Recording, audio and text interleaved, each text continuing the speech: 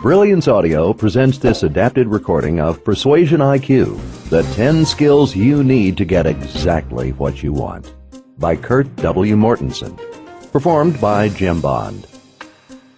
I want to express my love and appreciation to my loving wife, Danita. She is the main reason for my success. I also want to thank my children, Brooke, Mitchell, Bailey, and Madison for their love and support throughout this project and throughout my life. Family is what makes life a joy and our dreams worth pursuing. Preface. What makes someone successful? Why do some people achieve wealth while others don't? How can we predict who will make it big, who will barely make ends meet, and who will fail? How do we quantify the characteristics of highly successful people? It all started in 1905. French psychologist Alfred Binet developed one of the first IQ, intelligence quotient, tests. Throughout the years, many scientists have tried to predict future educational achievement and life performance by using tests to measure intelligence. The hitch was that a high score on this type of measured intelligence was no guarantee of life success. Intelligence is an important trait, but there are many types of intelligences. Howard Gardner found that there were multiple types of intelligences, with each individual exhibiting varying levels of these different intelligences. What types of intelligences did the successful and ultra-prosperous have? Which ones were they born with, and which ones were learned? Eventually, the concept of emotional intelligence, EQ, was developed. Daniel Goleman's groundbreaking book, Emotional Intelligence, showed the world that success was determined not only by IQ, but also by EQ. Emotional intelligence, often measured as an emotional intelligence quotient, EQ, describes an ability to perceive, assess, and manage the emotions of oneself, of others, and of groups. My research on what makes people successful has revealed that success depends on something beyond IQ and EQ. My studies show that those who enjoy greater happiness and wealth in life possess a high ability to persuade, influence, sell, negotiate, motivate, lead, and understand human nature. These are not abilities learned in school, yet they must be mastered to achieve major success in life. Some call this street smarts. I call it your Persuasion IQ, PQ. Studies show that those who generate wealth and success always possess a high PQ. Given that, increasing your PQ is critical for your success, and this book will help you do just that. This book can change your income, your relationships, even your entire life. Each chapter reveals the traits and characteristics of top producers in every aspect of life. This is based on over 17 years of research. Not just theory or hearsay, but proven techniques that work in real life. In this book, I've taken all the results of my research and made them easy to understand, easy to apply, and easy for you to use.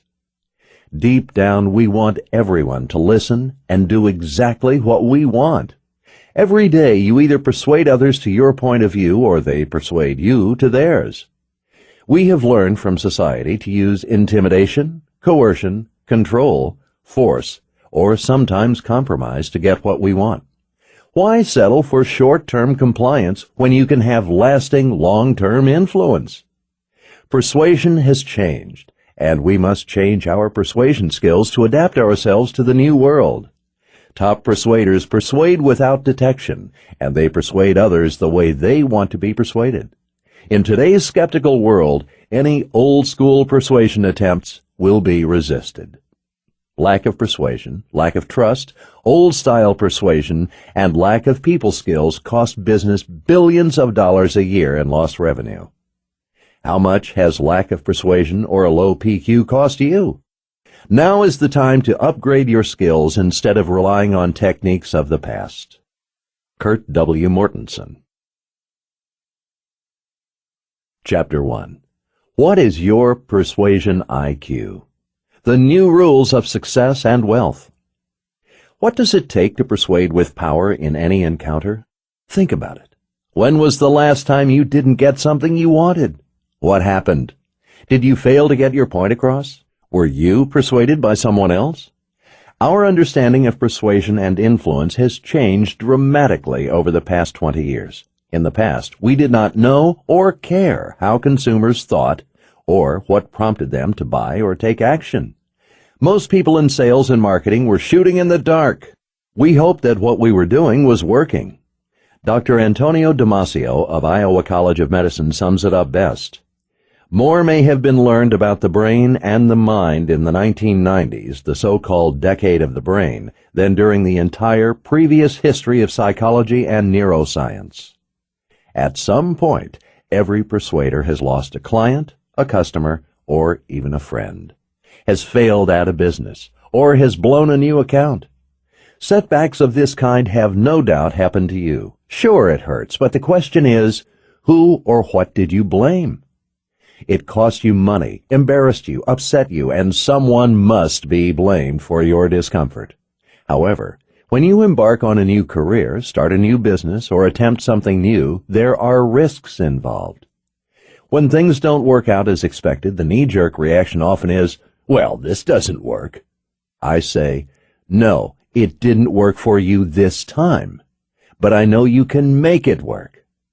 There are thousands of people in your field or industry in the same or worse circumstances as yours, with the same intelligence and often less, who have made it work. It is not the vehicle, whether business, real estate, network marketing, the internet, commission sales, or any other endeavor, but the gas, persuasion, people skills, self-mastery for the vehicle that makes the difference between mediocrity and success. The power of persuasion enables and empowers you to read people instantly, create instant trust, get others to take immediate action, close more sales, win over your adversaries, earn what you are worth, get others to accept your point of view, repeatedly hear the magical word yes, accelerate the success of your business, enhance your relationships, win negotiations, get your way. Persuasion is the #1 skill possessed by the ultra-prosperous. If you stop and think about it, everything you want in life comes as a direct result of persuasion. Brian Tracy, a renowned expert in persuasion, says, people who cannot present their ideas or sell themselves effectively have very little influence and are not highly respected. The converse of this statement is that if you can effectively present your ideas and persuade others, you will be highly influential and highly respected. Did you know that more CEOs of major U.S. corporations come from sales and marketing backgrounds than from any other discipline? Being the CEO of a major corporation may or may not be your goal, but no matter what your career choices, dreams, or goals are, persuasion is the key to your success.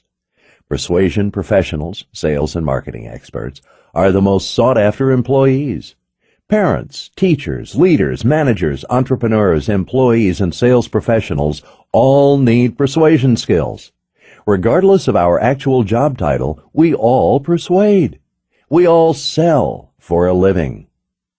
Napoleon Hill spent 20 years researching success and prosperity, during which he uncovered the skills and habits of millionaires and discovered what the ultra-prosperous were doing that the average person was not. What habits, skills, and traits did the successful all have in common? Following the release of his famous bestsellers, Think and Grow Rich and Success and Grow Rich Through Persuasion, Hill dubbed the ability to persuade as the most important skill for reaching one's greatest potential. Your area of persuasion might be selling a product, presenting an idea effectively, negotiating a better deal, getting a raise, influencing someone to become a better person, or reaching a troubled teenager. No matter what the setting, success in all these situations depends on persuasion. Persuasion is key in every aspect of life. Consider the following ways we use persuasion every day. Parents use persuasion to guide their children. Clergy use persuasion to enlighten members. Advertisers to convince consumers. Doctors to counsel patients. And leaders use persuasion to influence their followers. The list could go on. The point is, we constantly find ourselves in persuasion encounters in every sphere of life, both publicly and privately. What is your persuasion IQ, PQ? Where do you rank in the world of persuasion and influence? And how do you move from persuasive mediocrity to persuasion mastery? The Man and His New Shiny SUV, a fable.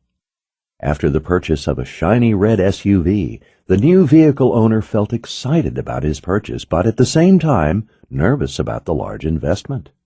It was a financial stretch to buy the car, but he felt so good behind the wheel. It just felt right. He was sure that this new car would open many doors, that it would be the start of something great. Things would be tight financially, but he felt the investment was worth every penny. 2 weeks later, the gas light illuminated, and he automatically pulled into a gas station to fill up the tank. To his great dismay, he watched the counter on the pump go to $20, then $30, then $70. It finally stopped at $82.77. That's highway robbery, he thought. It wasn't fair that gas was so expensive. He vowed never to buy gas again, and he never did. There his car sat, parked in the driveway, shiny and new and never moving, because of his headstrong refusal to put gas in his car. Meaning, no matter what type of vehicle, business, you have, it will go nowhere if you do not have the gas, persuasion and people skills. Just as gas is critical to your car, regardless of cost, persuasion is critical to your business. Most people would love to be able to know how to persuade and influence others on the spot in any situation. Suppose you were talking to a friend, a client, or a prospect, and you can't get your point across. Now imagine you could buy a spray can of persuasion, spray that person, and have her instantly change her mind to your point of view. What would that be worth to you? How much would you pay for such a spray can of persuasion? Imagine being able to persuade others with such power and ease. You can master the art and science of persuasion. The good news is that persuasion skills can be learned and mastered. It's amazing how little effort, time, or expense individuals, companies, and corporations would have to spend on sales and persuasion training to equip themselves with these vital skills. Armed with such knowledge, the persuader's income and the company's profitability increases dramatically, and the client, customer, or friend is yours for life. The question I always get at this point is, how much will it cost me to acquire, learn, and master these persuasion and life skills? I want to shift the focus of that question. How much will it cost you if you don't? As the billionaire Donald Trump said, study the art of persuasion, practice it, develop an understanding for its profound value across all areas of life. Why have I dedicated my life to understanding, mastering, and teaching persuasion and life mastery? The reason is that I was mad I hadn't learned these critical life skills while earning my college degree or advanced business degree. Who, what, had failed me? If persuasion is the skill of success, why hadn't I learned it from school? Or anywhere else for that matter? Why had I been given a pocket knife to chop down the tree of success and wealth? Why had I been given the wrong tools? Why did these critical life skills have to be learned through the school of hard knocks? I desperately wanted to master the priceless skill of persuasion. I read every book on the subject that I could get my hands on, attended countless persuasion, leadership, negotiation, and sales seminars, read thousands of studies on human behavior and social psychology, listened to every audio tape or CD on persuasion, motivation, and influence I could find. I gleaned lots of great information, but found something was still missing. All the studies, programs, books, and speakers touched on good ideas, but I couldn't find a source that tied it all together. Frustrated, I decided to take my research to the next level. I sat through countless sales presentations, consumer intercepts, and surveys. I listened to telemarketing scripts, endured many offensive old-school persuasion tactics, and witnessed innumerable closes. I took sales and sales management positions to find what was working. I sought out the top professional persuaders to learn what makes them tick. I monitored not only top persuaders but their audiences as well to determine what they did and did not like, why they were or were not persuaded. Overflowing with my research results, I founded the Persuasion Institute to catalog my findings and share the secrets of persuasion with others who desire to reach their greatest potential. Since its inception, the Persuasion Institute has administered over 20,000 persuasion IQ assessments. My role is to teach you the skills of top persuaders. What talents, traits, characteristics, habits, and mindset do top persuaders possess? How can an average persuader become a great persuader? I also help persuaders understand their audience. I talk to your customers, clients, and prospects after you do. Why are they lying to you, not calling you back, avoiding you, running away, or not buying? I find out exactly what happened and what you can do to improve your ability to persuade and influence. Learning how to persuade and influence makes the difference between hoping for a better income and actually having a better income. Ask yourself this question: how much money and income have I lost with my inability to persuade and influence? Think about it. Sure, you've seen some success, but think of the times you just couldn't get it done. Has there ever been a time when you did not get your point across? When you were unable to convince someone to do something? I have asked the question, how much has your inability to persuade cost you or your business across the world, online and in seminars? The answers are staggering. Across the board, the average amount people felt they had lost totaled $4.3 million. Over time, all those lost opportunities, relationships, business deals, or promotions take their toll. As I delved deeper into the subject, I realized that those who had mastered persuasion and influence were able to dictate their income and could almost effortlessly find employment, start a business, or lead others anytime, anywhere. Cracking the Persuasion Code. Based on 17 years of study, research, and experience in the field, the Persuasion Institute's Persuasion IQ assessment has cracked the code. Our findings and information will equip you with the essential habits, traits, and skills you need to become an unstoppable power persuader. The intelligence gathering, conceptual organizing, and explaining are all done for you.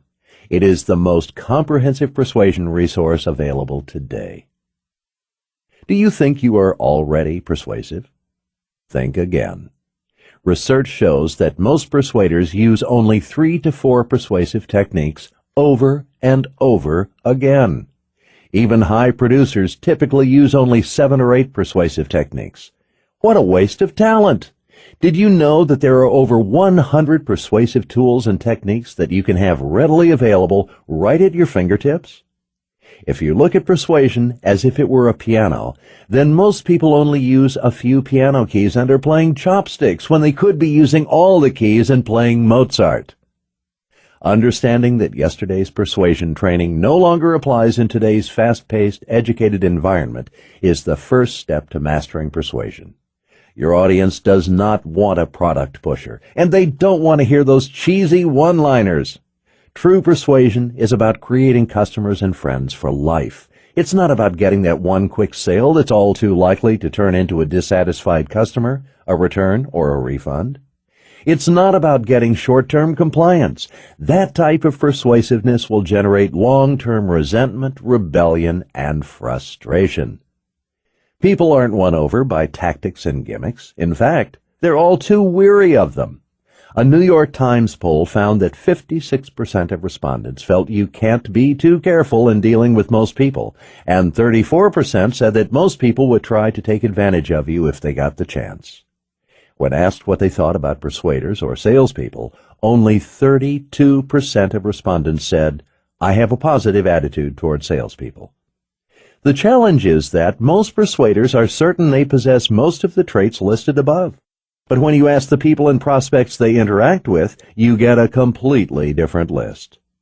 Whatever your area of persuasion, most of your audience, whether prospects, employees, or clients, will describe you as one-sided, time waster, fake friend, greasy, dishonest, loud, exaggerator, pushy, fast-talking, devious, condescending, poor listener, deceptive, manipulative, self-centered.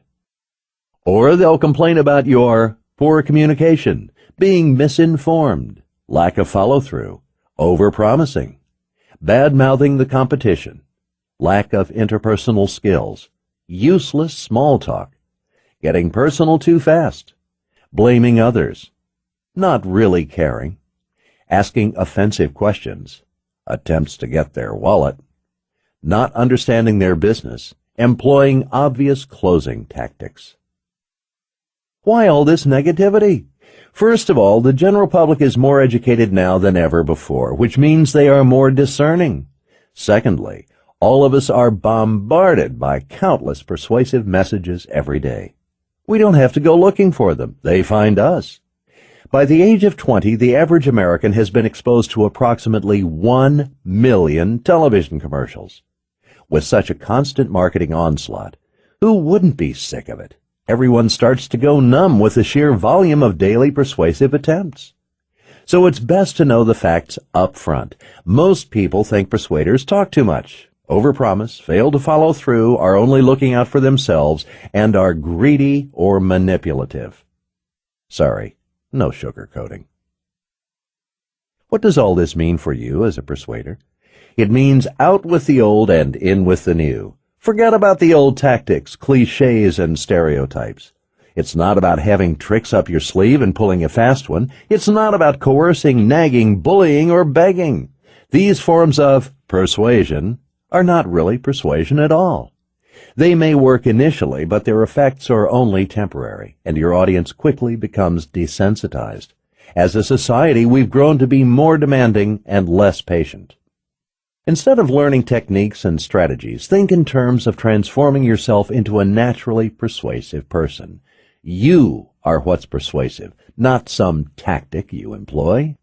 You are the real deal. You are persuasive because of the traits, talents, and characteristics you have integrated into your life. Persuasion is the critical skill, and it's transferable in any situation or career. Cultivating your natural persuasiveness will bring you success in any job, setting, or business. While traveling on an airplane, I remember talking to a gentleman who was faced with a significant but very common challenge. He had always wanted to be an entrepreneur and to own his own business. He knew that having his own business and being his own boss were the keys to his personal freedom and financial independence. He'd earned his college degree with honors and had done extensive research on his great business idea. He wrote the perfect business plan. Everyone said it was a great idea. It seemed he could not fail.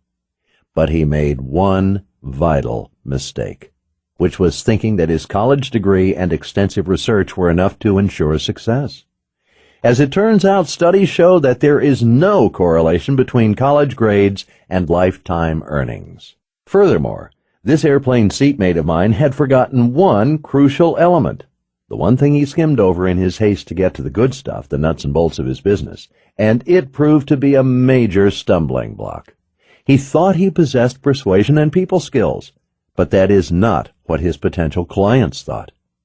He did not have the ability to connect with people. He could not persuade others to believe in his ideas or services. He told me he had suffered huge financial losses because of this one issue. It was extremely frustrating for him because he'd gotten his degree, done his homework, and wanted to be successful. Every single possible detail was in order, but without persuasion, people skills, or communication skills, none of it mattered. We can be an expert in our field, but still never see great success without these core skills we will be talking about in this book. This oversight is a common trend in corporate America, and in particular in the entrepreneurial world. Did you know that 96% of all business startups fail within 5 years? Why is this so? The U.S. government's Small Business Administration and the Persuasion Institute, independently, set out to discover why. Both organizations spent considerable time and money trying to uncover the root of the problem, and in the end they both came to the same conclusion. Businesses fail because of lack of sales. Dun & Bradstreet found similar results and called this failure managerial incompetence. meaning that the individuals running these businesses did not know what they were doing. More specifically, they found that the number one area of incompetence was sales and marketing. Those entrepreneurs who had failed did not know how to persuade others to take action and to use their product or service. In other words, sales fixes everything, assuming you have a good product or service. What's more, it is no secret that the majority of people who are fired or downsized are let go because of their inability to work and communicate with people.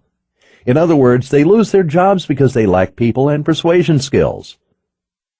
The greatest ability in business is to get along with others and influence their actions. John Hancock. Ironically, many of the business owners and upper management executives who fire these individuals themselves do not know what would make the situation better. They think they do, but often it is the wrong solution.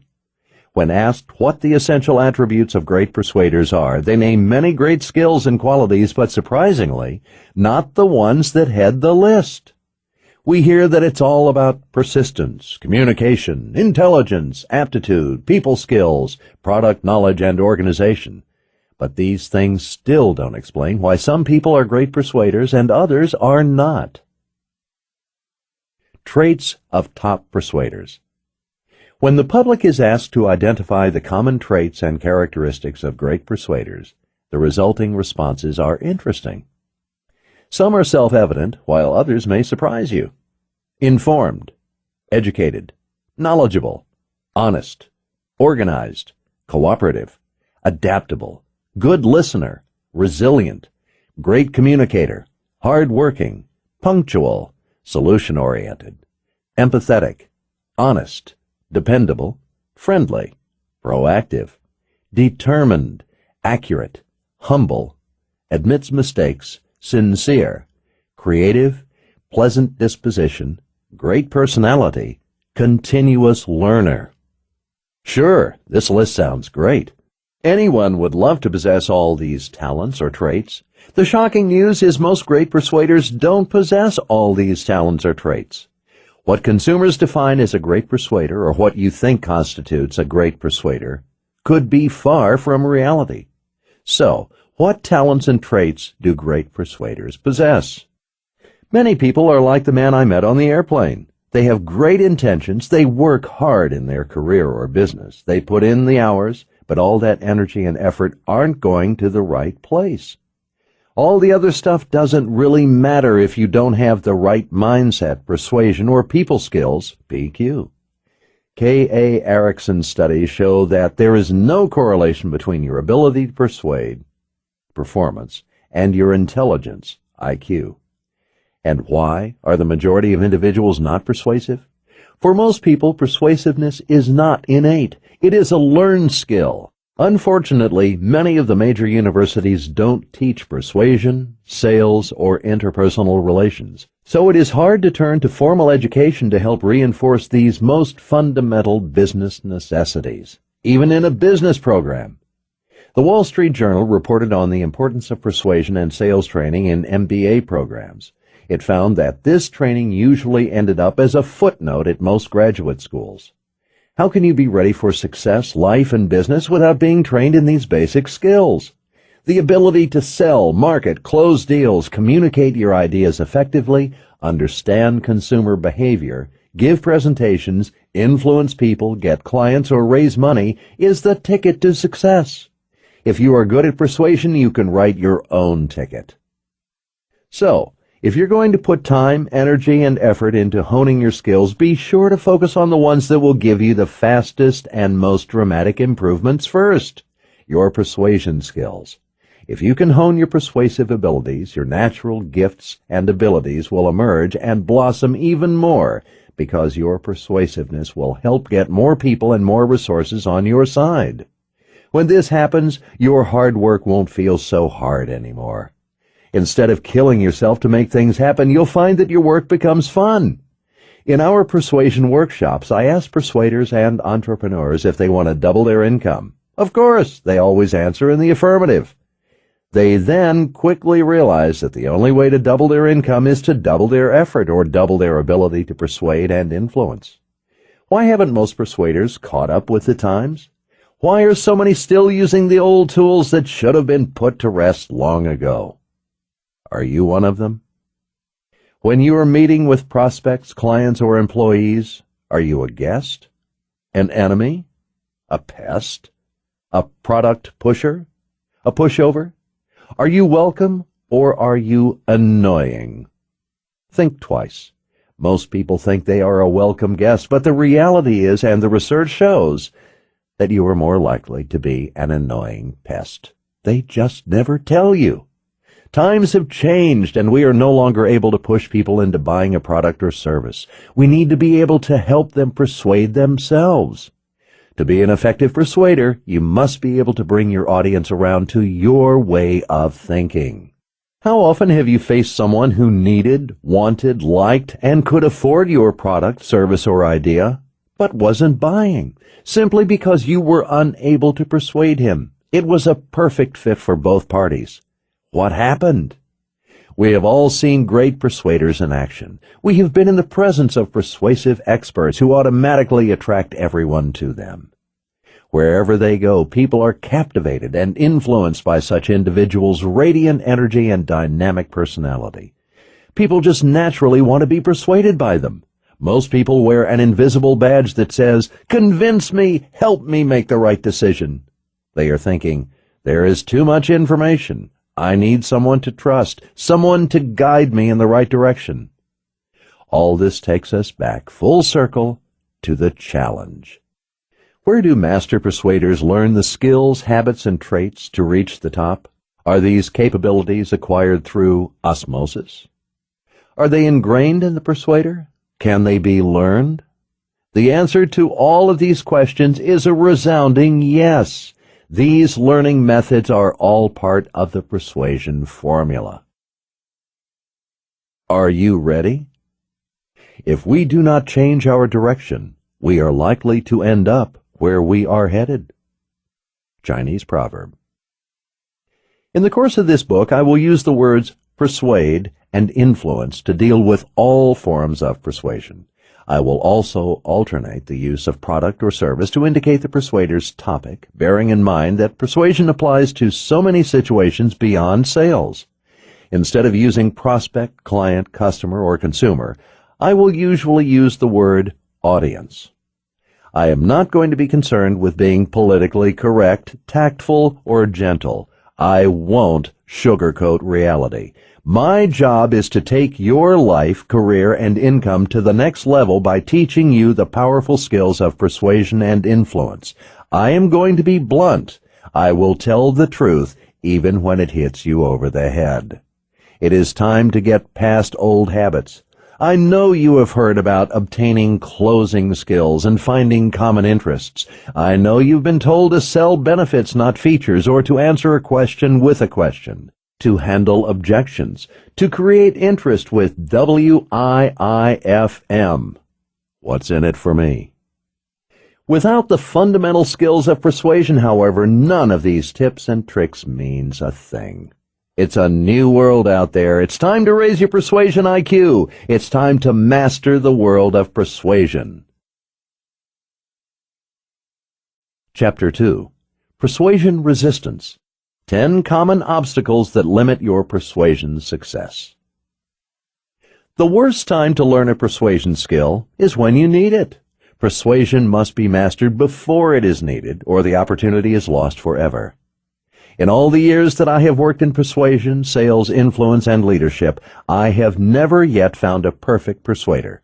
I have met many very skilled persuaders, but none that have completely mastered all that they were capable of achieving. This is understandable. It's demanding enough just to keep up with the bills, maintain existing customers, lead the organization, prospect for new customers, outmaneuver the competition, and increase product knowledge. Faced with so many tasks, it's difficult to find the time to spend on developing yet another skill. Ironically, one area of persuasion that is easily overlooked is the very one that would make everything else fall into place. You've probably heard the old adage, dull knives work the hardest. Working hard is not the same as working smart. Are your knives sharp? Are you working smart? If you sharpened up in this one area, you'd likely be working more efficiently overall. Check yourself. Are you just going through the motions? Are you still using the same old tools over and over again without seeing the desired results? Or worse, are you making the same old mistakes over and over again? Are you making less than you could because of common old-school persuasion mistakes? There are things you are doing right now that cause people to resist you and your message. My research shows that there are 10 common obstacles mediocre persuaders make that limit their success and income. Each obstacle is like driving around town with your emergency brake on. You are wondering why your car never has much power. These problems are simple to fix, but expensive to have. Obstacle number 1. The woebegone effect. Radio humorist Garrison Keillor coined the term Lake Woebegone effect to describe the tendency most people have to see themselves as better than average. In his book, Lake Woebegone Days, Keillor depicts a town where all the women are strong, all the men are good-looking, and all the children are above average. Like the Lake Woebegone folks, we all have a natural bias to see ourselves as above average. It's really hard to admit it when we just don't cut it, especially when it comes to skills that we regard as basic or common. Psychologists call this tendency cognitive bias, or the better-than-average effect. It is also called the woebegone effect.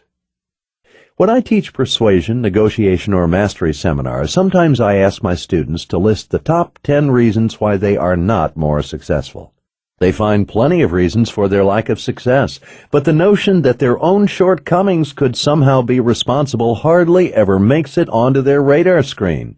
We always feel we must gloss over our weaknesses to make them seem better than they really are.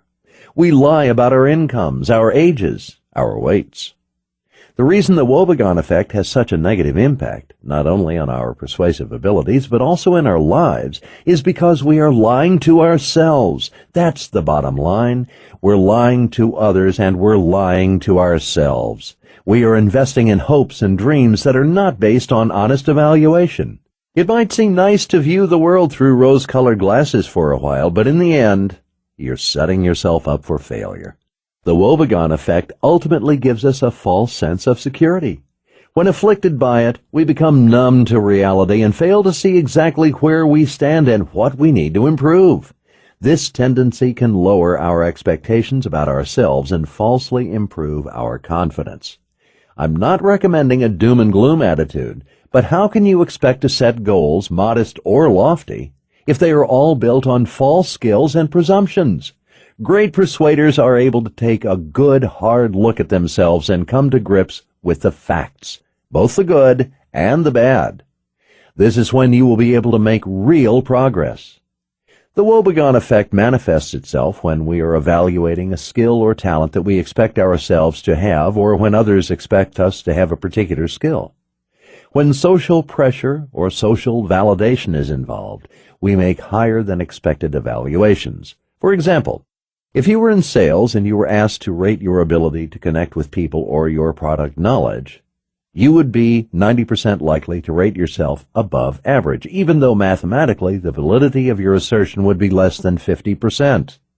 Among managers, 90% will rate themselves better than the average manager.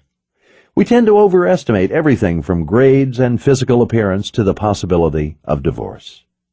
Things change, however, when people start evaluating themselves with respect to skills that are not part of their everyday world.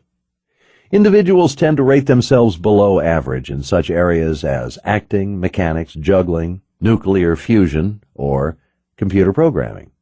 Things our employer or society at large does not expect us to know and understand. My research has shown the following to be the top 5 strengths persuasion students say they have mastered, but rate themselves higher than they actually are. 1. People skills, empathy. 2. Persistence, determination. 3. Communication, listening. 4. Personal mastery. 5. Closing skills. Do you suffer from the woebegone effect? What is it that you've been telling yourself and everyone else you do really well, when in fact you don't do it well at all, or at least you're not above average, as you've been trying to convince yourself and everyone else? Where do your talents and traits compare to the real world? Obstacle number 2, the brick wall of resistance. Has this ever happened to you? You enter a retail store and you're approached by a sharply dressed persuader. You are interested in buying, but the salesperson is a little aggressive. You get an alarming feeling in the pit of your stomach, and then you do what many of your customers do to you. You lie. You say, "I'm just looking. I'll come back later." Or, "It's too expensive." Or, "I have to talk to my spouse before I decide." What you're really thinking is, "I don't like this guy," or "I don't trust her," or "something didn't feel quite right."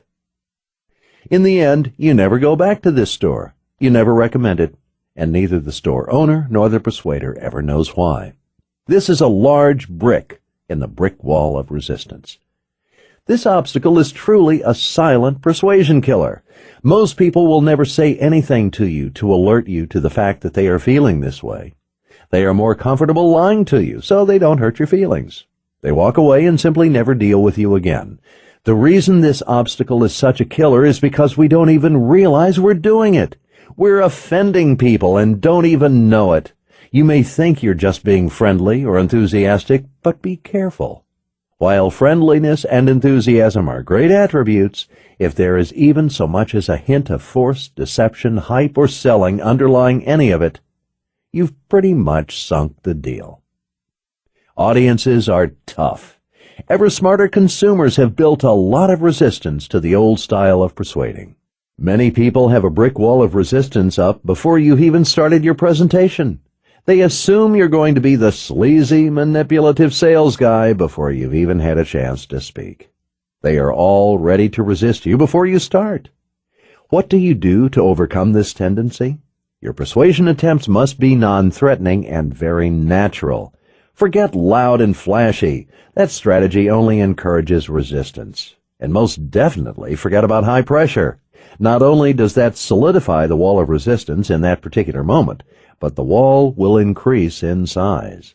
When people feel they have been pressured, bullied, or coerced into buying or doing something they don't need or want, they are resentful. They will never do business with you again. They will detest you for tricking, manipulating, selling, or forcing them. They will badmouth you to all of their friends and family, even to people they don't know. You can end up losing not only this one person, but, as the grapevine goes, potentially hundreds of others as well. The moment people sense that you are attempting to persuade them, the brick wall increases in size and strength, and they will resist you. To counter this tendency, persuasion and sales must take place below the conscious radar. Great persuaders have cultivated a sixth sense when it comes to the push and pull aspect of persuasion. You must encourage without pushing, entice, but don't ensnare. You have to sense and then predict, based upon knowledge, instinct, experience, and nonverbal cues, what you can do and how your audience will respond. With this sensitivity, which you can learn, there won't be any smacking headfirst into the brick wall of resistance. Obstacle number 3, thinking like an employee. Most people think of themselves as employees. They make their hourly wage or their annual salary. They get their fixed amount. The truth is, we all are paid for our performance. We are all really on commission, whether we realize it or not, whether we like it or not. The path to success is often blocked by our inability to take full responsibility for our current situation. We really are paid exactly what we're worth, or what others feel we are worth. Remember, I am not going to sugarcoat this. If we don't like our mediocre incomes but do nothing about it, we really are just getting exactly what we've asked for. If we stopped complaining and began proactively seeking to enhance our knowledge, skills, and talents, we'd see an increase in opportunity and income. It is in this sense that we all are on full commission. We get out of life what we put into it. We are rewarded precisely for our skills, talents, and abilities. Consider your current situation and ask yourself, am I happy? Am I doing all that I can? Is there more out there? When we are honest with ourselves, we often find that the status quo is set where it is because we are either comfortable or lazy, not because we honestly believe it's ideal. If you know you've reached a plateau and you're ready to break through, it's time to step up to the plate and take on a new do-it-yourself project. Do you know what that project is? Building a better you. Roll up your sleeves because you and you alone will decide what your income will be. What are you really worth? Does that amount match your current paycheck? I think the whole world should be paid on commission. You decide based on your skills, mindset, and talents how much you are going to get paid. Owning your own business, working on commission, wanting incentives or bonuses based on performance, these desires usually mean an increase in income. After the second or third year, most commission-based persuasion professionals are making more than those who started with a straight salary. This increase in earnings is also true of entrepreneurs. In 2004, for example, the average income, $141,500 for families headed by a self-employed person, was roughly double the average, $70,100, for a household headed by someone who is working for someone else, according to the Federal Reserve Survey of Consumer Finances. It is time to earn what you are worth. Obstacle number 4. Talking too much. Being an extrovert, having the gift of gab, or being able to make small talk with anyone you meet can definitely be used to your advantage, but watch yourself.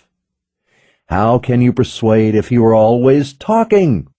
It will be very annoying to your audience if they sense that you like hearing yourself talk more than listening to their concerns. Remember, it's about them, not you. Great persuaders listen more than they talk. In fact, great persuaders use their listening and questioning skills to get their audience to persuade themselves. Often when someone comes to you, she already knows what she wants. She already has something in mind. She just needs to talk through it with someone. Which approach do you think will have better, longer-term results? You're persuading your audience, or you helping them persuade themselves? It's much better if your audience feels as if they have made the decision themselves without perceived external influences. When you do have to talk, be succinct and to the point. A good rule of thumb is not to talk more than 30% of the time. Now, with these general guidelines in place, it is worth pointing out that you must always be prepared to adapt and adjust to the personality type of your audience.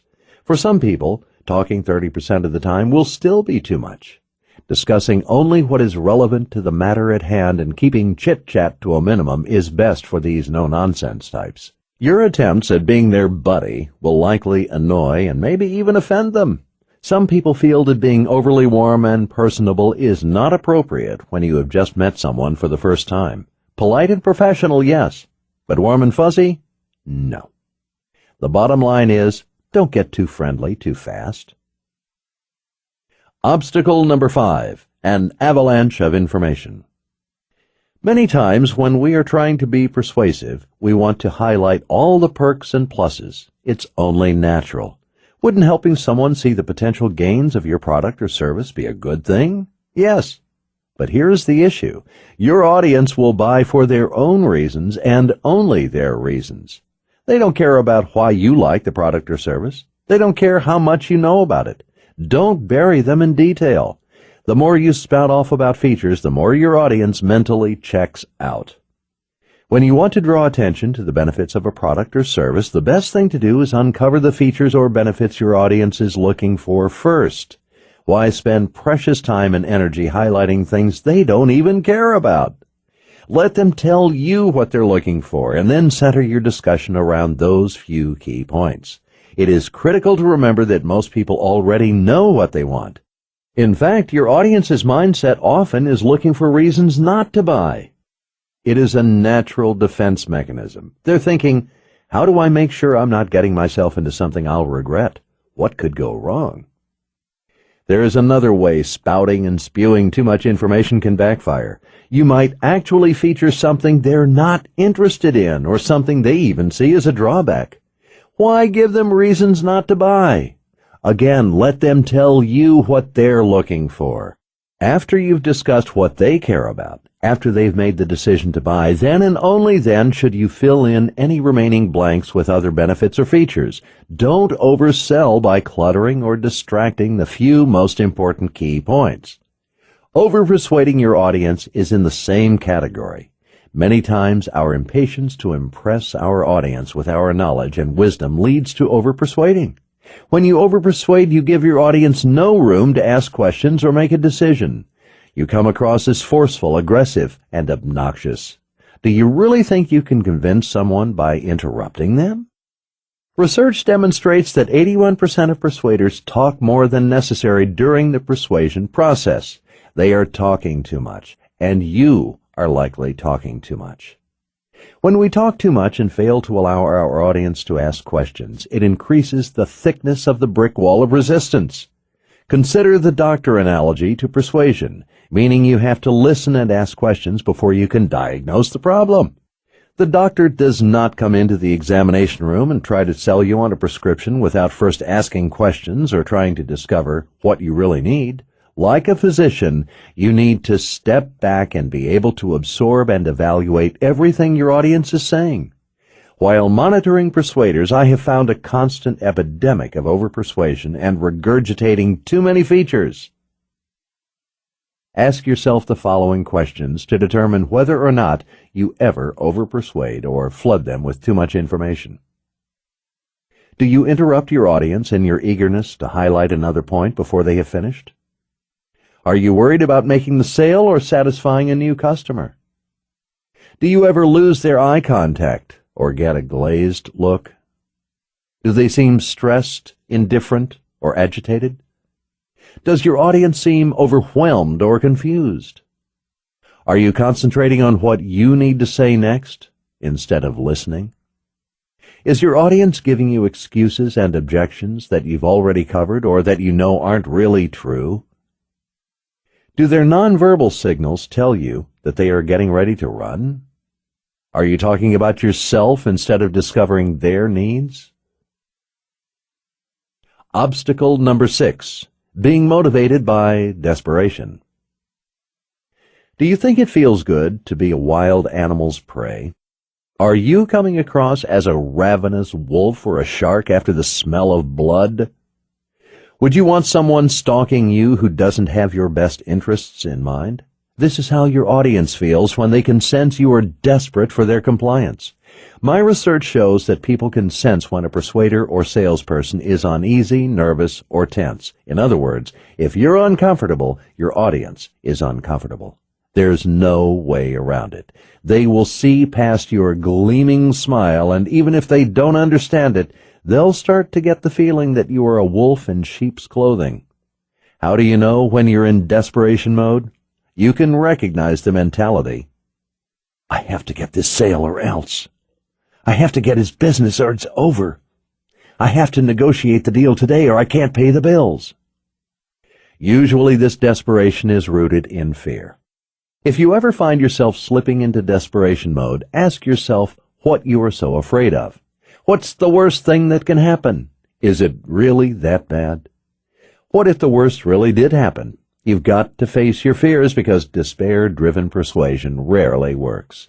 Even if you get your way, it will hurt you in the long run. Your audience will not appreciate feeling that you've pressured them. They will resent you, harbor negative feelings toward you, and never do business with you again. Desperation leads to poor decisions, forces unwanted choices, reduces options, and spawns regret. Obstacle number 7. Fear of rejection. In the last section, we talked about how despair is rooted in fear. In this section, let's discuss the fear of rejection because it is one of the most common fears. Of all the things that we might fear, most of us will have a bout with this one at some time. We all experience rejection in small doses every day. But what about when we persuade for a living? Rejection seems to take a higher toll. We avoid rejection like the plague, but it affects your income. Running away from the rejection solves nothing. Letting our fears overtake us and paralyze us also solves nothing. Ironically, whether we run or succumb, Neither option helps the situation. When we don't handle our fears appropriately, we inadvertently end up being the ones passing out the bricks for that wall of resistance. How excited would you be to buy from someone who seemed nervous, tense, and demanding? Or what if he seemed overly eager for your approval? Even if his awkwardness were totally unrelated to the product is great, let's say, you would probably still feel uneasy buying from this particular person. Fear of rejection can also affect the bottom line by inhibiting you from getting out there and approaching people in the first place. If you are so incapacitated by fears of rejection that you retreat from attempting persuasion at all, then you have sealed your own fate. So, we can hate and fear rejection all we want, but it's still going to happen. What do great persuaders do about this? How do great persuaders respond so that their fear of rejection doesn't paralyze them and affect their performance? The first thing to keep in mind is that even if your audience ultimately concludes that your product or service is not the right fit, they are not rejecting you personally. We generally understand this concept on a superficial level, but I ask you to give it some thought and really let it sink in. Great persuaders think through the reality of the situation in a rational, unemotional way. This person just met me. She doesn't even know me. She knows nothing of my background, personal interests, hopes, or dreams. It is not me, personally, that she is rejecting. Once you have established this concept, then it naturally follows that your audience's rejection has no bearing on your worth or value. It is totally irrelevant to such matters. Do not allow yourself to feel inferior, embarrassed, or depressed based on someone else's opinion. The ability to bounce back after being faced with rejection on any scale is critical in the persuasion world. Great persuaders have the ability to erase the negativity from their minds at will and move on with a clean slate in a matter of minutes. This tendency is worth noting considering the fact that most of us hang on to negativity and use it to nurse our wounds or make excuses for weeks, months, and sometimes even years. Another way to hasten your rebound from rejection is to realize that your worst fears are probably not even realistic. Suppose a sweet deal slipped through your fingers. No matter what you said or did, the client's words were final. In other words, you were rejected. Is your life really over? Does your audience now hate your guts? Are they going to smear your good name and come after your family in a mad rage? Are they going to spray paint the office with slanderous, hurtful remarks? Of course not. The truth is, it just wasn't a good fit. They'll have forgotten about it in a matter of minutes or hours, and you should too. Obstacle number 8, lack of preparation. Another reason our persuasion power weakens is that we get lazy and don't take the time to prepare. After acquiring a certain amount of experience, we take for granted that we're pretty smooth and we can always wing it or go through the motions. Well, maybe you'll get away with that kind of approach every now and then, but I'm here to tell you it's a bad practice. If you catch yourself feeling this way, it's time to take a personal inventory. First of all, you're going to come across as unprofessional, too laid back, or too relaxed. These perceptions are all turn-offs, making your audience feel like the encounter is not important to you. If you're going to be persuasive, you have to do your homework. Furthermore, if you aren't up on critical details, you risk coming across as uninformed. How can your audience take you seriously if you aren't taking them or the situation seriously? There are 4 areas in which great persuaders prepare. They are: 1. Knowing your product or service inside and out.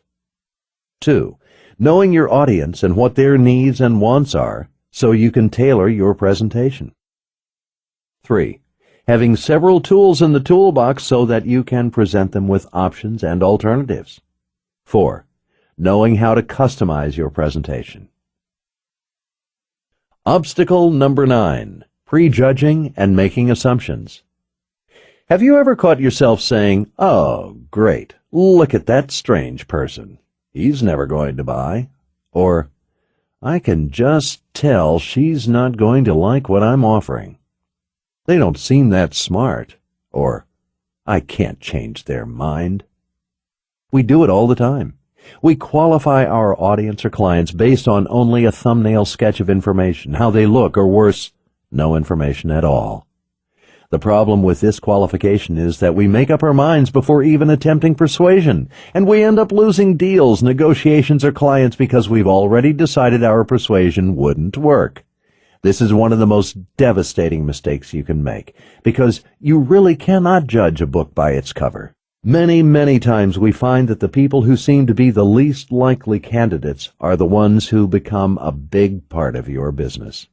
Your audience can sense when they don't really matter to you.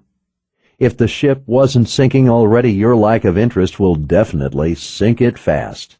Give your audience the time and attention they deserve each and every time. Wouldn't it be a shame to lose a deal because you judged someone wrongly, only to learn later that he ended up going to your competitor with a big order when you had exactly what he needed all along? Furthermore, even if it turns out that what you have to offer is not right for him, he still probably knows someone who does need it. If you've treated him right, he may send you word-of-mouth referrals. Finally, whether you are consistently successful or not, every time you interact with someone, you're gaining invaluable experience and honing your skills, and you start to become a great persuader. Obstacle number 10. Assuming closing skills are the magic cure-all. Closing skills were the big thing 20 years ago. We were taught that closing skills were all you needed. If you did not persuade enough people, you had to learn more closing skills. Nowadays, sure, it's nice to have a few closing skills in your persuasion toolbox, but shouldn't you spend more time opening up your audience before you even think about closing a deal with them? In fact, great persuaders don't even have to use closing techniques. That's because their audience is ready to purchase before the end of the conversation has even been reached. You need to be able to connect with your audience, to be sincere and empathetic, and to show them you have their best interests in mind. When dealing with a potential client, you should spend more time on connecting, building rapport, and uncovering needs and wants than gunning for a close. Your audience is tired of those old phrases. You know the ones. Tired sales phrases like, "The truth is," "Trust me on this one," "Nobody cares as much as I do," "Off the record," "I'll treat you right," "Call me anytime," "Everybody uses it," "That looks perfect on you," "I'm looking out for you," "I'm your friend," "I think there is one left," "This is a perfect fit." There is only one way to get anybody to do anything, and that is by making the other person want to do it. Dale Carnegie. Persuading your audience on a product, service, or idea occurs throughout the entire persuasion process, not just at the end of the encounter. In fact, studies show that how you open your presentation is much more important than how you close it. Research also shows that hard closes not only offend, but that over time they have also lost their effectiveness. And of those that do work, over half the persuaded audience later have buyer's remorse, with many wanting to return the product they felt pressured to buy. When closing skills are used at the wrong time, in the wrong place, or with the wrong person, another brick is added to the wall of resistance. When people sense that they are about to be hit with a hard close, the wall starts to increase in thickness and strength. Persuadees weigh in on persuaders. If you don't understand yourself, you don't understand anybody else. Nikki Giovanni. We have spent this chapter understanding obstacles and mistakes in the world of average persuaders. Now I want to look at the flip side. We'll look inside your audience's mind and reveal all the things that Persuasion Institute research tells us persuadees love about their persuaders. Please notice that most of these qualities are all emotion-based. You made your audience feel good about themselves or comfortable about you. There's nothing here about price, quality, or warranties. These traits keep the brick wall of resistance from forming. 1. He kept his promises. Promises made during the persuasion process are fulfilled. Persuaders are honest and realistic about what they promise. They don't build false hopes or expectations. They underpromise and overdeliver, not the other way around. 2. She's really dependable. Successful persuaders proactively give their audience the attention they deserve, doing everything in their power to resolve any problem or concern. They are reliable. Nothing stops them from getting the job done or from getting a call back. 3. He's clearly very well trained. Successful persuaders know the ins and outs of their product, including its strengths and weaknesses, and how it stacks up against the competition. A great persuader is always an expert on the product, service, or idea he is handling. 4. She was very sincere, very genuine. Real persuaders don't act like they're just out for a hefty commission. They are sincerely interested in their audience and have their best interests in mind. 5. I consider him a friend. Taking the time to build rapport pays off. Personable, likable, caring, and friendly persuaders make the grade. They know that people buy from people they like. 6. She'd never argue with us. A good persuader is not so bent on making a point that she argues with her prospects. She is not consumed with her own need to be right. She knows she will not persuade by demonstrating that her audience is wrong, misinformed, or uneducated.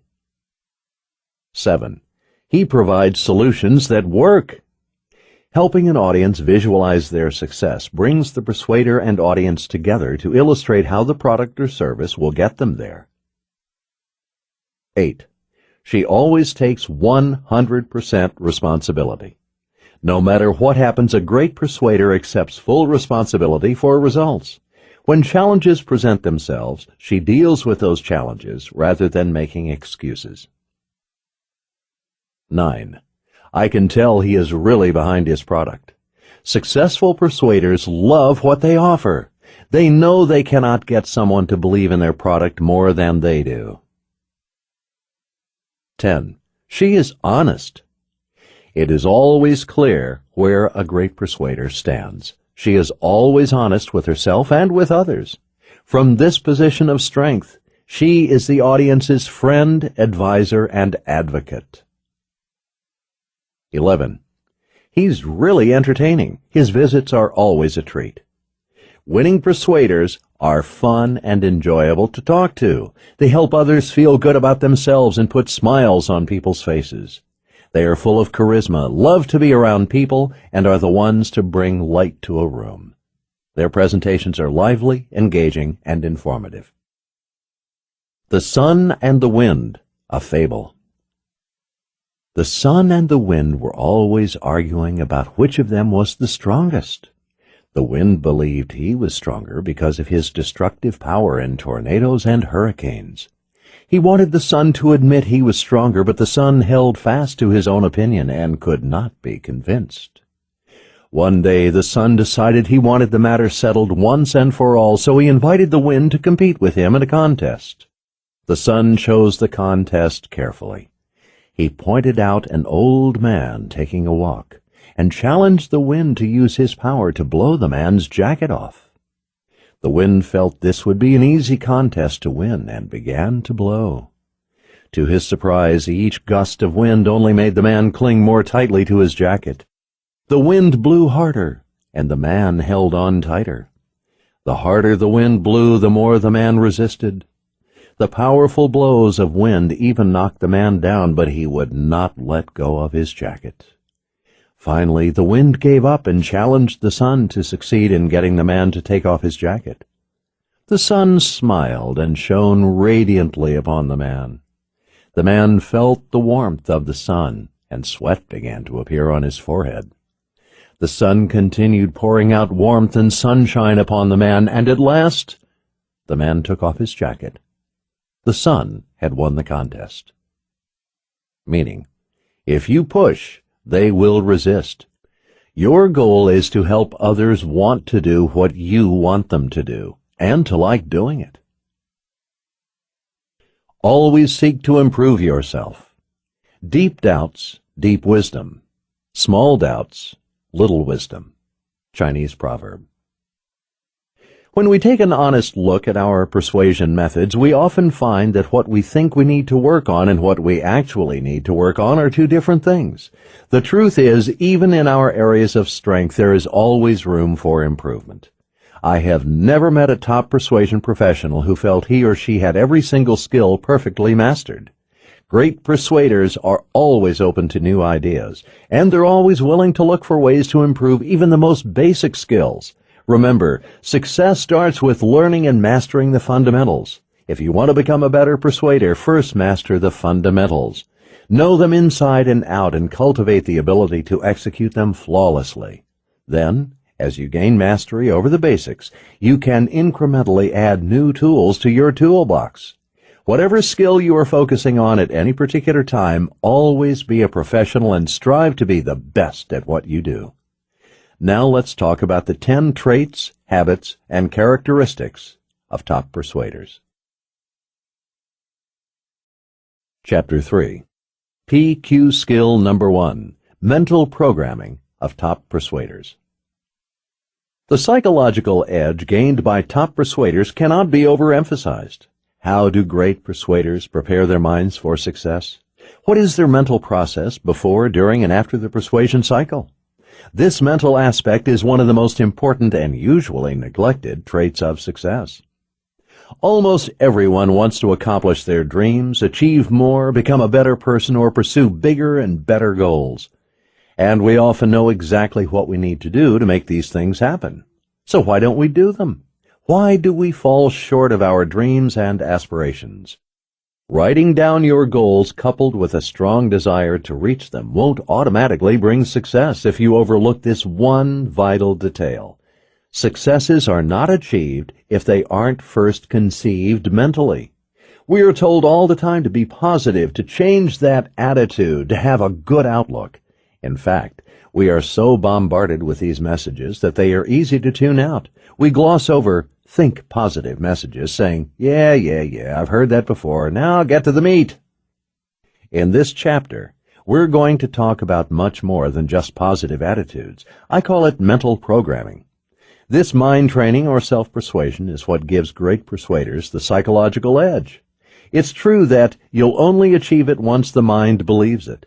By programming our minds, we dictate our future. It's just that simple. Think of your loftiest goals, your greatest aspirations. Do you really believe you can achieve them deep down? Do you? If you can't visualize your success, you are unlikely to ever experience it in real life. We are always thinking and processing information, and our thoughts either propel us closer to our goals or drive us away from our dreams. We have a choice. It is critical that our mental programming is always geared to our advantage. Great persuaders have to forget their past mistakes and focus on their future potential. Rest assured that this is something you can reprogram yourself to do. We all try to hide our mistakes and shortcomings, but you can only bury them for so long before they come back to haunt you. Identify your feelings and where they are taking you. Learn to handle those feelings, thoughts, and emotions on your own. Don't bury them. Understand them, master them, and adjust them. Great persuaders share a psychological edge or a mental programming commonality with great athletes. Here are some examples of what athletes and top persuaders have in common. They both maintain self-discipline, are able to rebound after a loss, are always learning and growing, continually improve.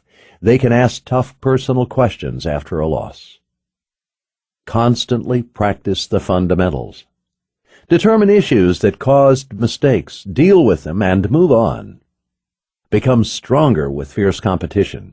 They are strengthened by adversity. Visualize success, mental rehearsal of winning. Replace negative thoughts with positive thoughts.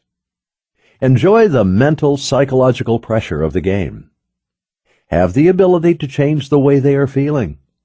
Possess a strong self-image and self-esteem. The first step in adjusting your mental settings is to take an honest look at where you are now and where you could use some work. Typically, we turn our minds off for subjects and topics that make us feel uncomfortable. But when we are in a state of denial, nothing can change. It's time to blow the dust off of the needs work files that you've stashed away in the dark corners of your mind. Pulling them out will be a bit like exercising again for the first time in years. In the beginning, it will be quite uncomfortable, maybe even painful. But it's necessary in order to get back in shape. Ultimately, you will be much better off for having dealt with your issues. The things that were once so difficult will eventually become easy. I have devised 2 formulas that help illustrate the importance of mindset or mental programming. If your thoughts are set on cruise control, whether negative or just neutral, then all the training and tools in the world are not going to yield great results. Multiply anything by 0 and what do you get? 0. The exponential success that is possible will not happen. Tools, experience, and training won't do a thing if your mindset is set at 0 or even below 0. Here's another way of thinking about mindset in terms of programming. You could buy the most incredible computer. It could be top of the line with the fastest processing chip available. Let's say you get it with all the bells and whistles, sparing no expense for an ergonomic keyboard, a wireless mouse, and a 32-inch flat-screen monitor with built-in speakers. You get a perfect desk to put it on, and you're ready to go. But without the right software, all the fancy external features are of little value in and of themselves. What good is the hardware if it is sitting there collecting dust and there's no software to run the computer? Effective mental programming is your foundation. Anytime we consider a major project in its ultimate and final form, we have to acknowledge the steps that will be necessary to get us there. Becoming a master persuader is no different. Just like building a house or even a skyscraper, you cannot go about it haphazardly. If you were building your home, you would not just go out and get lumber and cement and then start building. You would start out with a visual representation of the finished product. You would turn that into a blueprint. Then you would carefully follow prescribed steps to ensure a safe, functional, and beautiful home, starting with the foundation. Make sure your mental programming is built on cement, not sand. Make sure your foundation will withstand the storms that are bound to come. Time to dream big. What are your wildest dreams? The ones that are exciting to dream about but seem unrealistic. Is it okay to dream big? I love what Henry David Thoreau had to say about this. If you have built castles in the air, your work need not be lost. That is where they should be. Now put foundations under them. Yes, it is okay to dream big. In fact, we should dream big. Don't give up on your dreams. Let them become elaborate castles. This will help you stay motivated and excited about the future. Your job is to put a foundation under your dreams and turn them into a reality. All our dreams can come true if we have the courage to pursue them. Walt Disney. Your foundation is the mental aspect of the persuasion game.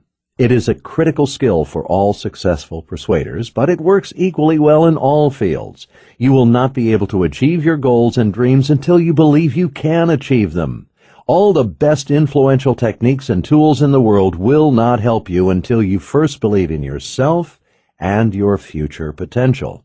Unfortunately, no matter how lofty our aims might be, most people will tend to bring you down. When you tell people about your dreams, revealing to them the things you want to accomplish in life, they can have the tendency to be discouraging. Do you know people like that? With the right mental programming, you know where you're going and what you want to accomplish. Then anything negative or derogatory people say won't matter. They won't be able to crush your dreams no matter how hard they try. The right mindset involves knowing what you want and having a plan to get it. When your psyche, mindset, is in the proper place, you will always follow your heart. How do you use mental programming effectively? The first step is to channel your emotional energies into specific desires. You're unlikely to get very far if you don't have the desire in the first place. Embracing what's closest to your heart will unleash your greatest energy, imagination, and potential. And just like striking oil, you will experience a surge of greater productivity than you have ever had in your life. This burning desire will allow you to transform mediocre abilities into amazing successes, above and beyond what you ever thought possible. After you have a specific desire in mind, let it simmer in your subconscious for a while. Many great persuaders work on programming right before they fall asleep. As the conscious mind winds down, the subconscious mind kicks into gear. You can take advantage of this transition to turn your thoughts and desires over to the subconscious mind to work on. As you drift off to sleep, try to summon the feelings and emotions that will accompany your success. Vividly imagine the events, the people, and the places that will get you where you want to go. The subconscious mind cannot discern that which is real from that which is vividly imagined.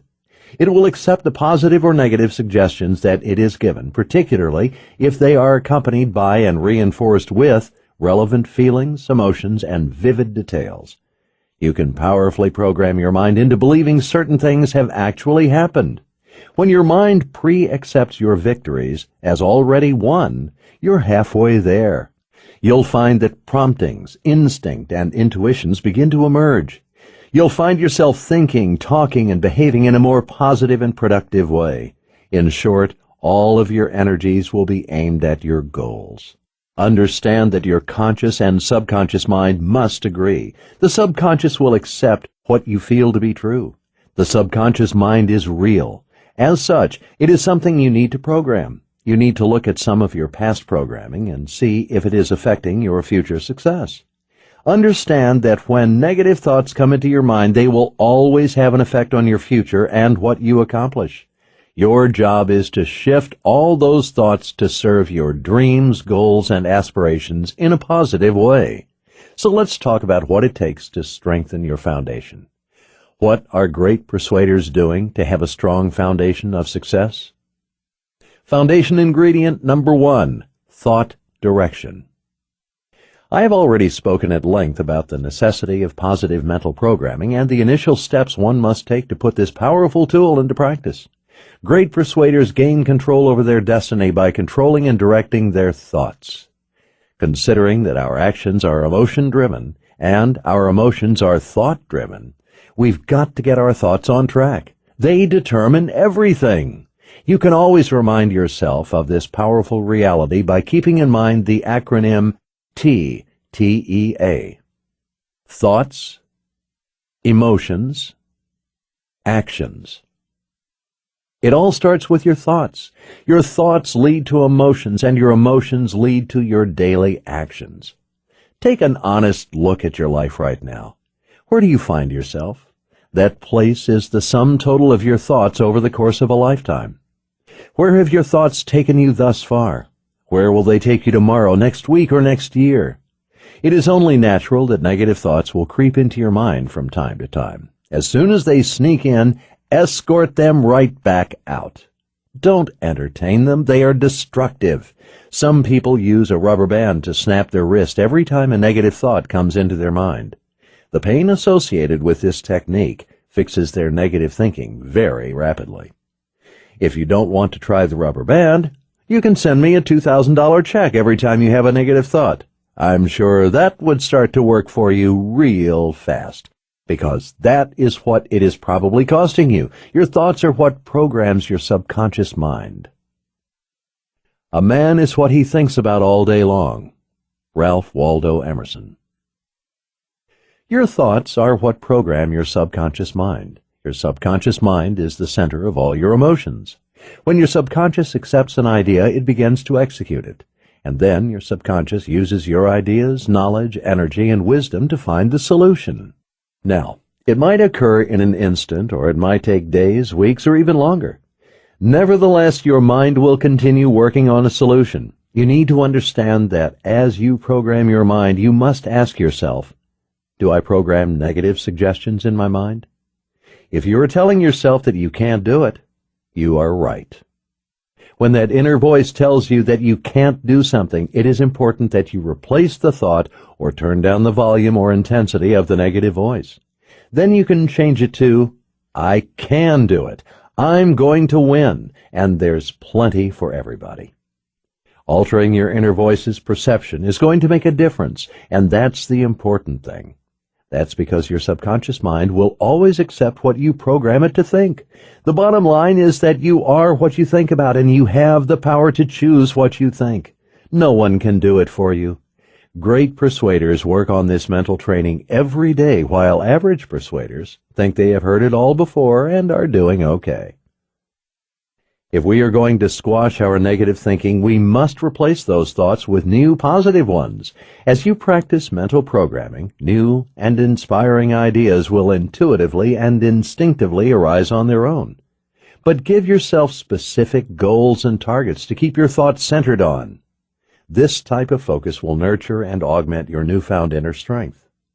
Sure, your logical mind will fight you on these new thoughts, but eventually your new programming will win. I love what Napoleon Hill, author of the classic Think and Grow Rich, had to say about this. Every man is what he is because of the dominating thought which he permits to occupy his mind. Thoughts which a man deliberately places in his own mind and encourages with sympathy, and with which he mixes any one or more of the emotions, constitute the motivating forces which direct and control his every movement, act, and deed. Ask yourself these questions. What is my dominant thought?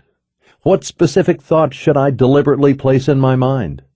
What thoughts are sabotaging my success? How can I encourage actions to arise from these thoughts? How can my rational, conscious thoughts come together with my emotions to complement and strengthen one another? Foundation ingredient number 2, synchronized beliefs.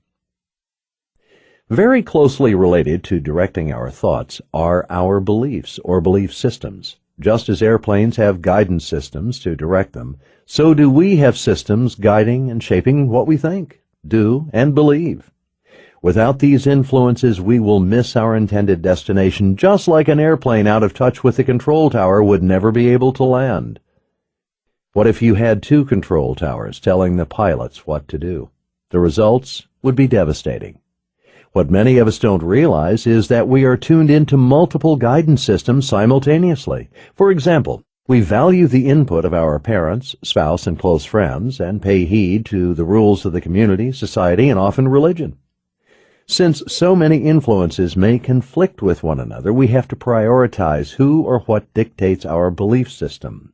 If we cannot synchronize these influences, we will wander through life, always missing the target because of our inability to synchronize our beliefs. Great persuaders hit their targets more often because of a well-synchronized belief system.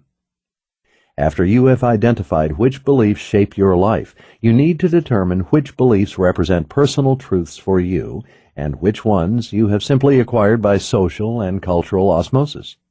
Upon closer study, we often find that much of what we believe has not come through our own thoughtful searching. Rather, it comes through imitating what society teaches is appropriate and what we have been exposed to at home, school, or work.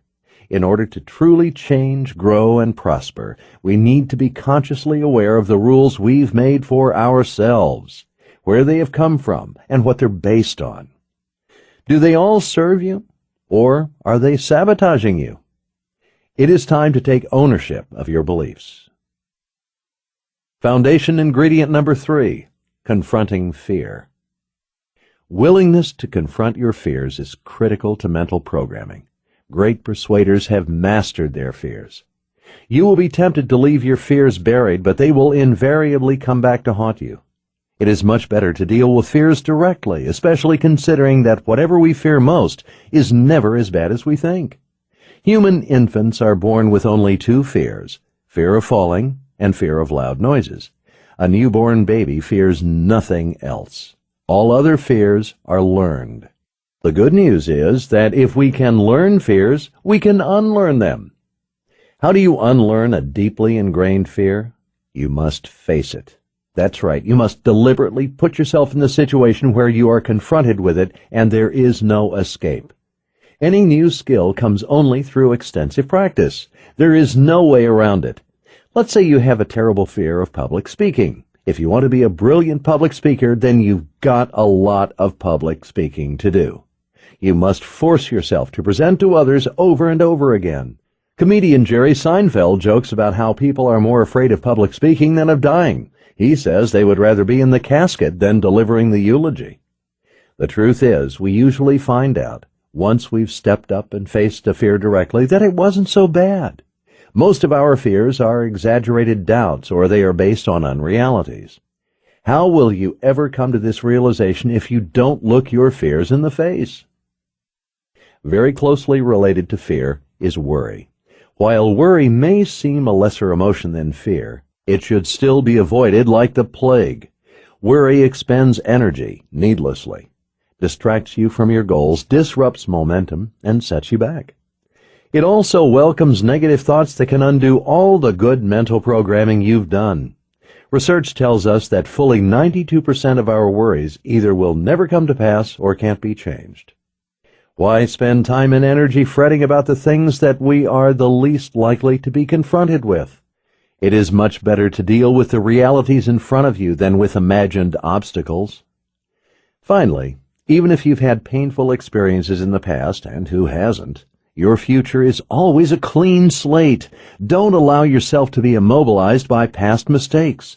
You are better off for the knowledge and experience you have gained from them. I know you wish you could see the future so that you could feel assured that you wouldn't get yourself into a mess again. But unfortunately, there are no crystal balls. Careful and effective mental programming is your best crystal ball. Once you've programmed your mind toward your true goals, you must learn to trust. Trust that things will fall into place and follow the best course of action. Dr. Martin Luther King Jr. said, "Take the first step in faith. You don't have to see the whole staircase. Just take the first step." Foundation ingredient number 4, vibrant, full-color visualization. I can't say this enough. The subconscious mind cannot distinguish between reality and that which is vividly imagined. In a very real way, your future is foreshadowed by your ability to visualize. The more vivid and detailed you can imagine your future to be, the more likely it will be in your actual outcome. If success already exists in your mind, then you have already mentally achieved your goals. Your subconscious mind will then work to make your mental blueprint a reality. Always remember this adage: winners win in advance. Another way in which vibrant, full-color visualization is a major factor is that our mind is not a finite resource that will run out. It is not like a computer hard drive or compact storage device. We may have limited time, energy, or money, but we are not limited by our imaginative capabilities. And great persuaders know that you can program your thinking. We'll budget our time better because we are passionate about what we're doing. We'll find greater reserves of energy because the right programming will put a bounce in our step and fire in our heart. Our financial resources will expand because we'll be more productive. As Muhammad Ali said, "The man who has no imagination has no wings." Your vibrant, vivid visualization will give you the wings you need to soar over any obstacle. And since it has no limits, your unfettered imagination is wasted only if you don't use it. Foundation ingredient number 5, finding your purpose. I am a firm believer that we all have greatness within us. I believe that we each have within ourselves unwritten books, unstarted businesses, brilliant ideas, great inventions, charitable ideas, and untapped energies. But sometimes we have a hard time knowing exactly what our purpose is. We may fill many roles: husband or wife, father or mother, school board member, coach, employee, or community advocate. How do we know which roles will give us the greatest joy and satisfaction? First and foremost, most of us would agree that investing in loving and fulfilling relationships with family and friends is most important. It is a critical part of emotional health and well-being. Beyond this fundamental basis, however, what is it that you live for? What is your purpose and passion in life? Where do your interests and gifts and talents lie? What is your mission in life? Dare to dream big. Have a purpose that will make getting up in the morning a pleasant task. Know that you are going to become what you want and get what you dream. Don't create a lifeless or unexciting purpose. Many people already know exactly what their purpose is. If you don't know, now is the time to find out. Great persuaders have tapped into and are using their purpose. Understand that for many, the self-discovery process is like sculpting. All you see at first is a big rock, and you're not sure what masterpiece lies inside. You know something is there, but you don't yet know how you'll get it out. To help channel your thoughts on this topic, I've created some questions and exercises. They are intended to be thought-provoking and to stimulate new ideas toward finding out exactly what your purpose is. Give these questions serious thought and meditation. The answers might come right away, or they might take days, weeks, or even months to reveal themselves. Stick to it, however, and the answers will eventually come. 1. You are 95 years old and have lived a great life. You have accomplished everything you wanted, more than you ever expected. How will you be remembered? Purpose question number 1. What is your eulogy going to say? Take the time to write your eulogy. 2. Imagine finding a lamp on a deserted beach. You rub it, and a genie magically appears, offering you a single wish. There is one condition, however. Your wish must improve the world. How can you make the world a better place? Purpose question number 2. What is your one wish? How are you going to make the world a better place? 3. There are many things you have wanted to try in your life. Fears of failure and criticism, however, always seem to have prevented you from following through. The nagging questions, what if I fail? And what will others think? Have always stopped you in your tracks. Purpose question number 3. If you knew you would succeed, if you knew you could not fail, what would you do if you were guaranteed success? 4. You get a phone call from an attorney informing you that a long-lost uncle has left you $10 million. You will never have to work another day in your life. What will you do with your time? What will you do with your life? Purpose question number 4. What would you do with your newfound financial resources and free time? Foundation ingredient number 6. Self-esteem. Great persuaders enjoy healthy self-esteem. Studies show that high self-esteem strongly influences your success and your ability to persuade, lead, and influence. When your self-esteem, the measure of how much you like yourself, is unhealthy, it tends to trigger anxiety, worry, and fear. Egotism and pride, seemingly high self-esteem, usually reveal low self-esteem. When people exhibit this outward behavior, it is a false front to convince everyone, including themselves, that they are powerful and important. In other words, those who appear to have the highest self-esteem often have the lowest. The truth is, when we have a healthy self-esteem, we don't need to prove our worth to anyone. Worth is innate and has nothing whatsoever to do with external achievements and attainments, no matter how great they may be. What about low self-esteem? My research has shown that 85% of Americans rate their self-image as good to excellent, a statistic that clearly demonstrates the woebegone effect. We often try to deny that we struggle with self-esteem, even when it is apparent to others. The fact is, we all suffer from low esteem in some aspect of our lives. It is key to realize that it's an unproductive focus, because it's tough for us to be objective in such matters. We constantly make irrational and illogical comparisons, like rating our weaknesses against other people's strengths. We decide that we don't measure up, so we look for inadequacies in others to make us feel better about ourselves. One study found that the majority of people with low self-esteem generally do not see themselves as worthless, incompetent losers. Instead, they evaluate themselves neutrally, rather than either positively or negatively. The short list of symptoms attributable to low self-esteem includes the following: inability to trust, gossiping, scarcity mentality, avoidance of rejection, resentment of others, aggressive behavior, concern with who is right, unwillingness to take risks, compares self to others. Inability to take criticism. Defensiveness. Avoidance of potential failure. Tendency to tear others down. Procrastination. Inability to accept compliments. How does self-esteem affect persuasion? Self-esteem is like a mirror of what's going on inside. If you have a hard time maintaining a healthy and balanced degree of self-respect, you're going to have a hard time persuading others. You've got to persuade yourself first. It is only when you are truly happy and comfortable with yourself that you will be able to influence others. You will find happiness will cause you to be generous, upbeat, open-minded, and just more pleasant to be around. How do you boost your self-esteem and stop beating yourself up? The best advice I can give you is to watch your self-talk and stop comparing yourself to others. We are constantly bombarded by advertising messages telling us how we should look, dress, and smell, what we should eat, and what we should drive. We can never measure up to those standards because they are false hopes or expectations.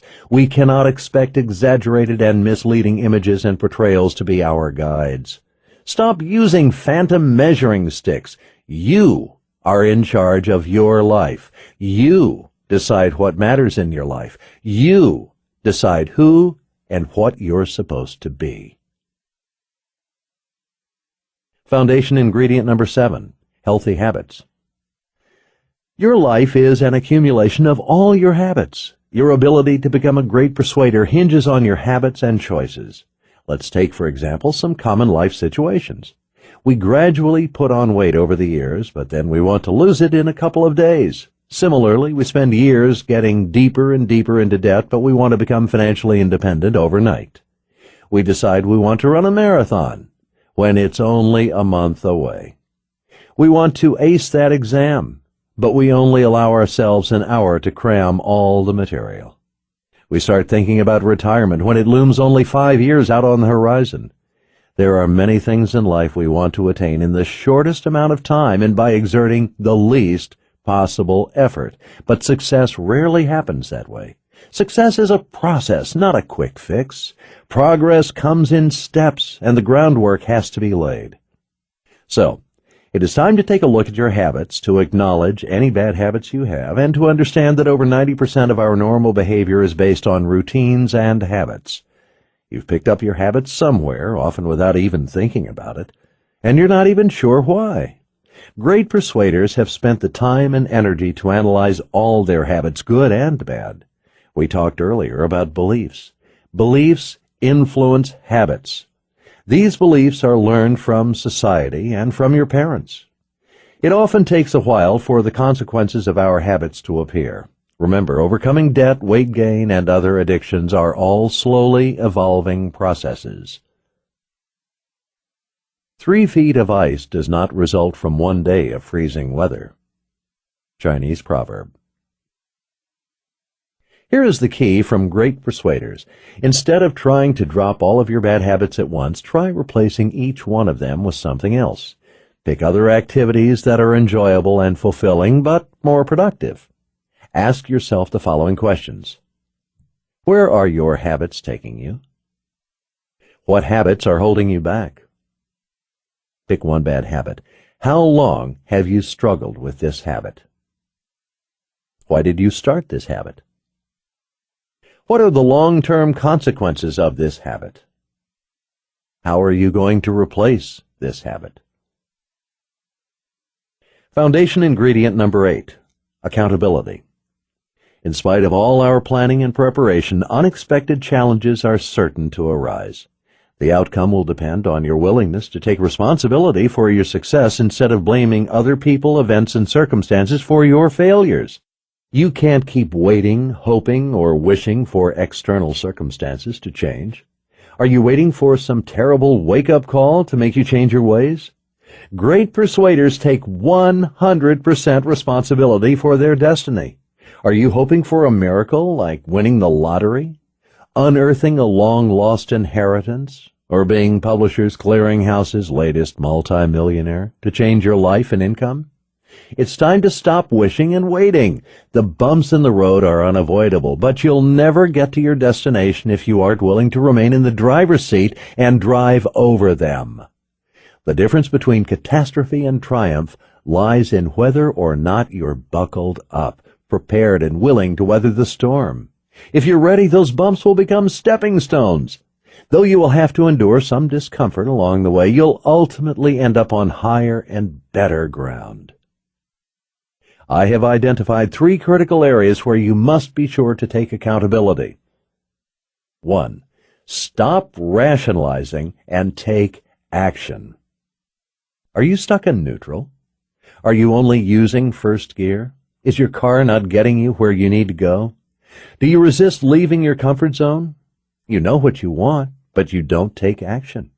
Most of the time, this inaction is due to a game we play with ourselves called rationalization. See if you play any of these mind games with yourself. I just don't have the time right now. I'll get to it as soon as X, Y, or Z is taken care of. I can focus on that after I've tucked away some more savings. I can't take on any more projects until I get caught up on what's in front of me. My spouse isn't enthusiastic about it. I'm too tired. I need to wait until the weather improves. I'll do it when I've lost 20 pounds and I feel better about my appearance. I don't know where or how to start. I don't know anyone to guide me or answer my questions. I have to plan it out perfectly first, then I'll get to it. I tried once before. It's too expensive. It just won't work. When we use these excuses, even if only with ourselves, they start to gain some validity, and we start to lean on them too much. We use them to pardon our lounging in the comfort zone instead of giving them fair consideration and then actually doing something about the situation. Rationalization only encourages inaction. So stop the I would, I could, I should stuff and do something to take ownership. When you expand your comfort zone, you expand yourself. Comfort zones are most often expanded through vision and discomfort. We have to go where we are unfamiliar and uneasy. The irony is that this is precisely why you will experience so much growth when you face these new challenges. You will want to do everything possible to balance and neutralize the discomfort. You will be motivated to overcome the obstacles so that you can find comfort again. It is by pushing back the line again and again that you will grow to incredible heights. You can't ever let yourself get too settled. 2. Stop blaming everything and everybody except yourself. Great persuaders take full responsibility for every part of their lives. We are usually much better at finding fault in others than we are in ourselves. It is easy to get stuck in the blame game because it diffuses our sense of responsibility. If we can place the blame on other people, events, or circumstances, we can relieve ourselves of the guilt we feel when we don't do things we know we should be doing. We also use blame to heal our frustration and disappointment when things don't go our way. We delude ourselves by thinking that the apparent comfort of laying blame is going to make things better. The truth is, placing blame outside yourself pacifies matters only temporarily and does little to correct the problems that are upsetting you in the first place. In the end, you will feel worse because not having been dealt with directly, the same issues will continue to haunt and plague you. Elbert Hubbard once said, "It has always been a mystery to me why people spend so much time deliberately fooling themselves by creating alibis to cover their weakness. If your time was used differently, this would cure the weakness. Then no alibis or excuses would be needed." Nobody is defeated until he starts blaming someone else. Coach John Wooden. These are some of the most common ways I hear people using blame to excuse their problems. If I only had better tools to work with. My training didn't prepare me for this. The economy isn't doing very well. The industry is slow right now. I got stuck with the worst territory. My boss just doesn't like me. The cost of living is too high. My spouse doesn't understand.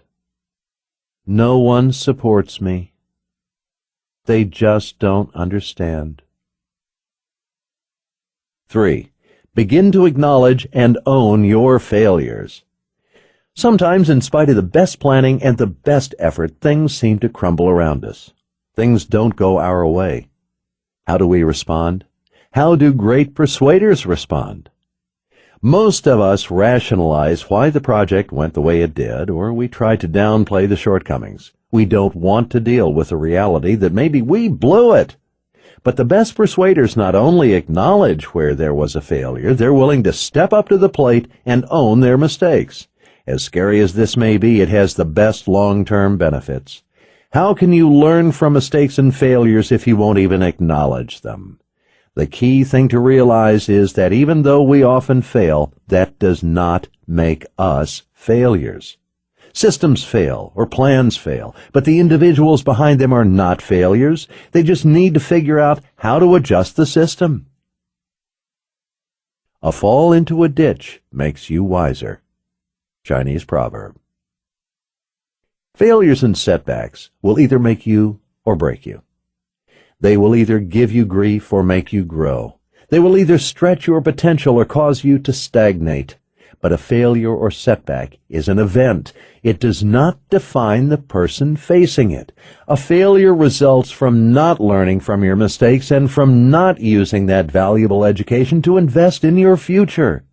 Rest assured that the universe will test you to see if your goals and dreams are mere fads or a true burning desire.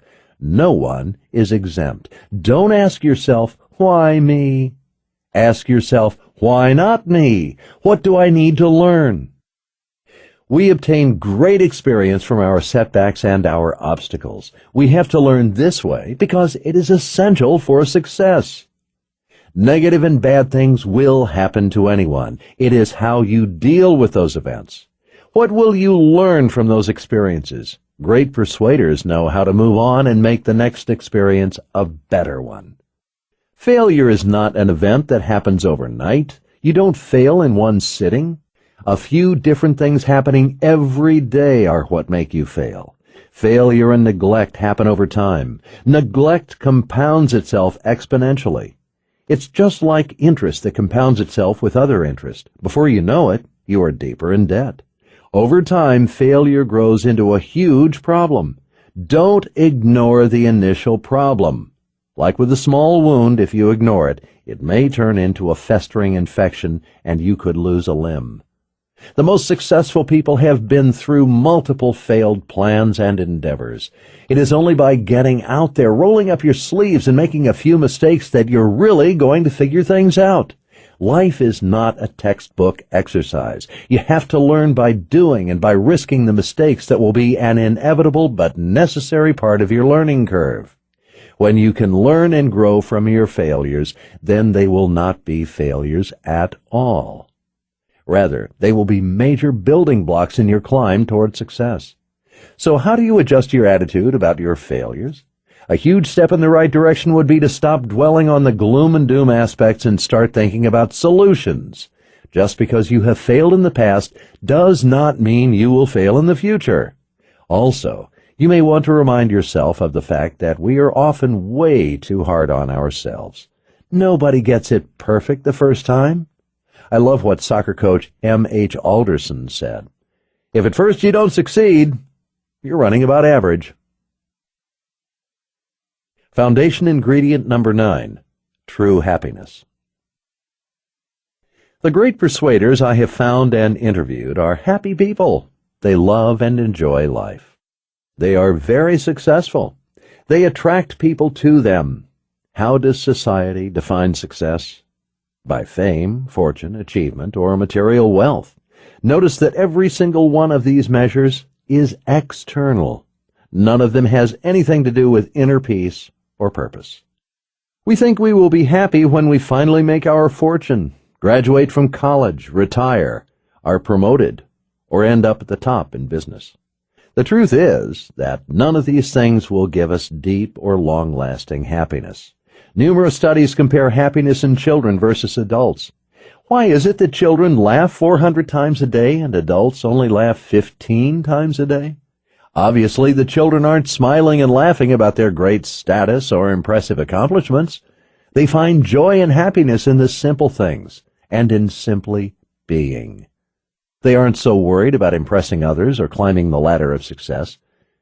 What is your definition of happiness? We would all do well to check where we've set our sights. What a shame to find at the end of a long life that we've chased the wrong dreams. Success is getting what you want. Happiness is wanting what you get. Dale Carnegie.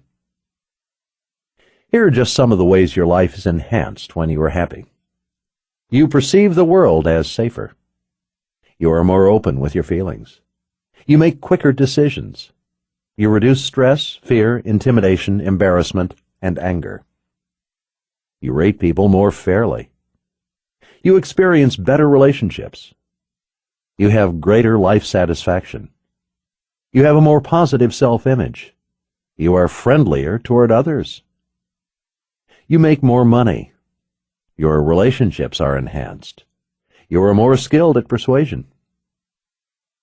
Today we have more inventions, more ways to save us time and energy, yet our happiness has decreased.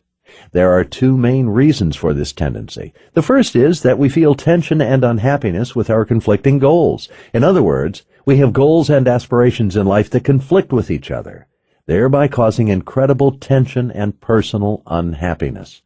Simply understanding that you have conflicting goals is half the battle. Most people just get tense, uneasy, and unhappy over such issues and question why.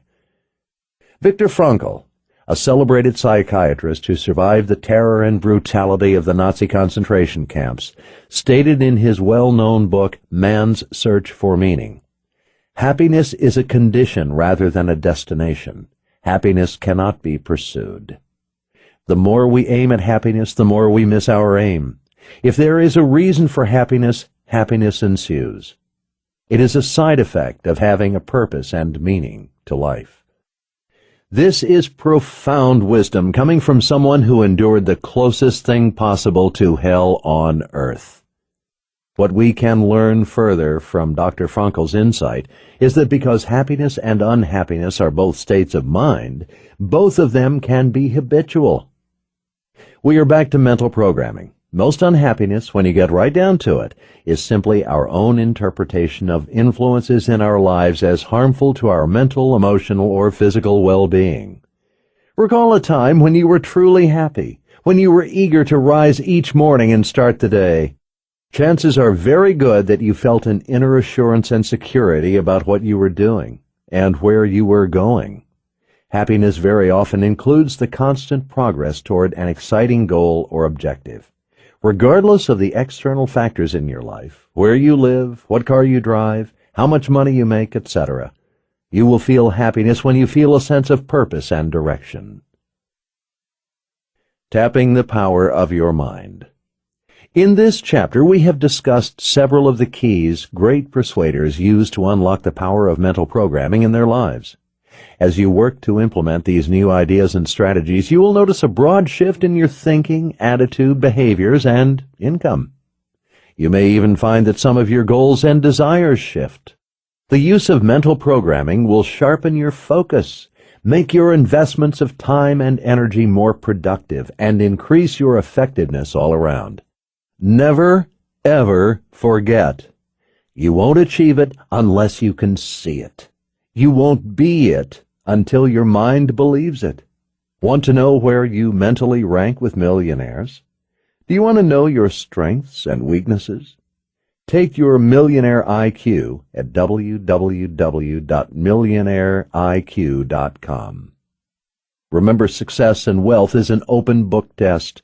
If you want financial independence, you need to think, act, and do what millionaires do.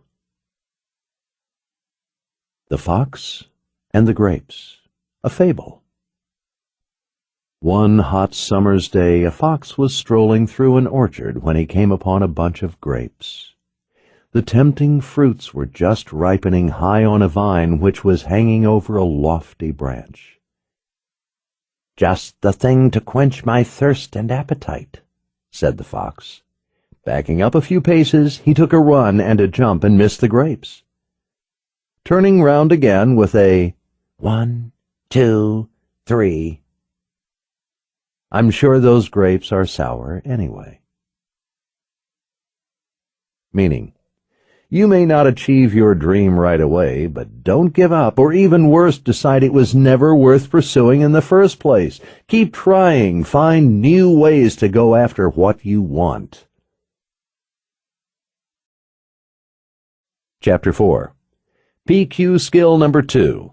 Understanding how your audience thinks. Great persuaders instinctively sense and know what other people are thinking and feeling.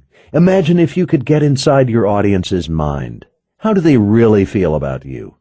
Wouldn't it help immensely if you knew the questions and concerns brewing in their minds? What if you knew their key motivators, their true feelings? Are they telling the truth? Are they lying to you?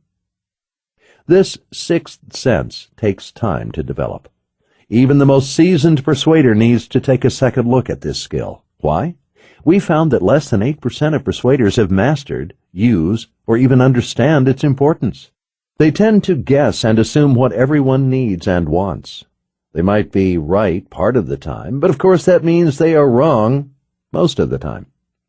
Understanding human nature is essential to maximizing your greatest persuasion potential. Have you ever wondered how the mind works? Why we do what we do? Why do many people do the opposite of what is best for them? Great persuaders can find patterns in human nature and customize their ability to persuade accordingly. Human behavior can be predictable. There are certain triggers or knee-jerk reactions we all have. Great persuaders understand both the decision-making process and consumer psychology. When you go to buy shampoo, there are so many options that you have to develop shortcuts in your decision-making process. Do you decide based on color, smell, recommendation, price, or even ingredients? Typically, you follow your instincts instead of weighing all options.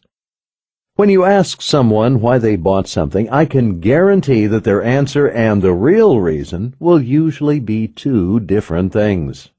Most persuasion operates below the level of conscious thought. Therefore, understanding persuasion involves understanding the human psyche. Such knowledge empowers you to improve your persuasive abilities. A great persuader can help someone see the inconsistency of his present state and what he needs to do to get to his desired state. This magnifies your effectiveness in relationships, improves your parenting skills, enhances your leadership ability, and helps you sell yourself and your ideas. In short, it maximizes your influence. Be patient with yourself as you work to implement the principles and techniques I outline in this chapter. Remember, it is not about getting a few more quick-fix gimmicks under your belt. I want you to master these skills to such a degree that they become a natural part of you. I want you to own them. Master these skills and people will feel comfortable around you and you will become more persuasive. You will be able to read them and understand their needs and concerns in a natural, non-threatening way. People won't even sense that you're trying to persuade them. They'll feel like they're just having a natural conversation with someone who is their advocate. It sounds too easy, doesn't it? How is it possible that great persuaders can bypass all the scrutiny, skepticism, cynicism, and distrust that people have today? And how can they do so in a non-aggressive, compassionate manner? This is the secret. There are two paths to persuasion, the conscious and the subconscious. Both paths can persuade others to your way of thinking, but each path uses very different means of processing information. With the conscious path, your audience makes a conscious and active effort to understand, define, and process an argument. This type of person is an intellectual decision-maker. She just wants the facts and she doesn't need the warm fuzzies. It is best to be direct and not resist this person's desire to cut to the chase. If you try to dress it up, you will annoy, frustrate, and ultimately lose your persuasiveness with her. With the subconscious path, on the other hand, the listener spends little or no time processing the information. These people respond more to gut instincts, intuition, and other emotionally based triggers. They just want to feel right about things. They are emotional decision makers. The key to great persuasion is understanding how to balance the use of both logic and emotion. Logical mind versus emotional instinct. One of the biggest challenges we face is that we think, and our audience thinks, we are logical creatures. But most of the time, we don't know why we do what we do. In fact, up to 95% of persuasion and influence involves a subconscious trigger. This tendency means that inclinations like, "It just feels right," "I trust this person," or "I don't like this person," are all based on subconscious emotional reactions. This 95% of thought and emotional knowledge occurs in the unconscious mind without our awareness. What's more, our conscious awareness of reality is the result of the neurons in our brain processing all the information around us in unconscious ways. The truth is there is a little bit of both sides, logic and emotion, in all of us. We may be more dominant on one side of the fence than the other, but they are both there. Top persuaders know optimal persuasion appeals to both logic and instinct. For the overwhelming majority of people, emotion is the more powerful motivator, but across the board, the logic component is still critical. Why? Because after the emotional energy of the moment fades, your audience needs something concrete, logic, to fall back on. The elation of the moment is temporary and does you little effect in the long run. The logical component of your approach gives you a way to sustain the momentum long after the persuasive encounter has passed. Emotion inspires us to take action, but logic then justifies those actions. So how does this concept tie into the conscious versus the subconscious path to persuasion? For most people, the emotional side has the strongest pull. Even the most analytical and intellectual among us have the emotional pendulum that can swing just far enough to sway us. Great persuaders integrate both sides of the equation to best serve the personality type at hand. How do they do this? The Persuasion Institute sought out and researched the input of top persuaders to discover how they achieved this balance and what resources they used. We found that successful persuaders made regular use of all of the following when attempting to persuade others. Testimonials are used as emotional persuasion versus evidence for logical persuasion. Stories versus statistics. Analogies versus studies. Pictures versus graphs, and metaphors versus charts. Emotions will always rule the day. If you would persuade, you must appeal to interest rather than intellect. Benjamin Franklin. I want to show you some examples of when all the sound, logical reasoning in the world was still no match for people's emotions. Did you know that 80% of all new products fail or don't even come close to projected forecasts? Large corporations spend billions on focus groups to see if their product or service is viable. Then, even after focus group participants are sold on the idea, follow-up shows that only a small minority actually buy the product. Logic made it sound like a good idea to focus group participants, but on the actual sales floor, the product or service failed to inspire action. Let's look at some specific business flops. Did you ever notice that the video phone concept never really took off? Logically, it made sense to be able to see your loved ones as you talked with them. Emotionally, we were not ready to have people see us in the morning, to have them witness that we were not paying full attention to them, or to have them catch us making faces at them. What about the see-through fridge that was going to save everyone loads of money on energy costs? This was a great idea. A transparent refrigerator door that allowed you to see what you wanted before grabbing it without having the door hanging open while you mulled it over. Logically, it made sense, but emotionally, the see-through refrigerator made us feel a little vulnerable. Who knew the refrigerator could be just as personal as the medicine cabinet? We simply don't want others to see the rotting lettuce we still haven't thrown out, the juice that spilled 3 months ago that we never wiped up, or the 7 cartons of Ben & Jerry's ice cream that are still in the freezer even after we proclaimed that we were going to lose 20 pounds by the new year? And what about when Intel introduced a faulty chip? Statistically, it would only matter in 1/100,000th of all computers. Logically, consumers should not have to worry about it, but emotionally, the chance of having a faulty chip in a new computer was more than they could bear. My all-time favorite example is when Coca-Cola launched its new Coke flavor in the 1980s. In the past, Coke was very comfortable at the top of the cola market. Up to that point, Pepsi was not even in the running.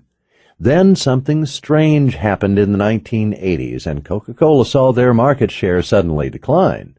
During this time, Pepsi had come within 1 percentage point of Coca-Cola's market share, even though Coke had spent $100 million more in annual advertising than Pepsi had.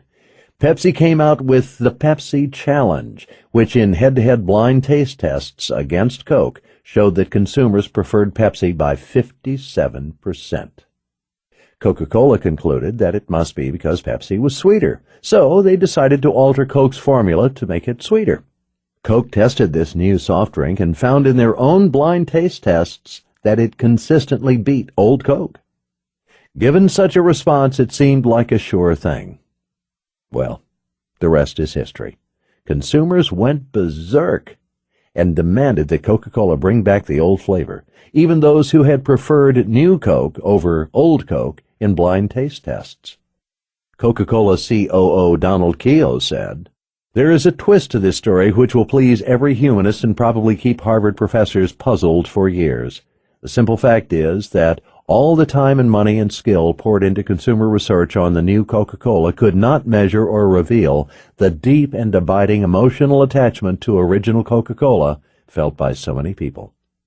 The passion for original Coca-Cola, and that is the word for it, passion, was something that caught us by surprise. It is a wonderful American mystery, a lovely American enigma, and you cannot measure it any more than you can measure love, pride, or patriotism. The bottom line is that people's emotional attachments ran deep, even though they predicted the sweeter-tasting cola to hold the day. Why emotion, not logic, dominates our decision-making. People don't ask for facts in making up their minds. They would rather have one good, soul-satisfying emotion than a dozen facts. Robert Keith Levitt. Acknowledging up front that there are exceptions to any rule, I want to talk a little bit more about why we are primarily emotion-driven creatures. Why is this so? After all, we do have the most sophisticated reasoning powers of all the animal kingdom. What are the main reasons we choose not to think? First of all, the amount of available information is so overwhelming that we don't attempt to digest any of it. Have you ever heard the saying, "A confused mind says no"? Marketers very deliberately make sure their advertising is clear, direct, and succinct. If there is too much information, or if it takes more than a few seconds to process, the old brain pretty much just reads it as clutter and tunes it out. Another reason we don't take the time to think things through is because most of our decisions simply aren't weighty enough to warrant the effort. Both consciously and subconsciously, we selectively choose what we will acknowledge and what we will ignore. This built-in filtering system has been called selective attention or selective avoidance. People also may ignore certain information when it goes against what they want to believe.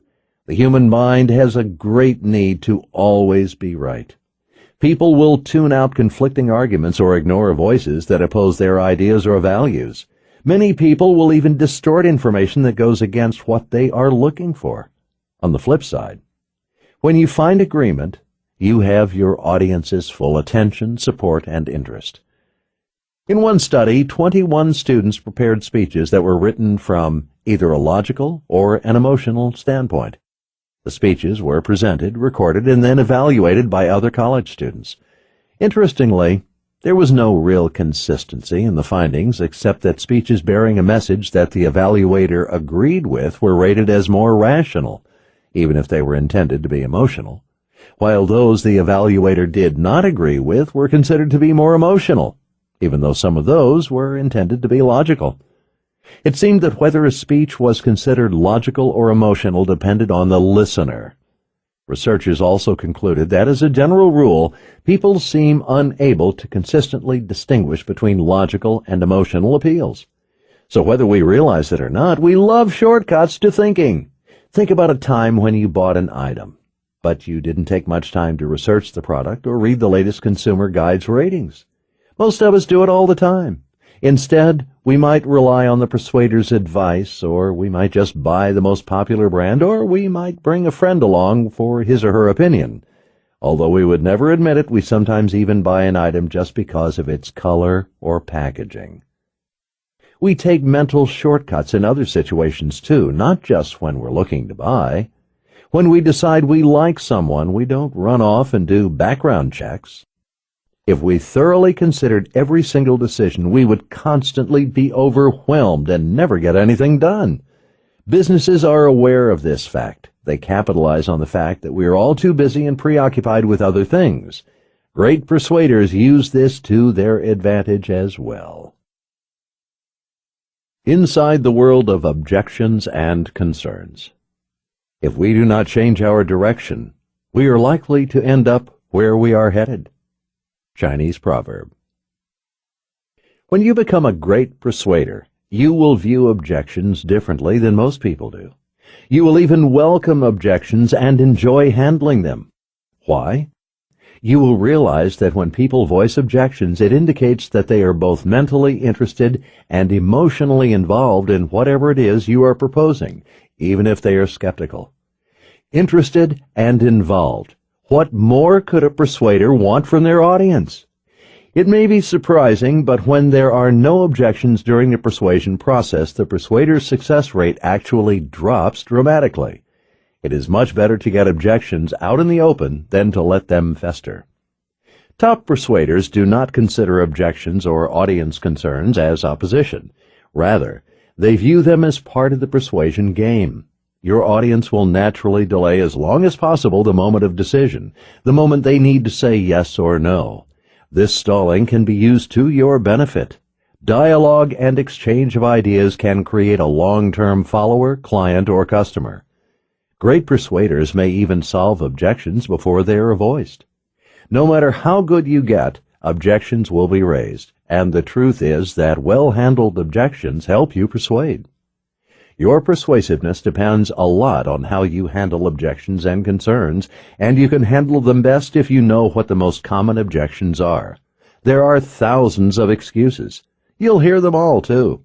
But the reality is, there are only 7 true obstacles. Obstacles. All excuses and objections can be boiled down to one or more of these 7 potential objections.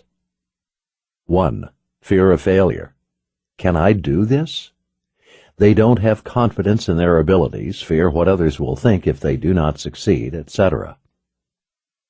2. Lack of support. Spouse, parents, or friends are unsupportive or condescending. 3. Can't make the commitment. They don't have time, have conflicts with existing obligations, for example, child care concerns, want more information. 4. Motivation.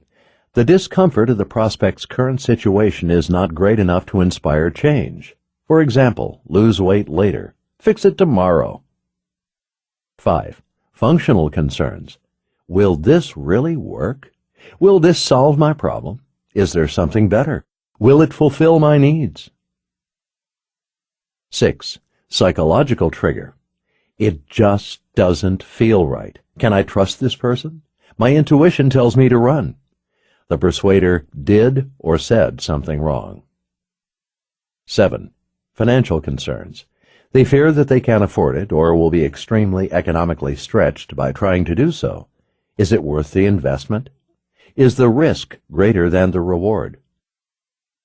Once you understand that all objections stem from one or more of these 7 key areas, you will have a much easier time identifying the root of your audience's discomfort. You will then be able to address their objections in a professional, caring, and non-threatening way. Many persuaders, without realizing it, show tension, uneasiness, or irritation when someone brings up an objection. Usually, this unrealized conduct occurs because objection stirs up the persuader's own insecurities, often fear of failure or fear of rejection. The persuader thinks to him or herself, "Didn't I go over that already? I'm doing a good job explaining things. Why is this person still not convinced? Why am I bombing this persuasive encounter? Do I sound like an idiot?" As understandable as this reaction is, it will only make things worse. Your audience will sense your uneasiness and feel even more uncomfortable. Don't set off more alarm bells than are already ringing. A calm, natural demeanor opens the door to persuasion and will keep it open in the face of objections. Remember, your audience cannot feel at ease if you don't. They cannot feel relaxed if you aren't. They won't be enthusiastic if you aren't showing enthusiasm yourself. In a very real way, you must create what you want them to feel. Now we know where objections stem from. Let's talk about the optimal time to handle them. You can curb a lot of negative energy when you know your audience is well qualified. What do I mean by this? Qualifying your audience is when you define at the outset exactly how you are going to spend your time together and what you want to accomplish. You delineate very clearly what you hope to get out of the meeting. In essence, you are qualifying your time together and how it will be spent. Great persuaders are great qualifiers. They don't waste time. Qualification is an excellent approach because it disarms your audience. You've told them exactly what to expect so they can relax. They won't be caught off guard when you begin to ask questions because they'll understand why you're asking them. The better you become at handling objections, the more persuasive you will be. The key to great persuasion is anticipating all objections, problems, or concerns before you hear them. Great persuaders are always able to accomplish 3 critical objectives during the objection process. 1. They can distinguish between a real objection and a knee-jerk reaction. Our studies show that most objections should not be taken at face value because there are other issues involved. 2. They listen intently to the entire objection before attempting to solve it. They stay calm. Tests have proven that calmly stated facts are more effective in getting people to change their minds than becoming emotional. 3. Great persuaders are never arrogant or condescending. They give their audience room to save face. People will often change their minds and agree with you later if they have room to do so. Another great way to handle objections is to address each of the 7 main areas during your presentation, before they become big issues in the mind of your audience. That way, you've stopped any potential resistance before it happens. As a result, there aren't any main objections left for them to bring up. Studies demonstrate that persuaders were 4 times more successful when they handled objections during the persuasion process, instead of waiting until the end. Also, nothing de-energizes persuasive efforts more than lingering doubts and concerns that remain unsolved in your audience's mind. What about any concerns your audience voices after your presentation? There are 3 challenges at work in this scenario. First of all, if you find yourself in this situation, you probably did not qualify them sufficiently. Your audience was not properly prepared for how their time with you would be spent. Secondly, you probably did not gather enough information from them to accurately anticipate their concerns at the earliest stage. Great persuaders address concerns while they are still seeds, and they will never grow to be rooted plants in your audience's mind. Thirdly, if your audience begins questioning you extensively, you are at risk of being put on the defensive. Such defending of your position flips your roles and weakens your persuasive stance. Worse, if you do project even a hint of defensiveness, it can breed more doubt in your audience's mind than the original concern ever did. The Man, the Boy, and the Donkey, a fable. A man and his son were once going with their donkey to the city. As they were walking along by the animal's side, a farmer passed them and said, "You fools! What is a donkey for but to ride on?" So the man put the boy on the donkey, and they went on their way. But soon they passed a group of men. One said, "See that lazy boy? He lets his father walk while he rides the donkey." So the man told his boy to get off, and then he got on himself.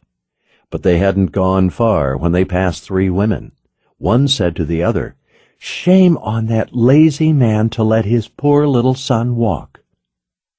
Well, the man wasn't sure what to do, but both he and his son began to ride the donkey together.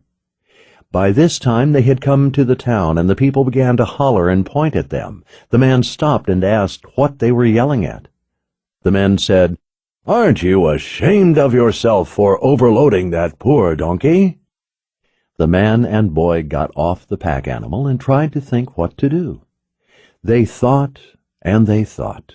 They cut down a pole, tied the donkey's feet to it, and raised both the pole and the donkey to their shoulders. They then walked along in the middle of the laughter of all who met them. Finally they came to a bridge. That's when the donkey, getting one of his feet loose, kicked and caused the boy to drop his end of the pole. In the struggle, the donkey accidentally fell over the bridge, and because his feet were tied together, the donkey drowned. Meaning: try to please everyone, and you will please no one. Learn to understand what people mean, not what they say. Pricing and the perception of value. Did you notice on the earlier list of 7 potential objections that financial concerns come last? Cost is often the first objection raised, but usually it's not the true reason for rejecting a product or service. Whether you're selling an actual physical product to consumers or an idea to your stubborn teenager, there is always a price involved. It may be financial, an emotional price, or a time commitment. In this section, I'm going to use the term price in a financial way, but be aware that these principles can be universally applied. I spoke earlier about how we constantly take mental shortcuts. One of the ways we do this is to make comparisons. Instead of taking the time and energy to think everything out, we'll do a quick side-by-side price comparison to see how 2 similar products stack up. The basic formula your audience is always looking for is, how do I get the most for the least? We all do this. It's human nature. This tendency is critical to keep in mind because, as a persuader, you have a lot of control over where your audience sets their benchmarks. Remember, there is a cost-value relationship. It's not just about offering the lowest price. Many persuaders have a tendency to fight on price, incorrectly thinking that the lowest price or the most economical bid will always seal the deal. The fact is that price is rarely the main factor behind a buying decision. In fact, 68% of respondents surveyed by the Persuasion Institute admitted that cost was not the deciding factor, and conversely, when asked what the most important factors were, less than 10% cited concerns relating to price. The bottom line is that people want to see value. What seems expensive in one context is economical in another. For example, $200 is nothing if you're getting a $500 value in return. The deal then becomes a no-brainer. If you think about it, it doesn't make sense to buy something just because the price is good anyway. What if it's not something desirable, useful, or necessary? Would you buy it just because of its price and no other reason?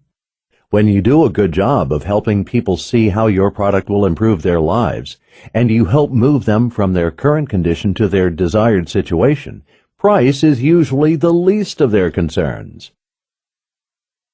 The power of questions.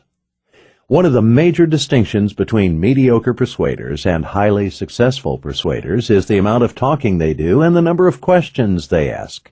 We have found that great persuaders ask 2.7 more questions of their audience than average persuaders do. Think about that statistic.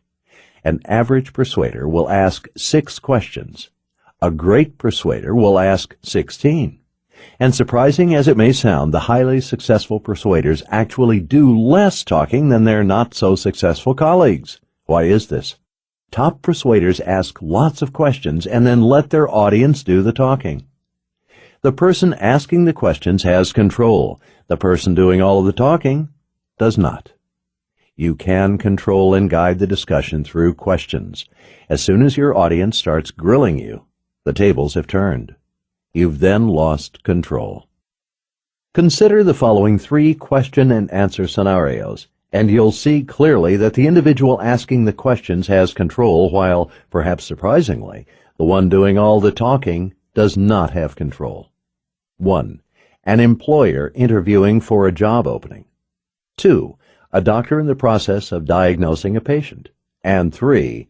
An attorney questioning a witness. Note that in each of these examples, the individual asking the questions is in some sort of authoritative or advisory role.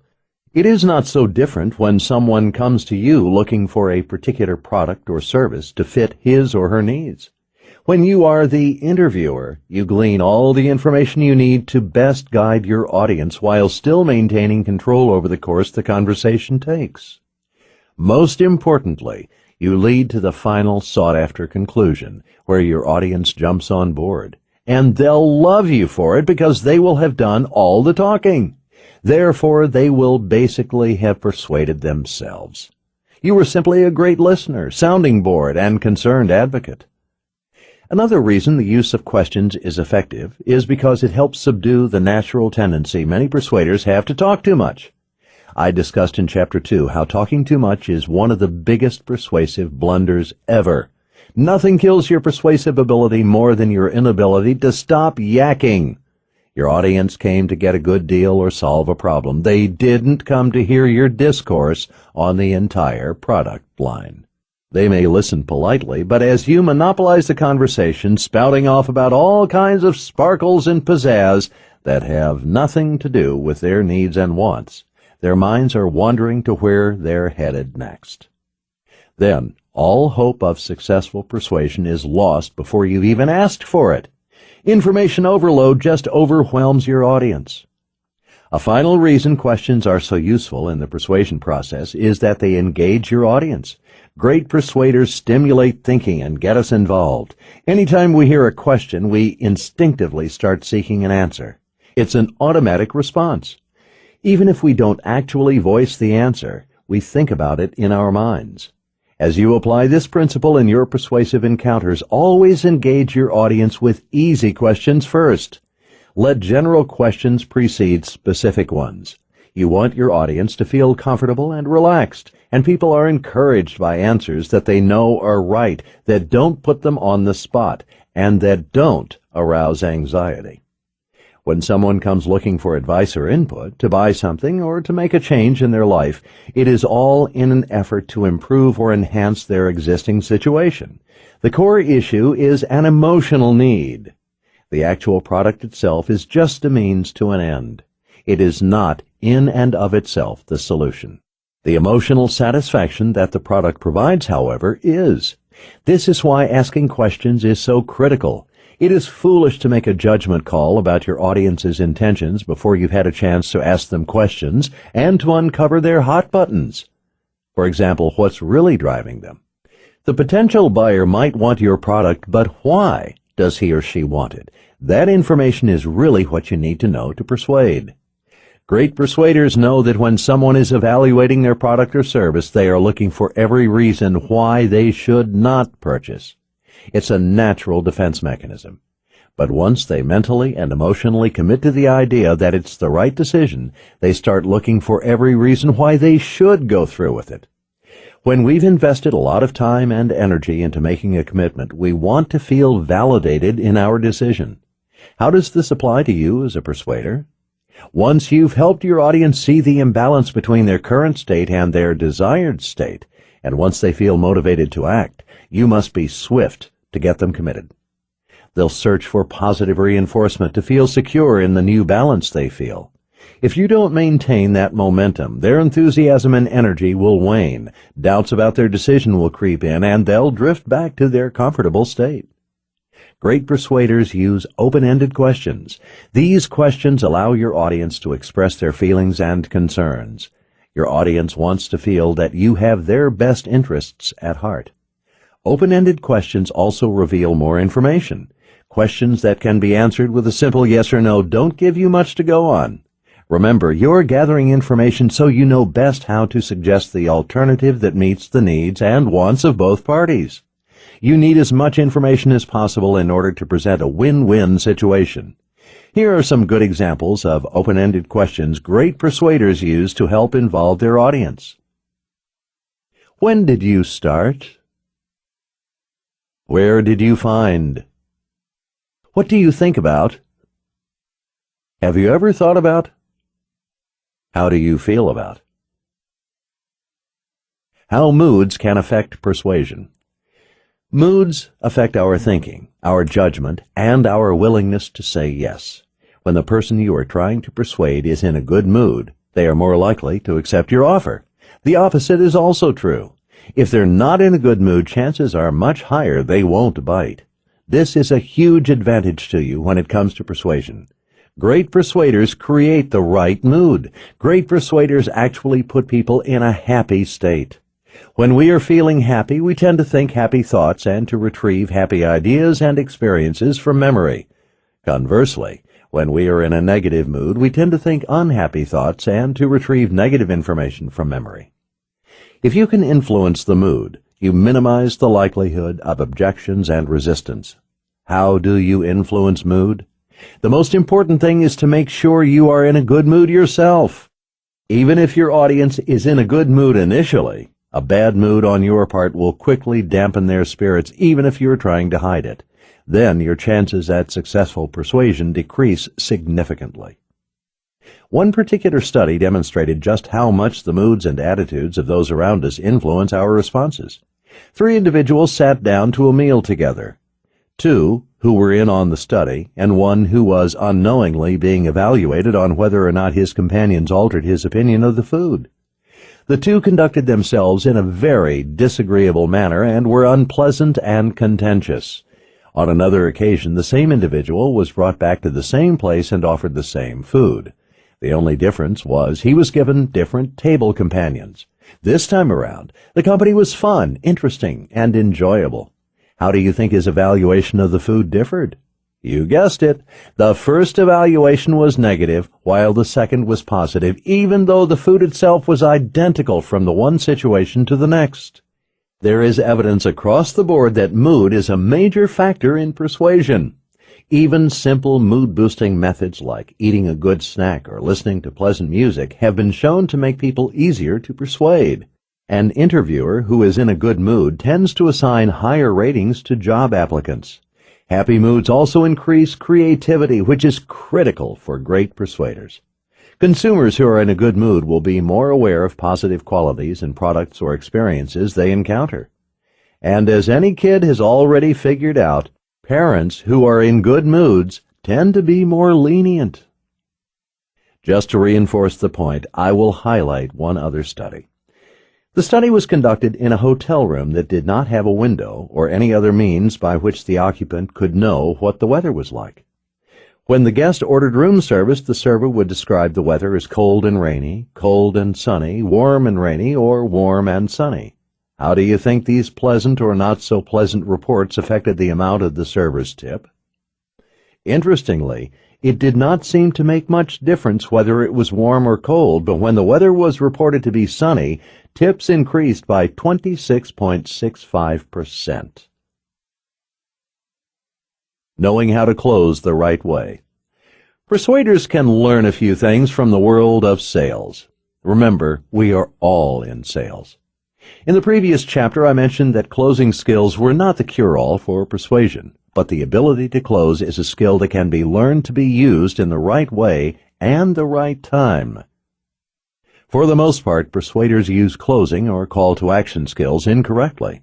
This lack of proper implementation creates uneasiness and tension between a persuader and her audience. The idea of closing has long been regarded as applying pressure to get a person to buy. This definition of closing is complete nonsense, and there is no place for it in today's business environment.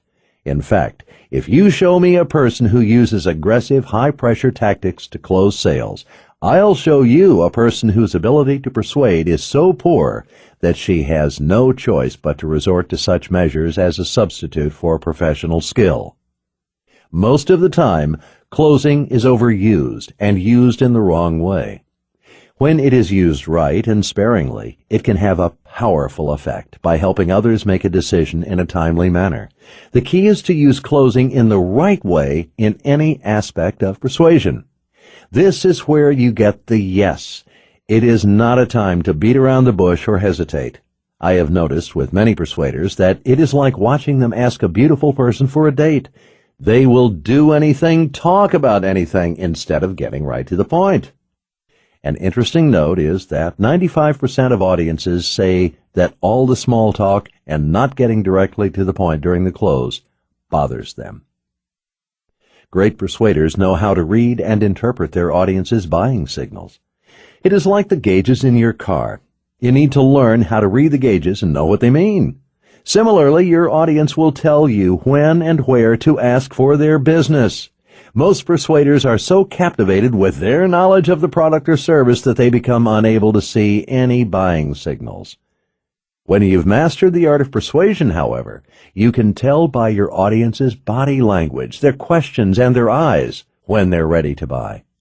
When you miss these signals and shoot past the window of opportunity, your audience's eyes glaze over and you've lost the ability to persuade. Instead of a win-win, you've set up a lose-lose situation. In essence, you have talked them right out of the sale. Stick with it. Most research shows that a sale is made, on average, after 5 attempts. This tendency is why great persuaders have thick skins. They must shake off the rejection and forge ahead with great persistence if they are to stay on track. Studies show that most persuaders usually give up after 1 or 2 attempts. Great persuaders know when to keep contacting and when to depart as friends. But you would be surprised by how many sales come through because a persuader approaches the prospect one more time. In light of this tendency, it is more surprising that over 80% of salespeople still don't approach their prospects again after the initial rejection. When we get that initial no, we just accept it because we assume the person has thought it through and come to an educated conclusion. Well, the truth is, he or she often hasn't. People forget or they get distracted. That's why repetition and persistence are worthwhile in a persuasion scenario.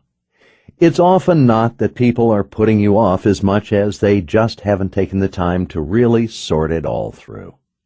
In the sales industry, even among the most seasoned professionals, a 20% close rate is considered very successful. The question is, are most people persistent enough to make 10 calls to get 2 winners? Or if they're not yet seasoned in the art of sales and persuasion, are they persistent enough to make 100 calls to get 1 winner? The answer is no. Most people are not. Their first person falls through and they're distraught. That just isn't how the game works, however. So the first part of persistence is just realizing how many no's you have to go through before getting a yes. The 12 Laws of Persuasion. Great persuaders know and understand consumer mindset and objection psychology. They know that the majority of persuasion involves a subconscious trigger. I have identified 12 laws of persuasion that work below the radar. Knowing these laws is your final step in being prepared to handle whatever objections may come your way.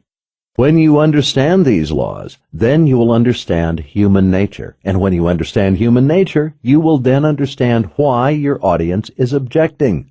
You will understand what the real issues are behind the surface-level objection, and you will know how to respond in a positive, caring, and helpful way.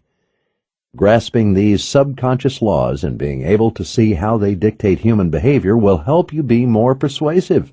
Their mastery is critical to anyone desiring to be a skilled persuader. Chapter 5. PQ Skill Number 3. Instant Rapport and Social Synchronization. We've all been told, never judge a book by its cover. Yeah, right. Everyone is judging everyone else. Intentionally or not, people are constantly judging and categorizing others, compartmentalizing them into boxes. There are many boxes: sharp, strange, weird, intelligent, dense, geeky, powerful, annoying, and more. But here's what my research has shown. When you create a positive perception, you have an 85% chance of persuasion. With a negative perception, you have only a 15% chance. A great persuader can connect with anyone in 30 seconds or less. First impressions take only seconds to form, but they last a lifetime. This is a critical skill to develop because the cement dries fast. How do you ensure that you're making those early seconds really count?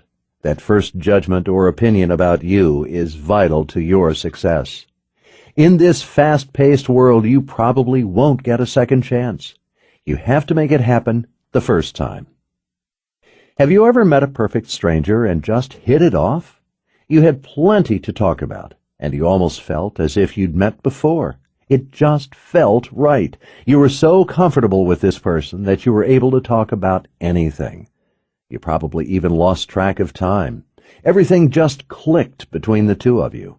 You felt your ideas were in sync, and you enjoyed your time with each other. This is rapport. Rapport is equivalent to being on the same wavelength with the other person. Rapport is the key to mutual trust. With rapport, we can differ in our opinions with someone else, yet still feel a strong bond. Rapport can even exist between two people with little in common. Many persuaders can't tell if they're connecting.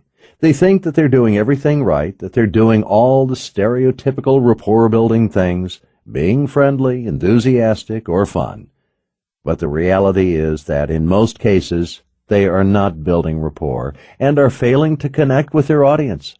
Studies show that not only do 75% of people not like all the gushy, chit-chatty stuff, but 99% of them won't even bother to stop you when they're annoyed. The proverbial bad salesman comes to mind here. He acts too chummy and tells stupid jokes, all the while thinking everyone loves him. You've probably met him. What did you do when you met this person? If you're like most people, you politely endured the encounter, made up some excuse to get him off your back, and then swore to yourself that you'd never get stuck talking to him again. Reality check. This annoying person could be you. The Rabbit with Many Friends, a fable. A rabbit was very popular with the other animals. All claimed to be her friend. One day she heard the hounds approaching and hoped to escape them with the aid of her many friends. She went to the horse and asked him to carry her away from the hounds on his back. But he declined, stating that he had important work to do for his master. "I am sure," he said, "that all your other friends will come to your assistance." The rabbit then asked the bull, hoping he would scare the hounds with his sharp horns. The bull replied, "I am very sorry, but I have an appointment. I am sure, however, that our friend the goat will do what you want." The goat feared he could get hurt. The ram, the rabbit felt sure, was the right friend to ask. So she went to the ram and told him the story. The ram replied, "Another time, my friend. I do not like to interfere. The hounds have been known to eat sheep as well as rabbits." The rabbit then asked, as a last hope, the pig, who regretted that he was unable to help her. He did not want to take the responsibility upon himself. By this time the hounds were getting close, and the rabbit decided to run. Luckily, she escaped from the hounds. Meaning, everyone will act like your friend until you need help. Everyone will act like they like you until you ask for their business. Building instant rapport. Old-school persuaders have a tendency to walk into an office and look for things on the wall or a desk to make small talk about. They then use this small talk to try to bond with a potential client. There was a time this technique worked. However, we live in a different world today than we did decades ago. Time is now of the essence. Because your audience is pressed for time, you have to get right to the point. Most people don't appreciate useless dribble-drabble. Research tells us that the majority of people do not appreciate unsolicited small talk, and many find it offensive. People buy from those who understand their wants and needs. As I was doing research for this book, I had a couple of managers tell me that they had removed items from their office, trophies, golf clubs, pictures, fish, so that annoying salespeople wouldn't force them into talking about it one more time. How do you make sure you're really connecting? You want to be friendly, but not fake. You aim to be engaging, but not annoying. You're enthusiastic, but not overbearing. If you can harness the power of your rapport radar, you'll be able to read nonverbal cues, detect unspoken messages, and decipher the true feelings behind facial expressions, body language, and attitude. Instead of taking them through a rigid, pre-formulated routine, your radar will enable you to monitor their receptivity as you go. Great persuaders customize each presentation. Bringing individuality to each exchange provides the critical vitality to the relationship and dramatically increases the likelihood that your audience will feel a connection with you. Anytime we are in need of someone else's input, whether it's for a new product or just because we need advice on a personal issue, we place ourselves in a vulnerable position. In doing so, we acknowledge that we need help. When in this state, we can usually tell whether the person trying to persuade us has our best interests at heart or not. It is not your customer's job to remember you. It is your obligation and responsibility to make sure they don't have the chance to forget you. Patricia Fripp. We know that when we meet someone for the first time, we are being judged by our past history, communicated expectations, what have people said about us, our body language, our tone of voice, and our word choices. Being aware of how you come across to others, therefore, is crucial to your success. We are very good at categorizing people when deciding whether they deserve our trust or our business. To demonstrate, a study was done with students in which they were shown a 2-second video clip of a professor.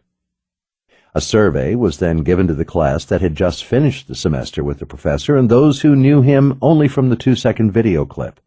The evaluations of effectiveness were very similar between the two groups. In other words, the 2-second group made the same judgments as the whole semester group.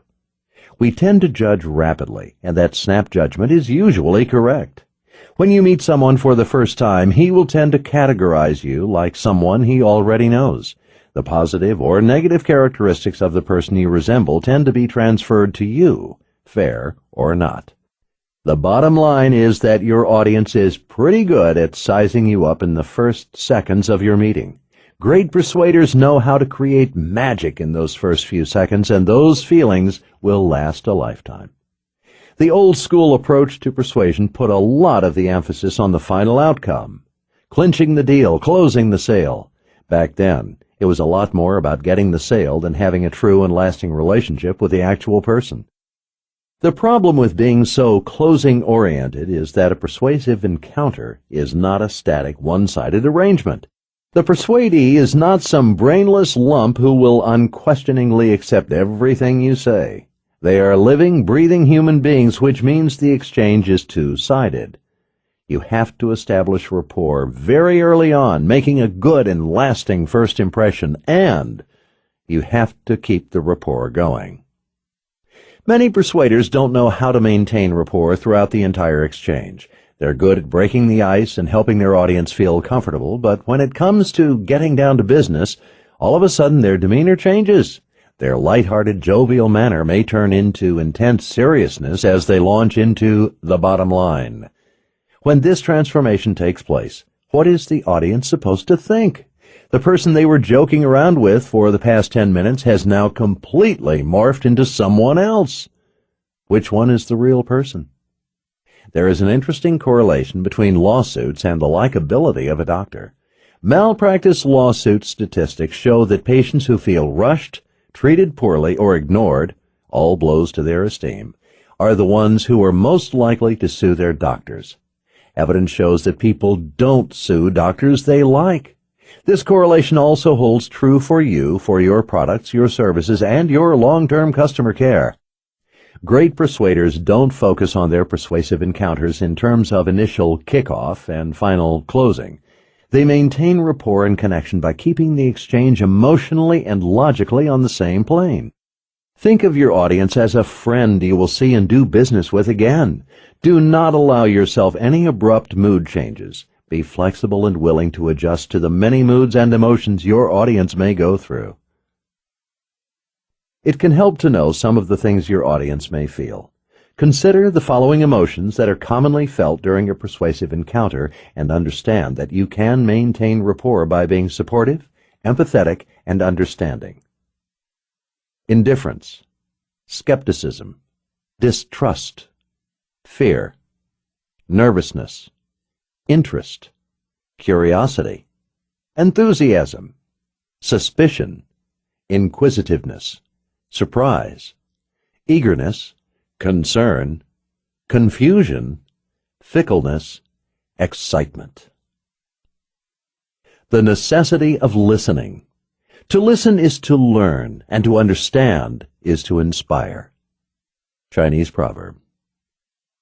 One of the very best ways to establish and maintain rapport is to be a good listener. Most of us hear, but don't know how to listen. Listening is one of those skills that gets a lot of lip service, but we still stink at it. That same old woebegone effect at work. We think we know all about it, and therefore we are already good at it. Unfortunately, nothing could be further from the truth. Studies show that poor listening skills still account for 60% of all misunderstandings. Even persuasion professionals, perhaps the most likely of all to trumpet themselves as listening experts, show dismal ratings on their listening skills. When corporate buyers were asked to assess the representatives of other companies, over 50% felt that the reps talked way too much and that they were not in tune with the buyer. And when they did ask questions, they didn't ask the right ones. When it came down to the bottom line, were they persuasive or not, only 1% of the respondents answered affirmatively. Another common misconception is that great persuaders are people persons or extroverts. Wrong. The latest research shows that the introverts outpersuade the extroverts. Why? Because they listen more, they ask more questions, and they find out what their audience needs. Most extroverts, on the other hand, tend to overwhelm their audience with an endless list of features and benefits and hope one of them will do the trick. Introverts are simply better equipped to sense the wants and needs of their audience. Extroverts come across as old-school salespeople, while introverts come across as desirable consultants. Why are we so bad at listening? A big part of the problem is that we just talk too much. We think we're being helpful by offering lengthy, in-depth explanations. This may be appropriate on some occasions, but for the most part, your audience's emotional side begins to tune out. Let's face it. We are self-centered, self-interested, and self-absorbed. So we talk too much because we like to feel important, knowledgeable, and helpful, but it is still a subconscious focus on ourselves. Meanwhile, the attention and focus of the encounter is not on the audience, and they start to drift. Now consider the opposite. If you talk less and invest all of your energy and attention into making your audience feel good, important, and understood, if they can feel in that moment that your world truly does revolve around them, then, my friend, you will have rock-solid rapport and lifetime loyalty. Remember, they don't need information overload. They need to feel like they are your top priority. They want to feel confidence in your ability to find the solution to their challenge, the missing puzzle piece. You can't provide that elusive puzzle piece unless you know what it is. And you won't know what it is if you aren't listening. It's been said that we never learn anything with our mouths open. Take a habit of dominating the listening and let the customer dominate the talking. Brian Tracy. So how do we sharpen our listening skills? For one, consider listening a whole being experience. Listen not just with your ears, but also with your heart, your mind, your eyes. What is this person really telling you? Take it all in, not just their words, but the whole package, their tone and body language, their hopes and fears. The inability to listen accurately and effectively costs this country billions and billions of dollars annually. Dan Kennedy. I have facilitated exercises, seminars, and training to monitor effective listening. I present persuaders with a win-win situation. We begin with a very easy role play with a very easy solution. To reach this win-win scenario, all my audience members have to do is listen and ask questions. Yet 95% of these people start to get angry, confrontational, and tense with each other. The answer is so obvious it could have bit them in the butt. but none of them saw it because they did not listen. They were so concerned with themselves and with winning that they missed the big picture. Listening is a skill we can all work on. How you can tell if you're really connecting. I've talked about common rapport-building obstacles and how you can know for sure that you're not connecting. But how do you know that you are connecting, especially when your audience is not going to tell you? One of the most obvious signs of a good connection is that the initial defensiveness and skepticism begin to dissipate. The mood relaxes and your audience begins to relax. They begin to voluntarily offer personal thoughts and feelings without you having to pull it out of them. Openness increases and resistance decreases. There is more eye contact and more open body language. It could best be summed up by saying things start to feel right. The exchange is natural, sincere, positive, and upbeat. You could compare it to how you feel when talking to a good friend. One of the myths about having rapport with people is that you have to agree with each other on every point. Rapport and agreement are not the same. When you have good rapport, you will no doubt agree on many things, but this is incidental and not essential. Your ability to connect with people cannot be conditional. To be a powerful persuader, your persuasiveness cannot have any contingencies. You must be persuasive no matter who comes to your table, and that means accepting people as they are and still respecting them, listening to them, and caring about them. Some may think I go too far in saying agreement is incidental. Is it possible to have rapport with someone with whom you agree on nothing? Think of your friends and family. You can probably think of someone you like and connect with very well even though you don't agree on financial, political, or religious matters. How to connect with people. Now let's talk about how great persuaders connect with people, what they actually do. Research at the Persuasion Institute sheds light on critical factors that are present when the audience feels the greatest connection with their persuader. Review the list below and see if you can add any of these items to your persuasion repertoire. You hold no preconceived judgments or expectations. You are positive and upbeat, both up front and throughout the encounter. It is clear that you are there to serve, assist, and help. You are respectful. Your body language is open and friendly, eye contact, gestures, smiles, etc. Your tone of voice is warm and friendly. Your use of language and word choice is thoughtful. You speak in a natural, relaxed manner, but still maintain energy and enthusiasm. You instill in your audience both hope and optimism. Your demeanor is always comfortable and genuine. It's never artificial. There's a lot of talk about body language and other nonverbal communication. Does it really make a difference? It absolutely does. Every single gesture you make either attracts or repels your audience. Nothing is neutral. If there is a way to enhance your persuasiveness and help your audience feel more comfortable connecting to you, why not use it? Albert Mehrabian, an expert in the understanding of communication, delineates 3 different ways in which we are perceived. 1. Visually, body language, appearance, 55%. 2. Vocally, the tone in which our words are delivered, 38%. 3. Verbally, the actual spoken words themselves, 7%. As you can see, our visual self-representation, including body language, is a big player in determining how we will be perceived by others. Most studies show that the majority of our communication is nonverbal, and that people often place more stock in our nonverbal communication than in our words, hence the saying, actions speak louder than words. Most of us are simply unaware of the potency of our nonverbal communication. We don't realize the treasure trove of possibilities it offers.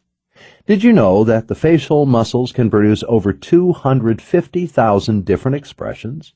And even if we did realize these things, knowing how to utilize the information is another story entirely.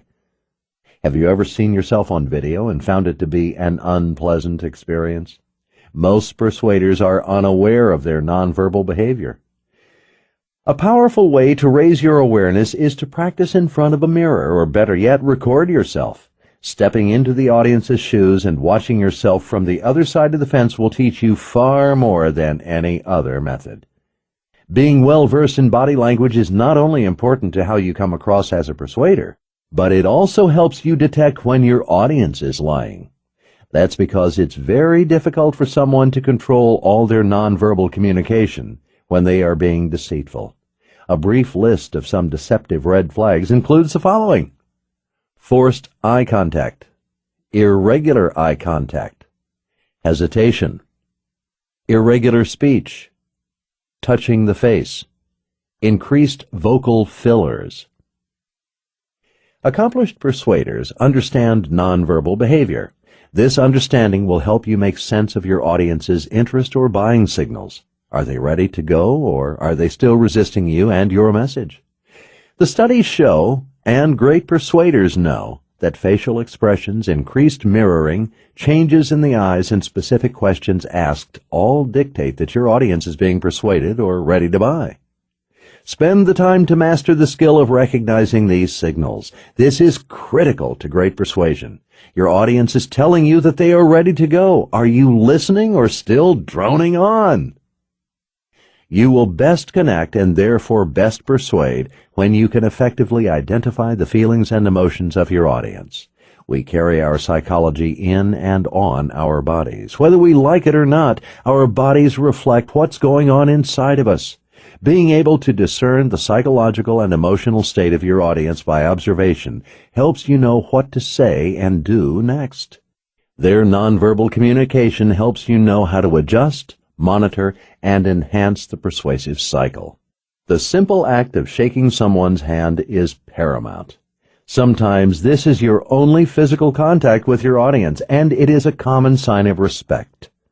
It can communicate strength, weakness, indifference, warmth, concern, or even disrespect. Your audience will pick up on and judge all aspects of your handshake. They are judging you on amount of eye contact, grip firmness, duration of grip, type of grip, degree of wetness, dryness of hands, depth of interlock, posture, use of other hand. We can decode a nonverbal message at great speed with incredible accuracy. Nonverbal communication is decoded in our brain's limbic system, where genuine emotional expressions and responses are controlled. These activities are all part of our subconscious mind. As such, our nonverbal communication communicates our emotional state, our feelings, and even our tension. Remember that 95% of all persuasion is subconscious. We just feel it. The same tendency holds true for nonverbal communication. It is just something we sense.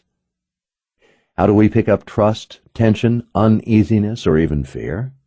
Our feelings and reactions to nonverbal communication usually fall below the radar, and they typically take place in an instant. Micro-expressions cross your face in a fleeting instant, lasting less than a few tenths of a second.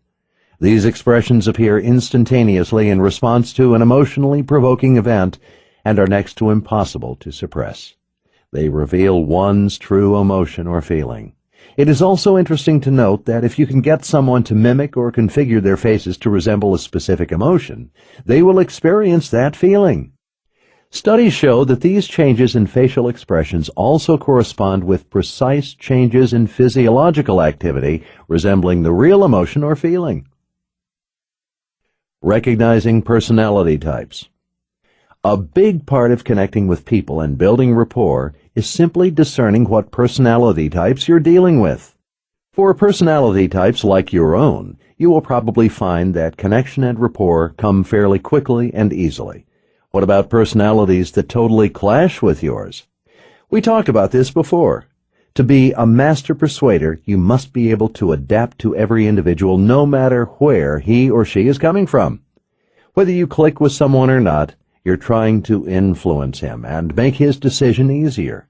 You do this by harmonizing with his personality.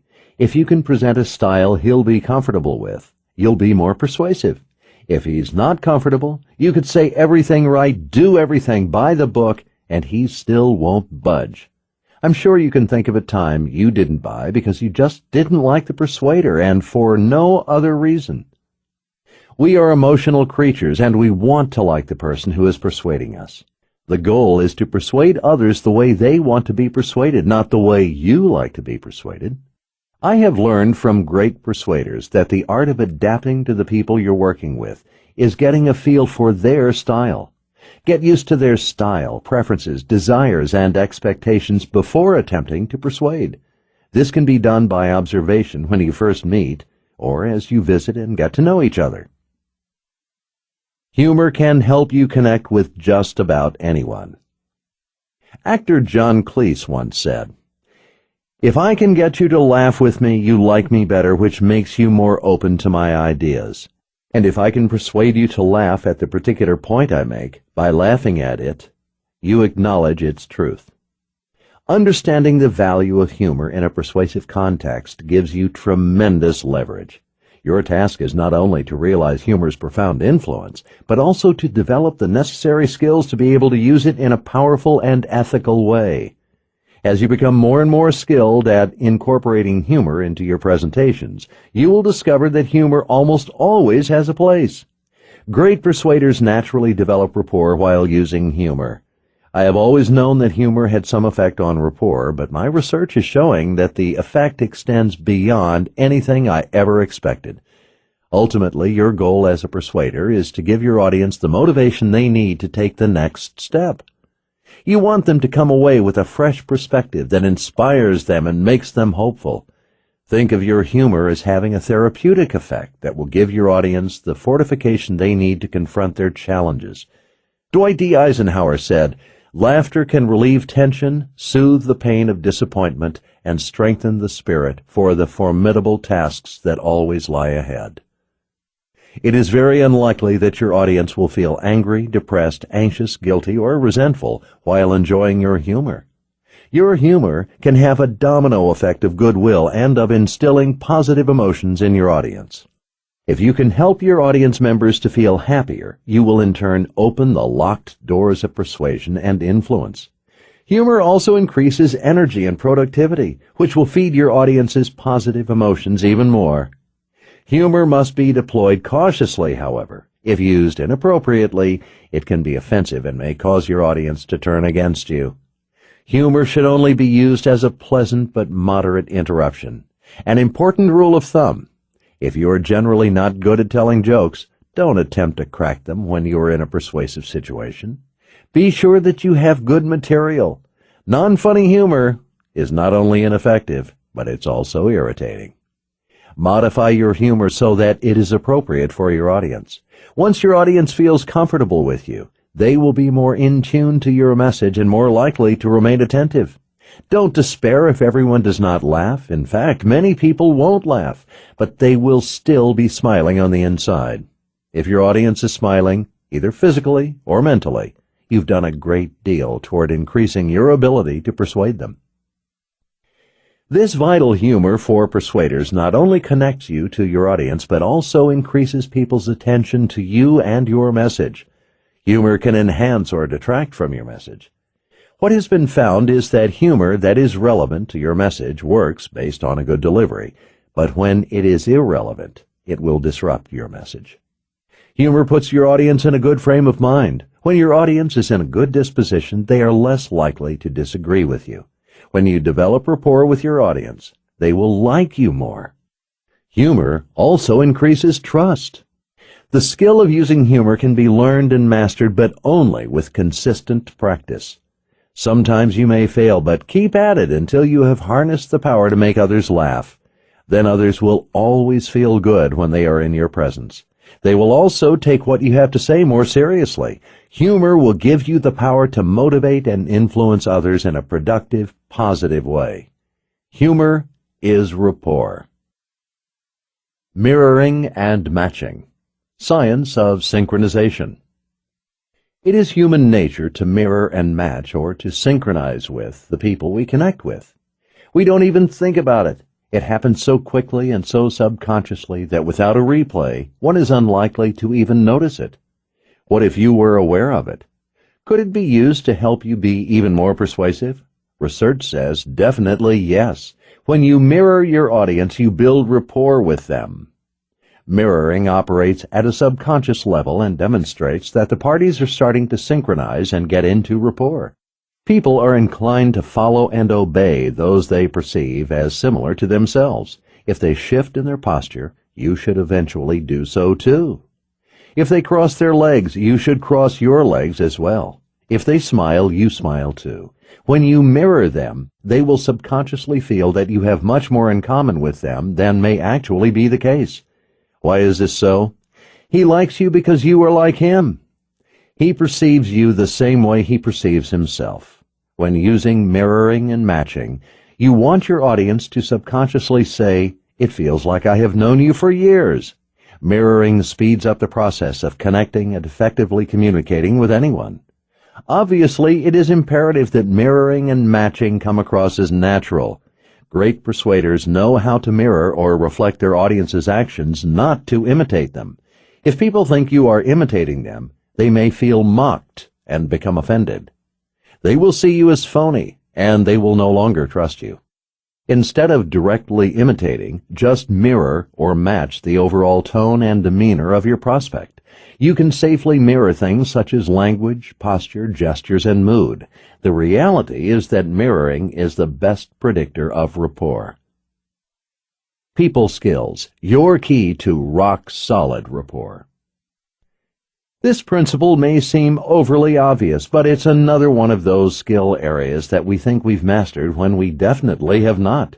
We found that a full 96% of those surveyed rate themselves as much better in their people skills than they actually are.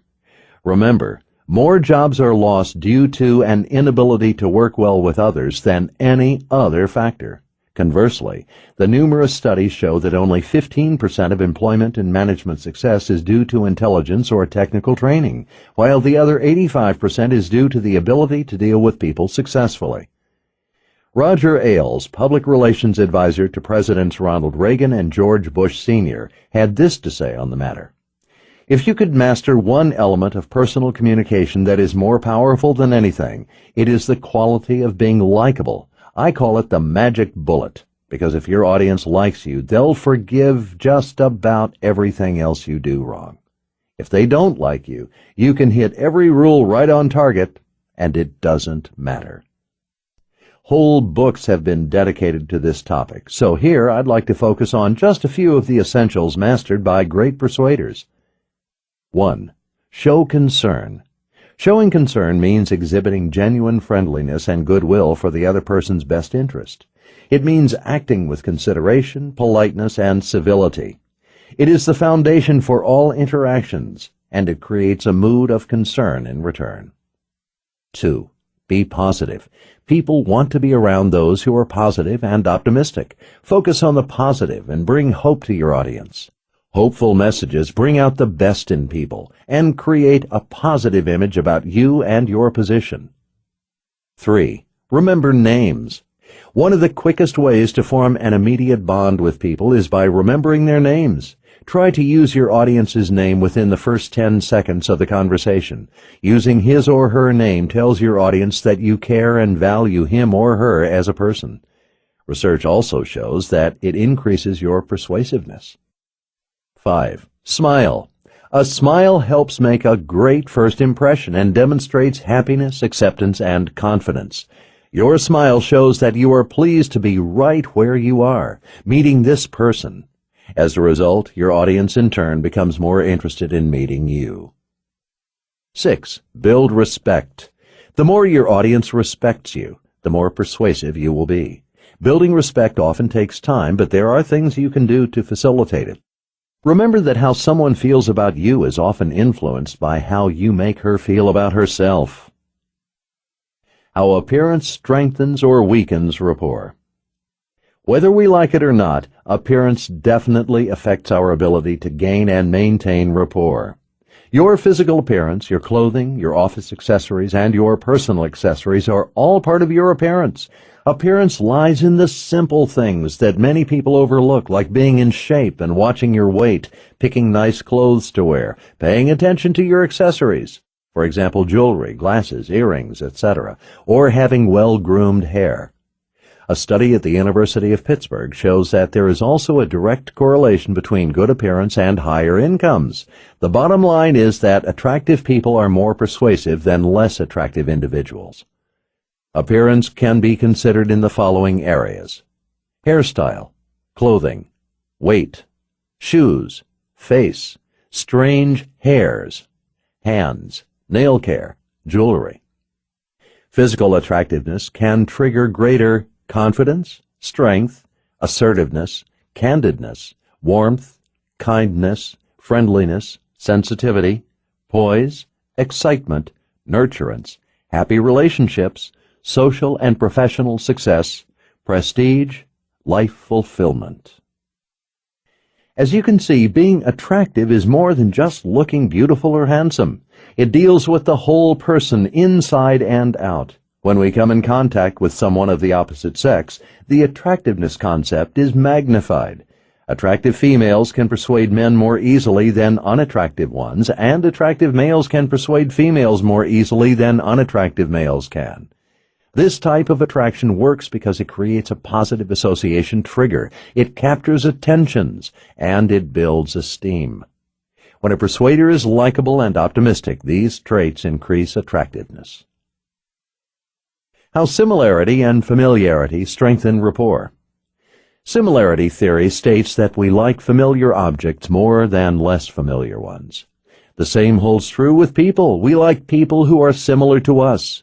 This theory seems to hold true whether the commonality is in the area of opinions, personality traits, backgrounds, or lifestyles. If you watch people at a party, you will see them gravitate toward those who are similar to themselves. As a persuader, you can increase your ability to connect with your audience if they feel that they have a lot in common with you. Here are some ways great persuaders try to find common ground: values, goals, interests, past history, experience, point of view, attitude, morality, appearance, socioeconomic background, from same geographical region. Here are some ideas from great persuaders for specific things you can do to help find your similarities. Share experiences and personal background. Exhibit a pleasant personality. Present a professional and well-groomed appearance. Focus on the positives. Share knowledge and information. Be an active listener. Engage in appropriate humor. Be a good conversationalist. People hate to be treated like children. Insulting questions, condescending attitudes, or pure arrogance are included in this category. As great persuaders find similar attitudes between them and their audience, the attraction toward these great persuaders becomes more positive. People associate and interact with those they view as similar to themselves. Cliques are often based on such commonalities as friends, gender, age, school, educational background, professional interests, neighborhood, hobbies, and ethnic background. Great persuaders are able to find agreement in as many areas as possible. Proxemics, the science of space. The anthropologist Edward T. Hall created the science of proxemics, which studies how people use, react to, configure, and occupy the space around them. We all want our own space, and we feel uncomfortable when people violate our personal territory. While it may sound overly obvious, research shows that many persuaders get too familiar too fast. Disrespect for your audience's personal space, especially when you are first meeting them, will definitely not build rapport. Many persuaders don't even know that they are violating their audience's space. They may think, for example, that by reaching out and touching their audience members on the arm, they will be seen as warm and extending. Such a gesture may really be a turnoff, though. What does it feel like? Imagine that you go to a movie theater and there are 150 seats but only 10 people watching the movie. Social custom calls for everyone to spread out. Let's say you take your seat and the nearest person is 20 feet away. How would you feel if a stranger came and sat down right next to you in this theater of empty seats? That would be a violation of your personal space. Understanding proxemics requires an understanding of territory and the role of dominance. The bigger office, the armrest on the airplane, the larger chair, sitting at the head of the conference table, getting into someone's face. All these things have hidden meanings. It could be unwanted touching or jumping into a conversation that damages likability and rapport. Be observant. How is your use of space perceived by your audience? Always err on the side of giving extra space instead of too little. Does the science of proxemics really matter? The distance you keep or don't keep when persuading someone communicates a message. Great persuaders understand rapport and interpersonal communication, and they respect personal space. You will find that the amount of space between a person and a persuader affects the way they are able to interact with each other and what message their interaction sends. When we sit at a table or across from a desk, we each draw invisible lines of our perceived personal space. When these invisible territorial lines are violated, tension is created. We all have regions or areas where we permit others to enter or prevent others from entering. Great persuaders recognize when an invitation to enter their audience's private zone is being extended. Your audience's intimate area is not to be violated by you, the persuader. In North America, that area extends from your audience's face out to about 24 inches. Most social interaction takes place between 4 and 12 feet of distance. This personal space preference not only varies by individual, but also by culture. For example, in the Middle East or Latin America, it is reduced by almost 50%. In Germany, on the other hand, the space is larger. It is comedic to watch two people from two different cultures trying to communicate. One is violating the other's personal space, while the other is backing up in an attempt to regain his personal space. The two are in some sort of dance to maintain and regain comfortable communication space. Putting it all together. Once you pour the water out of the bucket, it's hard to get it back in. Chinese proverb. Your first impression is critical. It does not matter how fast your car is or how it will perform if it is rusted and unpainted. That first impression of a rusted, dirty car will inhibit your ability to convince someone that it is a great car. The ability to create and establish a relationship is critical to your success as a persuader. Learning to establish an instant connection and to develop long-term rapport will enhance your ability to persuade. Fine-tune your radar to understand how to best respond to the person you are persuading. Remember, first impressions last a long time, and they're hard to change. Applying these principles will ensure that your first encounters go smoothly. Once you've made that initial connection, you can focus on maintaining a genuine, lasting rapport. You will know when you've connected and established rapport. Your audience will be at ease. They will be happy, relaxed, and personable. Your exchanges will flow and feel very natural, like you're talking to an old friend. Chapter 6. PQ skill number 4. Establishing automatic trust. Trust is critical in persuasion. Unfortunately, we live in a day and age when people are more skeptical and mistrustful than ever before. 20 years ago, the mindset was, I trust you. Give me a reason not to. Now the mindset is, I don't trust you. Give me a reason why I should. You could say trust is at an all-time low and still falling. Gone are the days when there was a baseline of trust no matter where you were coming from. A Gallup poll found that the majority of people feel you can't be too careful when dealing with others. Another study found that only 4% of respondents felt complete trust in any of the persuaders they had conducted business with in the last 24 months. What does this mean for you as a persuader? It means you cannot assume that people trust you. This assumption is one of the most common persuasion mistakes. Many persuaders think that because they are friendly or good at helping people feel comfortable, they will automatically be trusted. Studies show that nothing could be further from the truth. One study conducted by the Persuasion Institute monitored persuasive situations and then asked both audience and persuaders how much trust was established between the two. Only 12% of audience members trusted their persuaders, while 88% of the persuaders felt they had established trust with their audience. It is safer to assume that your audience lumps you in with the rest of the world that they don't trust. Don't take for granted that trust exists. You must work to earn and develop a trust that is instant, genuine, and lasting. The bottom line is great persuaders establish instant trust. It's no use carrying an umbrella if your shoes are leaking. Irish proverb. You could have the greatest product in the world, but if there is no trust, there is no persuasion. Trust can be an ambiguous concept, but certain things are quite clear. 1. You can't get others to trust you unless you first trust yourself. And 2. Your message will not be convincing to others unless it's convincing to you. Whenever someone tries to influence us, in our minds we ask ourselves, can I trust this person? Do I believe him? Is she really concerned about me? We are less likely to be influenced if we sense that the person trying to persuade us is driven solely by self-interest. Trust is the glue that holds the entire persuasion process together. Trust is created when you put your audience's interests and wants before your own. Many times, trust comes when your audience feels you are predictable. For some people, trust is a leap of faith. They simply want and need to believe in the persuader's intentions. Research shows that deep down, people want to trust others. If you can't assume that your audience automatically trusts you, then your next focus should be on how to acquire this sense of trust as early on in the persuasion process as possible. To do this, it's helpful to understand how trust works.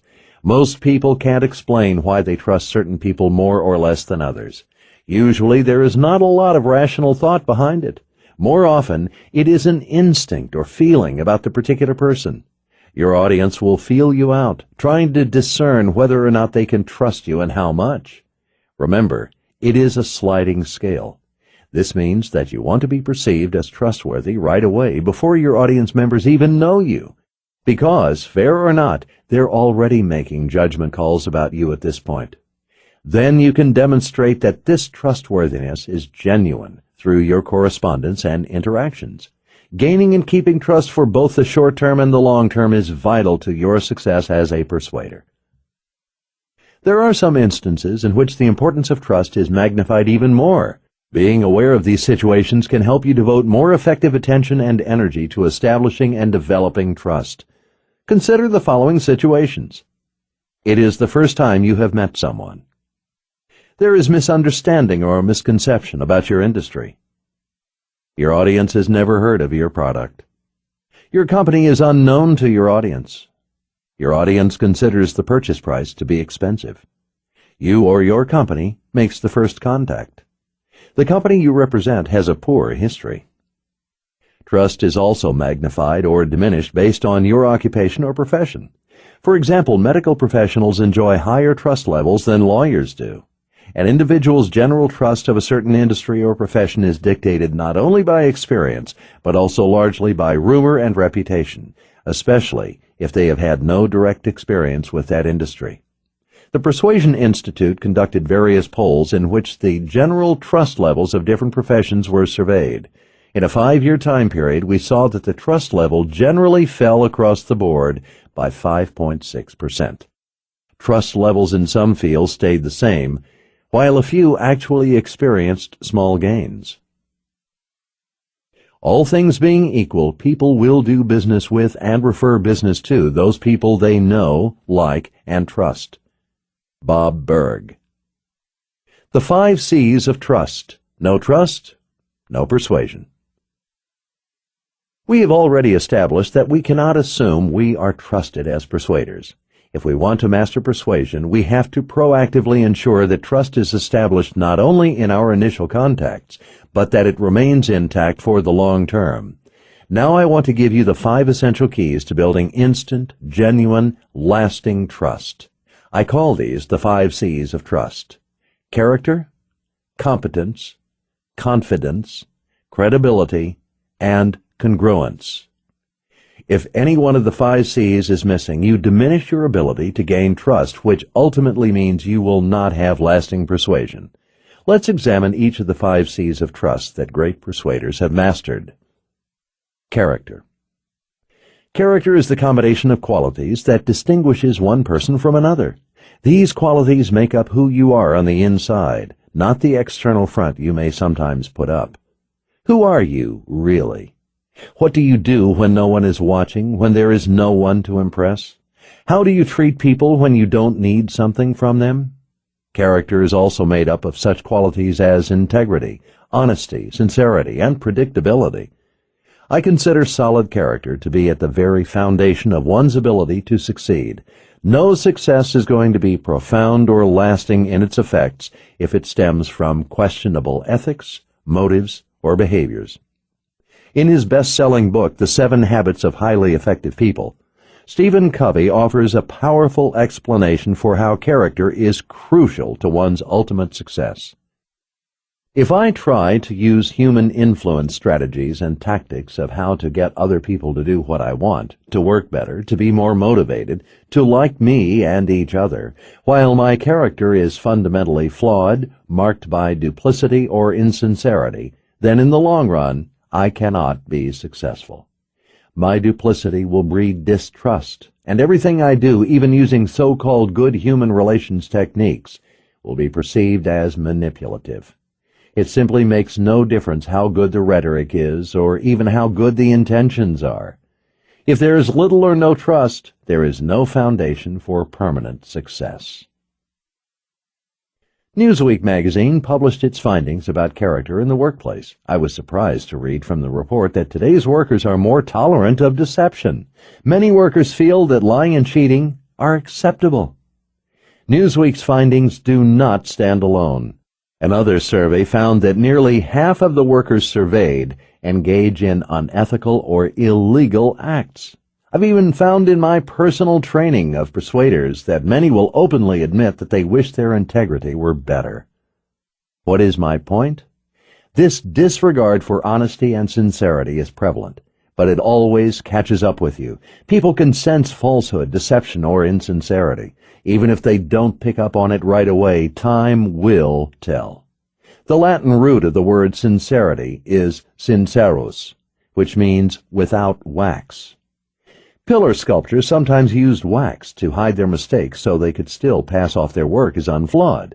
Years of weathering, however, eventually revealed their deception.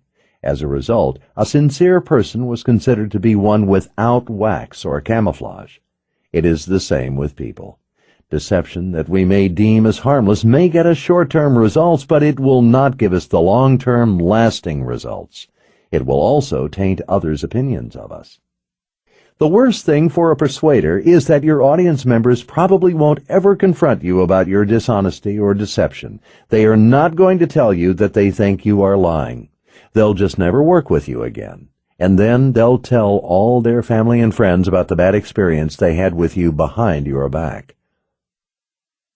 Character cannot be developed in ease and quiet. Only through experience of trial and suffering can the soul be strengthened, vision cleared, ambition inspired, and success achieved. Helen Keller. Even if you're an honest person of admirable character, it is human nature for people to cast sweeping judgments and formulate opinions without all the facts. So if you want genuine trust and lasting persuasion, you must avoid even the slightest appearance of anything that might be considered dishonest.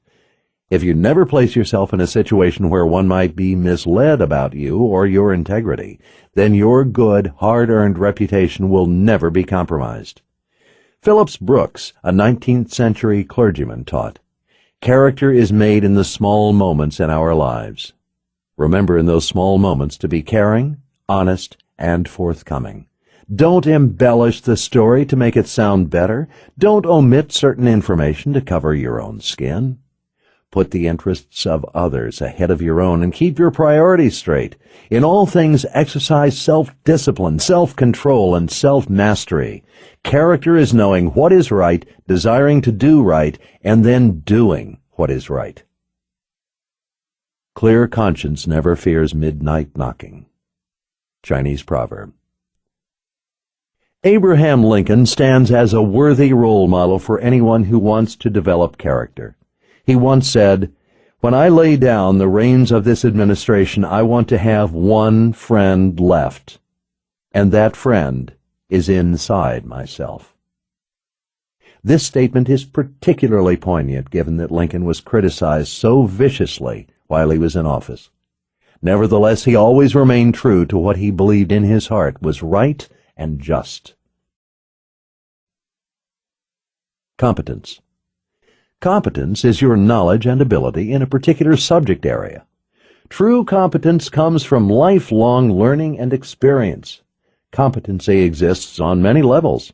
When we are observing someone from a distance, or when we are meeting them for the first time and our experience with them is very limited, we subconsciously perceive and assign them a certain competency level.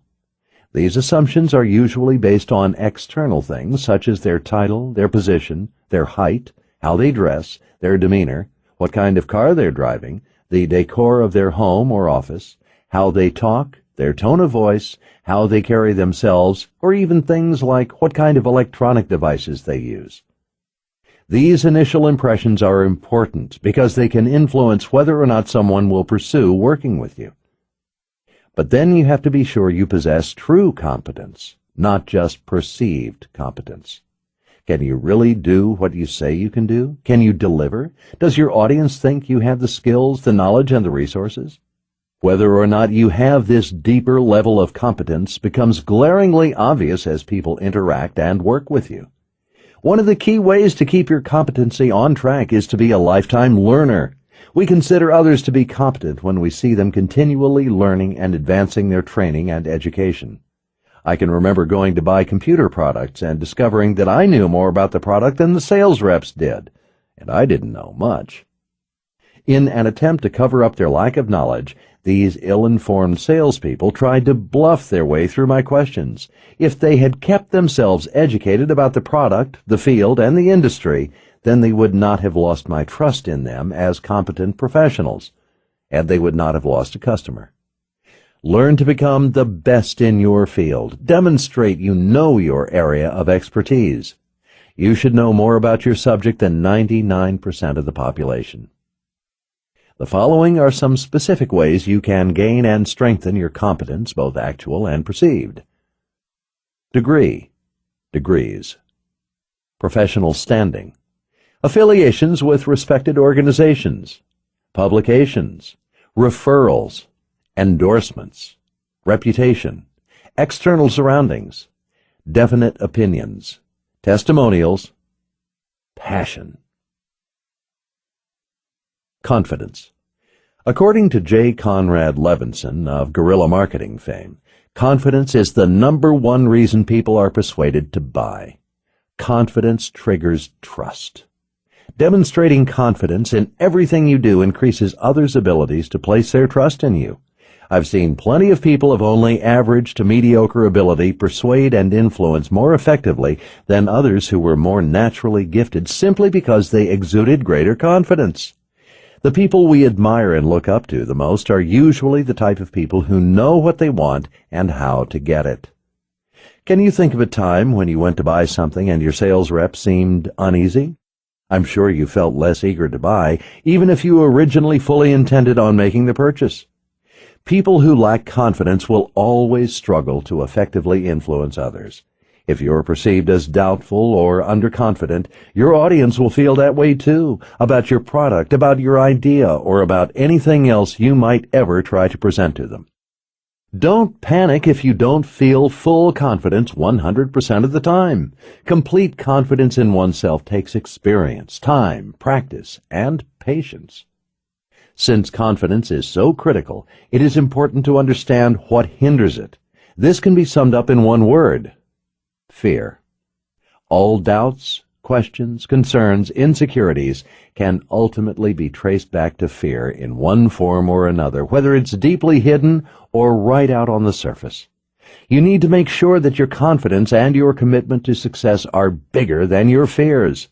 What does your audience sense? Are you afraid to pick up the phone and talk to people? The desire to overcome your fear needs to be bigger than the fear itself. When you are afraid, that fear will breed doubt and suck the energy right out of you. While it is okay to have fear, you must be able to handle and manage that fear. Consider the following factors that inhibit our confidence and feed our fears. lack of belief, replaying failures, destructive thoughts, worry, negative attitude, indecision, hesitation, mood. You may be wondering, if a persuader seems overly confident, can't that also hurt the ability to persuade? The answer is a resounding yes. It is important that you do not come across as cocky or arrogant. How can you tell the difference? It's all about the intention. Confidence is motivated by a sincere desire to serve. You can help make a difference, and you know you can do a great job. You know that you have the tools, resources, ability, and inclination to do the job that's required of you. In contrast, cockiness is driven by a need to serve yourself instead of serving others. Deep down, cockiness actually reveals insecurity, the very opposite of confidence. The distinguishing feature seems to be intent. Cocky individuals seek approval, recognition, and honor from all the wrong sources, in all the wrong ways, and for all the wrong reasons. They are really looking for pats on their own back. Cockiness is self-centered, whereas confidence is people-centered. Cockiness is about the persuader, and confidence is about the customer.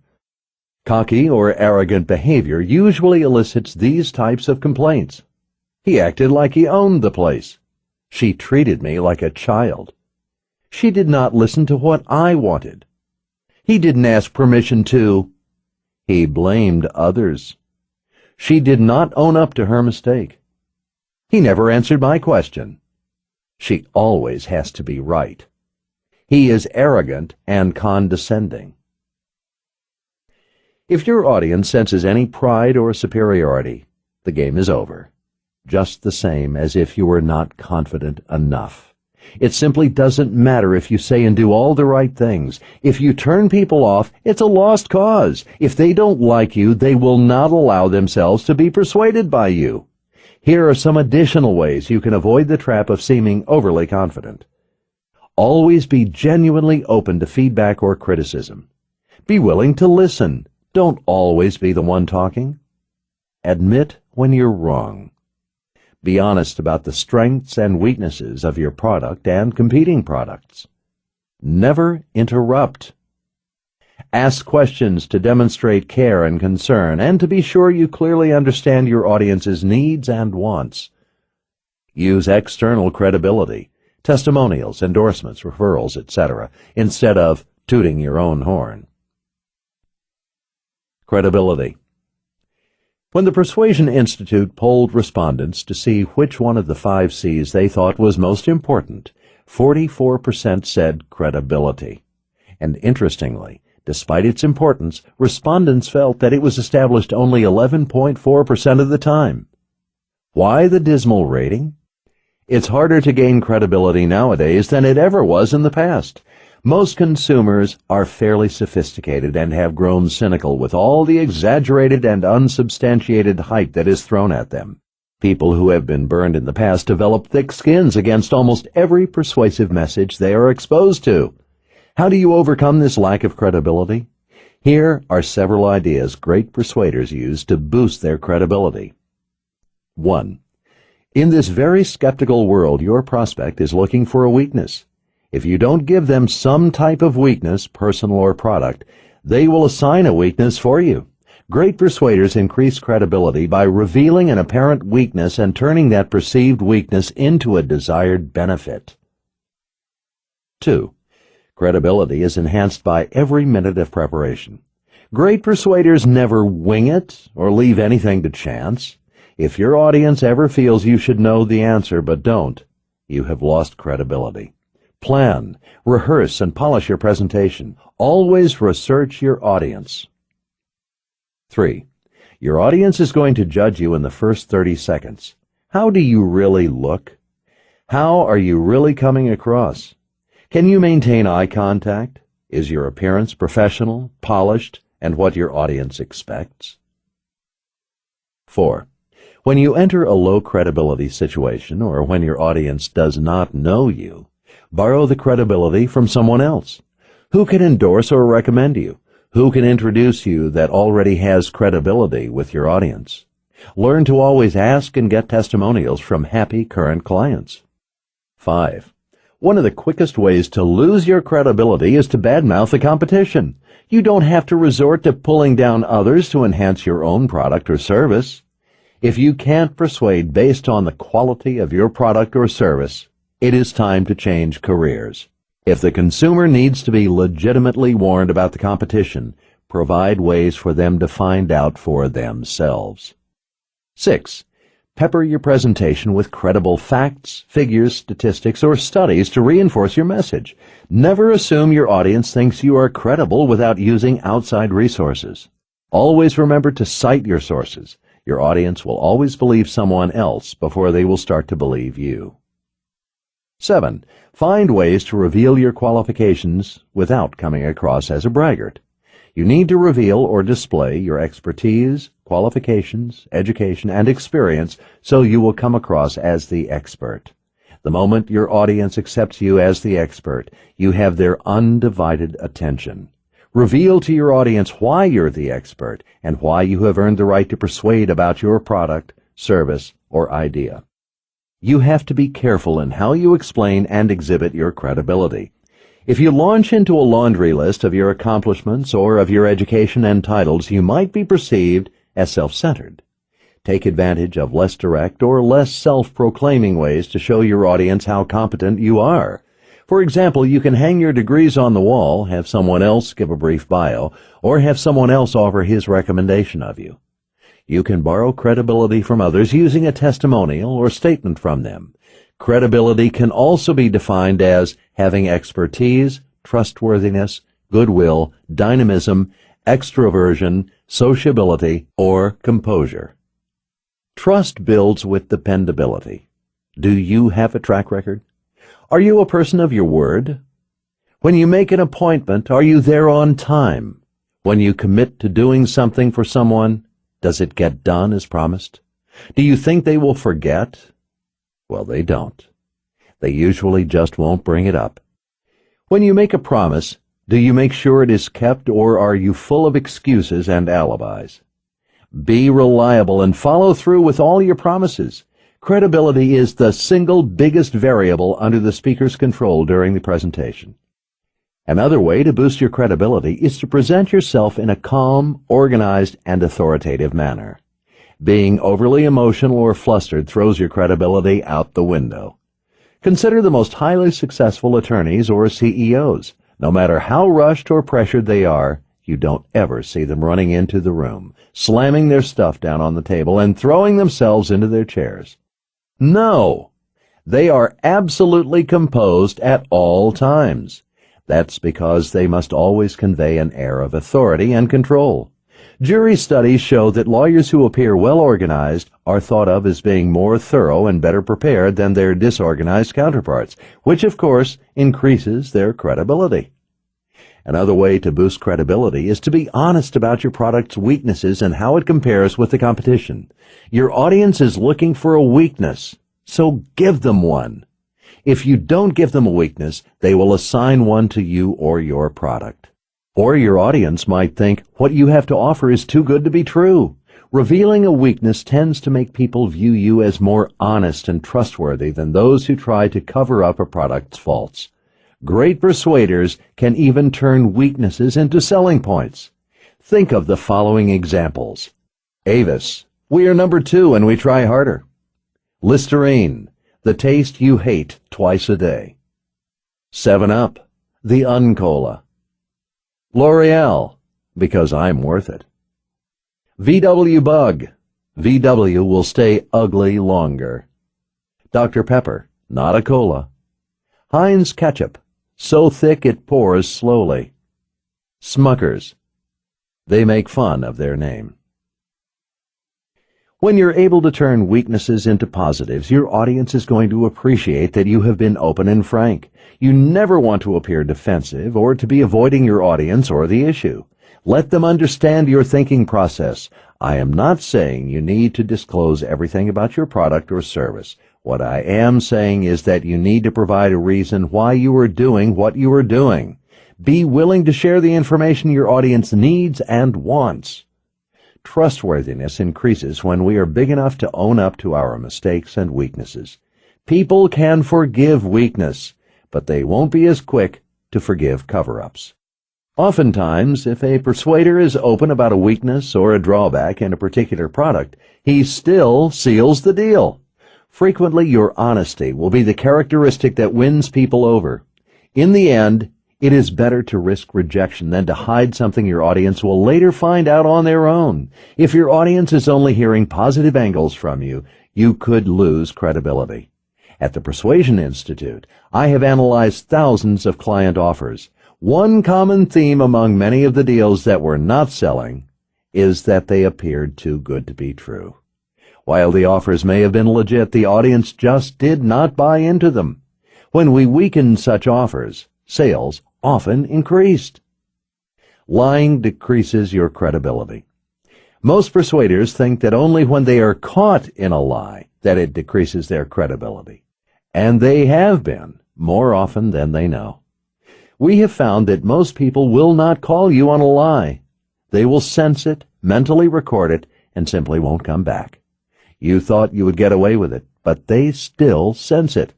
Whatever you want to call it, lying, fibbing, untruthfulness, creative license, fabrication, or deception, it still decreases your overall trustworthiness. As you already know, a confused mind says no. A related danger is that when you don't provide any additional forms of credibility, the audience will base all their opinions of credibility on you, the communicator. And the more involved your audience is, emotionally or financially, in the topic you're going to present to them, the harder it will be to establish credibility.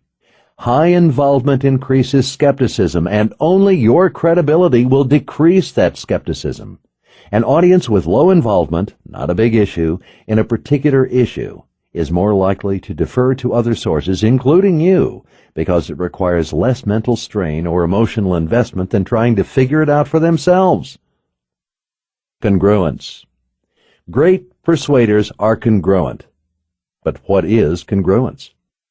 When things match, we don't notice, but if something seems off, it grabs our attention, either consciously or subconsciously.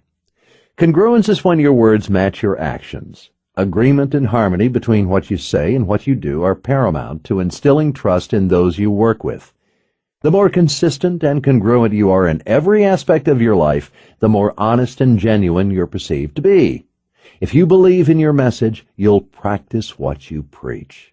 If you practice what you preach, you'll be more authentic, and the door of trust will then swing wide open for you.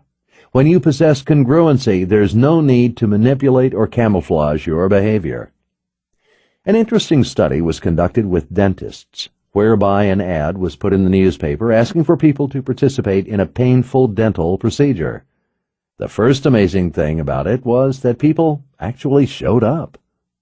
During the first part of the study, the dentists were told that they would only pretend to use a painkiller on their patients. A placebo would actually be given. The dentists were instructed to do everything just as they would normally do during the procedure. Most of the patients in this half of the study felt pain during their dental procedure.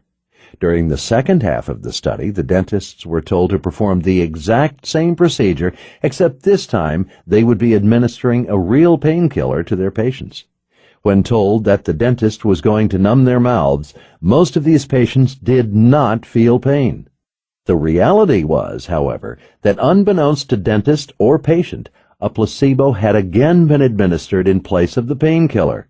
Even though in the dentist's minds they had performed the exact same procedure with both sets of patients, the first group of patients picked up on incongruities in the dentist's behavior. Consciously or subconsciously, they knew that something was wrong and thus felt pain. Are you congruent with your history, your last interaction, and your reputation? Does your nonverbal behavior match your actions? Are your emotions congruent with your message? What are your audience's expectations of you and your message? When your past history and your message don't match, flags of incongruity will wave in your audience's face. Suspicion will be roused, and your audience will start to look for things that are wrong with you or your message. This inconsistency will decrease your ability to gain influence and trust.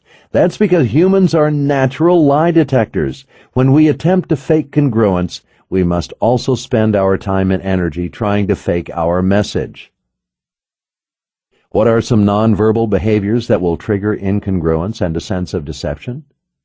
Forced eye contact, shifting back in chair, rubbing lips, scratching your face, dilated pupils, yawning, pitch of voice rising. You need all 5 C's for powerful, lasting trust. We've looked at trust and its role in the persuasion process in depth, including the 5 critical components that we call the 5 C's of trust: character, competence, confidence, credibility, and congruence. For powerful, lasting trust, all 5 C's are essential. Gaining trust is like having a car that is finely tuned. The engine and all the components work together harmoniously. None of the 5 C's will carry you where you need to go without the others. Let me use a story to illustrate how these elements work together. Imagine you're experiencing extreme tooth pain. You've put off going to the dentist as long as possible, but now nature is telling you that your time has run out. You've recently relocated, so your previous dentist is 1,400 miles away and no longer an option. You ask your new friends and neighbors about their dentists, and you get the following 5 responses. 1. My dentist has great character. He belongs to my church group. He is one of the most honest people I know. He's not very competent, though. I heard he's famous for sticking the needle completely through your cheek. Would you go to this dentist? 2. My dentist went to one of the top dental schools in the country, and he's one of the top dentists in the state. He's extremely competent, but has no character. In fact, you will have to wait 2 months before you can see him because he's in prison for insurance fraud. Would you go to this dentist? 3. My dentist is a really great guy. He's a good-hearted person, and he always does exactly what he says he's going to do. But he doesn't have much confidence in his work. One time he said to me, "I've never been very good at reading x-rays. I'm not sure whether I should give you a root canal or just leave the tooth alone." Would you go to this dentist? 4. I'm not sure if my dentist is licensed. I didn't see any degree or diplomas on his wall, and no one seems to know where he went to school. His office doesn't have the latest equipment. He doesn't take insurance, and I always have to pay cash instead of writing a check. Everything lacks credibility. Would you go to this dentist? 5. My dentist is a nice guy, but he doesn't keep his story straight. There is something about what he says and how he acts that doesn't seem right. He seems to lack congruence. He tells me one thing and I feel something else. I don't think I am getting the whole truth. It just doesn't feel right. He tells you one thing one time and another thing the next time. You never know which one is right. Would you go to this dentist? I'm sure you would spend more time trying to find a dentist who met all 5 criteria before you'd resort to one who lacked even one of the 5 C's of trust. If a person is lacking in just one of these areas, every aspect of his or her ability to build, gain, and maintain trust will be affected. As a persuader, never assume that people trust you. Always show your audience that you are someone to be trusted no matter the circumstances. Where can you improve? A man who doesn't trust himself can never really trust anyone else. Cardinal de Retz. In closing, review the following behaviors that are harmful to building trust. Can you improve in any of these areas? Ignoring promises, being unreliable, overpromising and under-delivering, covering up failures and weaknesses, blaming others, using emotion without logic, shifting responsibility, exhibiting apathy for and about others, being inaccessible, never apologizing, gossiping and telling half-truths, hiding mistakes, assuming people completely trust you, presenting an offer that is too good to be true, embellishing to make your point, being emotional and unpredictable. The Fox Who Lost His Tail, a Fable. It happened one day that a fox caught his tail in a trap, and in the struggle to free himself he lost his tail, leaving behind an ugly stump. At first he was ashamed to show himself to his fellow foxes, but at last he wanted to put a better face upon his bad luck, and called all the foxes to a meeting to consider a new proposal. When they had gathered together, the fox proposed that they should all cut off their tails. He pointed out how inconvenient a tail was when being pursued by enemies. He also mentioned how much a tail got in the way when they wanted to sit down. He failed to see any advantage in carrying about such a useless thing. "That is all very well," said one of the wiser foxes, "but I do not think you would have recommended us to dispense with our chief ornament if you had not happened to lose it yourself." Meaning, your audience is always wondering, what is in it for you? Can they trust you? Why are you dispensing advice? Should they trust you? Would you do what you are asking them to do? Chapter 7. PQ Skill Number 5. Command attention with power and authority. Great persuaders know and understand how to use different forms of power, but if you're like most people, you just cringed at the word power. Is power something we're really allowed to talk about? Is it good or bad? Can we have power over our audience? The answers to these questions depend on what form of power it is, how it is used, and what the user's intentions are. We all possess different forms of power in different situations. It is human nature to respect and follow power and expertise, and power certainly has legitimate, ethical, and necessary uses. Of course, we know that power can also be used unethically to manipulate and control.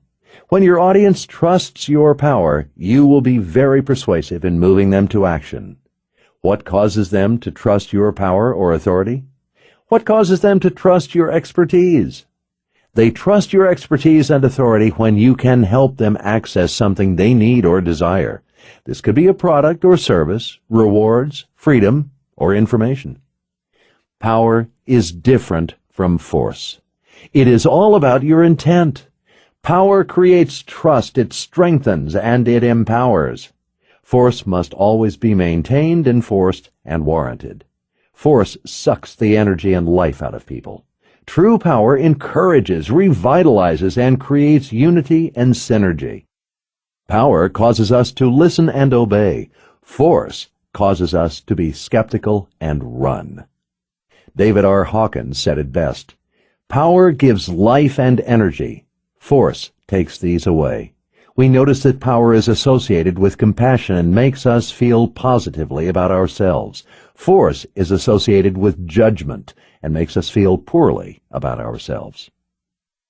Note that power or force does not have to be exerted to be effective. A bank robber holds power as he stands menacingly with a gun, yet he doesn't have to actually shoot anyone to exert this power. A police officer wields power just sitting in her car, even if she's not following you with her siren and lights on. The same is true for a doctor wearing a white coat. We also see it with the knowledge of a college professor. Knowing your boss can fire you, even if she hasn't made any threats, still gives her a position of power over you. Similarly, when you know more about whatever it is your audience needs or wants, it automatically places you in the position of greater power, expertise, or authority. It is a natural human tendency to seek power. The whole world runs on the concept of power. There would be no order without it.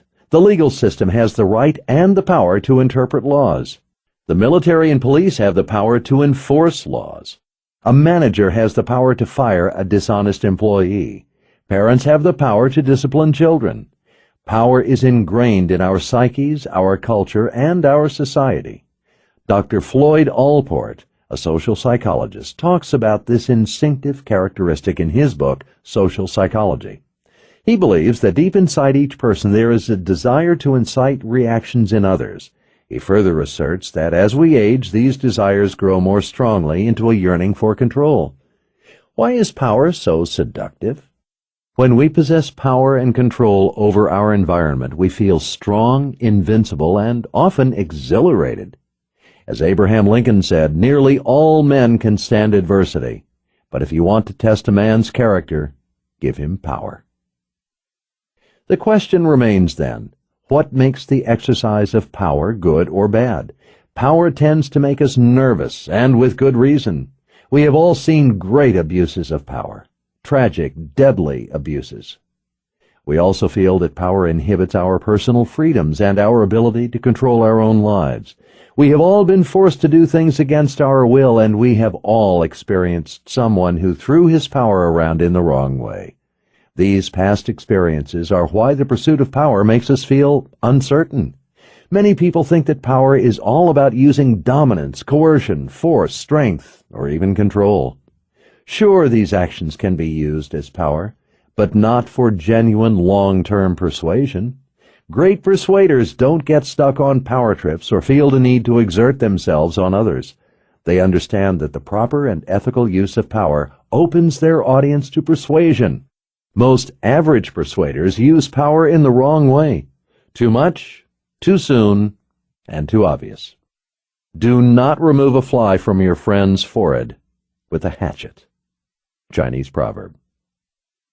The truth is that power is a neutral force. It can be used for great good, to inspire and to uplift, as well as for coercion. The good or bad quality comes from the person who is exercising it. If a police officer uses his power to stop a murderer, he is bringing good to the world. However, he could use that same power to help drug dealers. The power is the same, but the intentions of the person behind it are different. If you know you will use good judgment and wield your power to benefit, serve, and protect others, the pursuit of power shouldn't intimidate you. 3 different responses to power. Research shows that there are 3 general human responses to power. First, there is an automatic response, following instructions without thought or questions. Second, there is a manual response. You understand that the person has power over you. You have second thoughts about doing what he requests, but you comply anyway because of his greater power position. Third, there is resistance. You know that the person has power over you, but you do everything within your personal power to resist. Great persuaders need to be able to interpret individual reactions to power. That's because each reaction requires a different response. Great persuaders have the ability to use power to put their audience at ease. Power has impact on the choices and actions of the people you deal with. Great persuaders can also sense when to use or not use certain forms of power. We know that power that is used in the wrong way has a repelling effect, the exact opposite of the persuader's intention. When you have the ability to customize your power with your audience, they are more likely to accept your advice. Understand that when we are unsure or have doubts, we always look to an authority figure or expert to help us make a decision.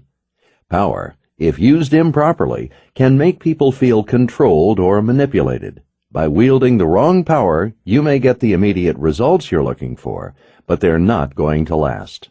What's more, you're not going to have people's respect or friendship when all is said and done. Ultimately, this kind of manipulation will destroy cooperation and breed resistance. It will kill enthusiasm and stir up animosity. Great persuaders know how people handle the different types of power. I would rather try to persuade a man to go along, because once I have persuaded him, he will stick. If I scare him, he will stay just as long as he is scared, and then he is gone. General Dwight David Eisenhower. Using and responding to power. There are many different forms of power, but I want to focus on 4 in particular. They are not negative or unethical forms.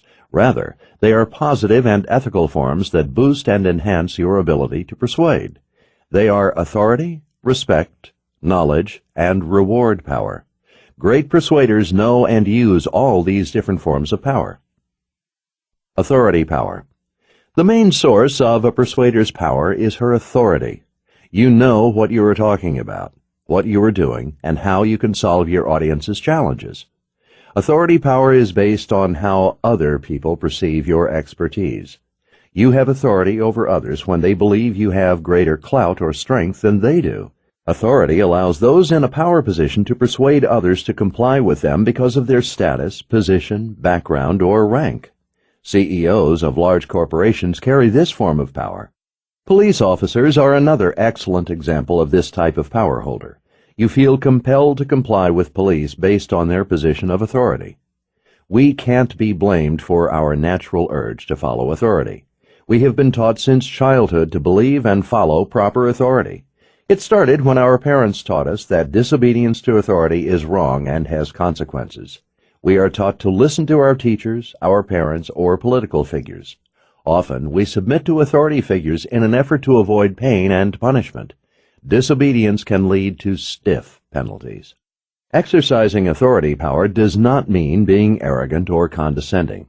Your audience has certain expectations that you have the ability to help, serve, and advise them. Your audience has a need, and they want it fulfilled. They want to be led in the right direction by a competent and knowledgeable person. Think of a time when you were faced with an important buying decision. Do you think that an apologetic and insecure persuader, one who was constantly wringing his hands, would have made you feel more positive and confident about your purchase? Probably not. In fact, you probably would have found this behavior annoying, maybe even disturbing. Have confidence and demonstrate your expertise. Great persuaders look at the persuader-persuadee relationship as a student-teacher relationship. Think of yourself as a consultant or an advisor. You are the teacher. When you look at the persuasion process this way, you are practically under obligation to conduct yourself as an authority figure. When you can demonstrate that you are proficient, skilled, and capable, you gain additional authority power. People value and admire those who know their job, and thus they submit to your input, suggestions, and counsel. Authority power can be further subdivided into the following categories: authority by position, uniform, title, public opinion, or external characteristics. You will see with the following examples that authority power can have a very persuasive influence on an individual. Authority by position. Those who have authority based on the position they hold within the community have positional authority. Such authority figures include a boss, the U.S. President, or a judge. A landmark study conducted by Stanley Milgram at Yale University illustrates just how powerful positional authority can be. Milgram had some participants pose as teachers while others portrayed the learners. The teachers were told that they were going to help the researcher test the learners' learning levels by giving the learners progressively more intense shocks each time they answered memory questions incorrectly. Of course, no real shock was administered, but the teachers did not know this, and the learners were instructed to act as though the pain were real. The purpose of the study was to see how far the teachers would go in obeying the head researcher's authority, even if it meant inflicting great pain on another human being. Many of the labels on the switches warned, "Danger, severe shock." The results were astounding. 2/3 of the subjects delivered as much pain as they could, 450 volts, pulling all 30 of the shock switches, even when the acting learners pleaded, begged, and even screamed for them to stop the experiment. This experiment strikingly demonstrates several key points concerning positional authority. First of all, the teachers were noticeably uncomfortable with what they were doing. In fact, they hated it. Many of them asked the researcher to please end the experiment. But when he refused, they continued on, trembling, perspiring, and sometimes even laughing nervously. In spite of their extreme discomfort, almost all of the teachers continued to obey the head researcher until the experiment was over. When the teacher left the room and started to give the instructions by phone, however, only 23% went on to deliver the maximum shock. This result demonstrates the importance of the face-to-face component of positional authority. The converse is also revealing. When the scripts were reversed, and it was the learners who were ordering the teachers to deliver more shocks while the researcher protested, Not even one single person obeyed. In this scenario, 100% of the teachers refused to obey the learners over the researcher. After obtaining the shocking results of this experiment, Milgram wrote, "It is the extreme willingness of adults to go to almost any lengths on the command of an authority that constitutes the chief finding of the study." When someone has more authority than you do, you may automatically assume that whatever that person says must be true. An FAA study illustrates this point. It found that many errors by flight captains were not challenged or corrected by other members of the crew. This blind obedience to position and authority resulted in catastrophes. One airline, concerned about this evidence, tested their own flight crews via flight simulators. Specifically, they created conditions that would lead to mental overload and emotional stimulation. The captains often made fatal mistakes at a critical moment. The airline was shocked to find that 25% of the flights would have crashed because the subordinates did not take corrective action and challenge the position of the plane's captain. Authority by uniform. Does it matter how you dress? Do great persuaders actually think about what they wear? Do clothes really make the person? In most instances, the answer is yes. When you wear a uniform to play a certain role, that uniform evokes authority and prestige. Now, when I say uniform, I am including business attire in that definition. Business attire is considered the uniform of power persuaders. People create vital impressions of power with what they wear. When you wear the right clothes for the situation, you can persuade without even speaking. Think of what a police uniform says. Imagine a police officer trying to clear a riot situation in street clothes. The uniformed officer will get our immediate attention because we respond and respect uniforms. Now, what about negotiating a big deal in jeans and a faded t-shirt? Even clergy who wear their robes command more respect and are able to persuade and influence better than they can when wearing street clothes. We see a doctor in a white coat and automatically assume he is a medical professional who knows exactly what to prescribe. Likewise, when a businessman shows up in a $1,500 suit and polished shoes, we automatically assume he is in charge or is the decision maker. In one experiment, a man would stop pedestrians in New York City. The experimenter would point to another man nearly 50 feet away, telling him that the man didn't have change to put in the parking meter. He would then tell them to go give the man the necessary change. Researchers watched to see how many people complied with the experimenter's request when he was dressed in normal street clothes versus when he was dressed as a security guard. After giving the command, the experimenter would turn a corner so he was out of the pedestrian's sight. Incredibly, almost all of the pedestrians obeyed when he was dressed in uniform, even after he was gone. When he was dressed in street clothes, however, less than half of the pedestrians complied with his request. In another study, Lawrence and Watson found that individuals asking for contributions to law enforcement and health care campaigns gathered more donations when wearing sheriff's and nurses' uniforms than when they just dressed normally. The experimental conclusions prove that dressing the part increases your power and authority over others. Authority by title. We are all suckers for titles because they create power. For example, the titles President, CEO, Esquire, Manager, or even Boss create certain expectations of authority and respect. When we hear Doctor in front of a name, it automatically registers in our mind that this person is important, powerful, or intelligent. We don't even ask if he or she graduated at the top of his or her class. In the medical profession, the doctor is the head decision maker. We love to hear 2 out of 3 doctors recommend, or 9 out of 10 dentists use. Our tendency to follow such recommendations is all based on title, authority, power. In one particular case, researchers wanted to test to see if the power of authority by title won out over established rules and regulations. They were looking to determine whether nurses would administer an unauthorized drug to a patient when requested to do so by a doctor they didn't know. A researcher would call a nurse on the phone and tell her he was a doctor and that he wanted a 20-milligram dose of a particular drug to be administered to a certain patient. He instructed her to do so as soon as possible so the drug would have time to take effect by the time he arrived. He further stated that he would sign the prescription upon his arrival. The experiment unintentionally violated 4 rules. First, the hospital forbade prescriptions to be made over the phone. Second, the drug was an unauthorized one. Third, the dosage was dangerously excessive, in fact, double the amount specified on the label. And fourth, the order was given by a doctor whom the nurse had never met or even heard of. In spite of these red flags, a whopping 95% of the nurses headed straight for the medicine cabinet and on to the patient's room. Of course, researchers intervened before they actually administered the drug. A subsequent study asked nurses to remember a time when they had obeyed a doctor's order that they felt was potentially harmful to the patient. When asked why they had complied anyway, 46% said the doctor was the expert and authority figure in the matter. Your title is important. When you hold a title that projects power, respect and attention are directed toward you, and your ability to persuade others is strengthened. Think about it. When you are upset with a company or a persuader, you want to talk to the boss, the manager, or even the president.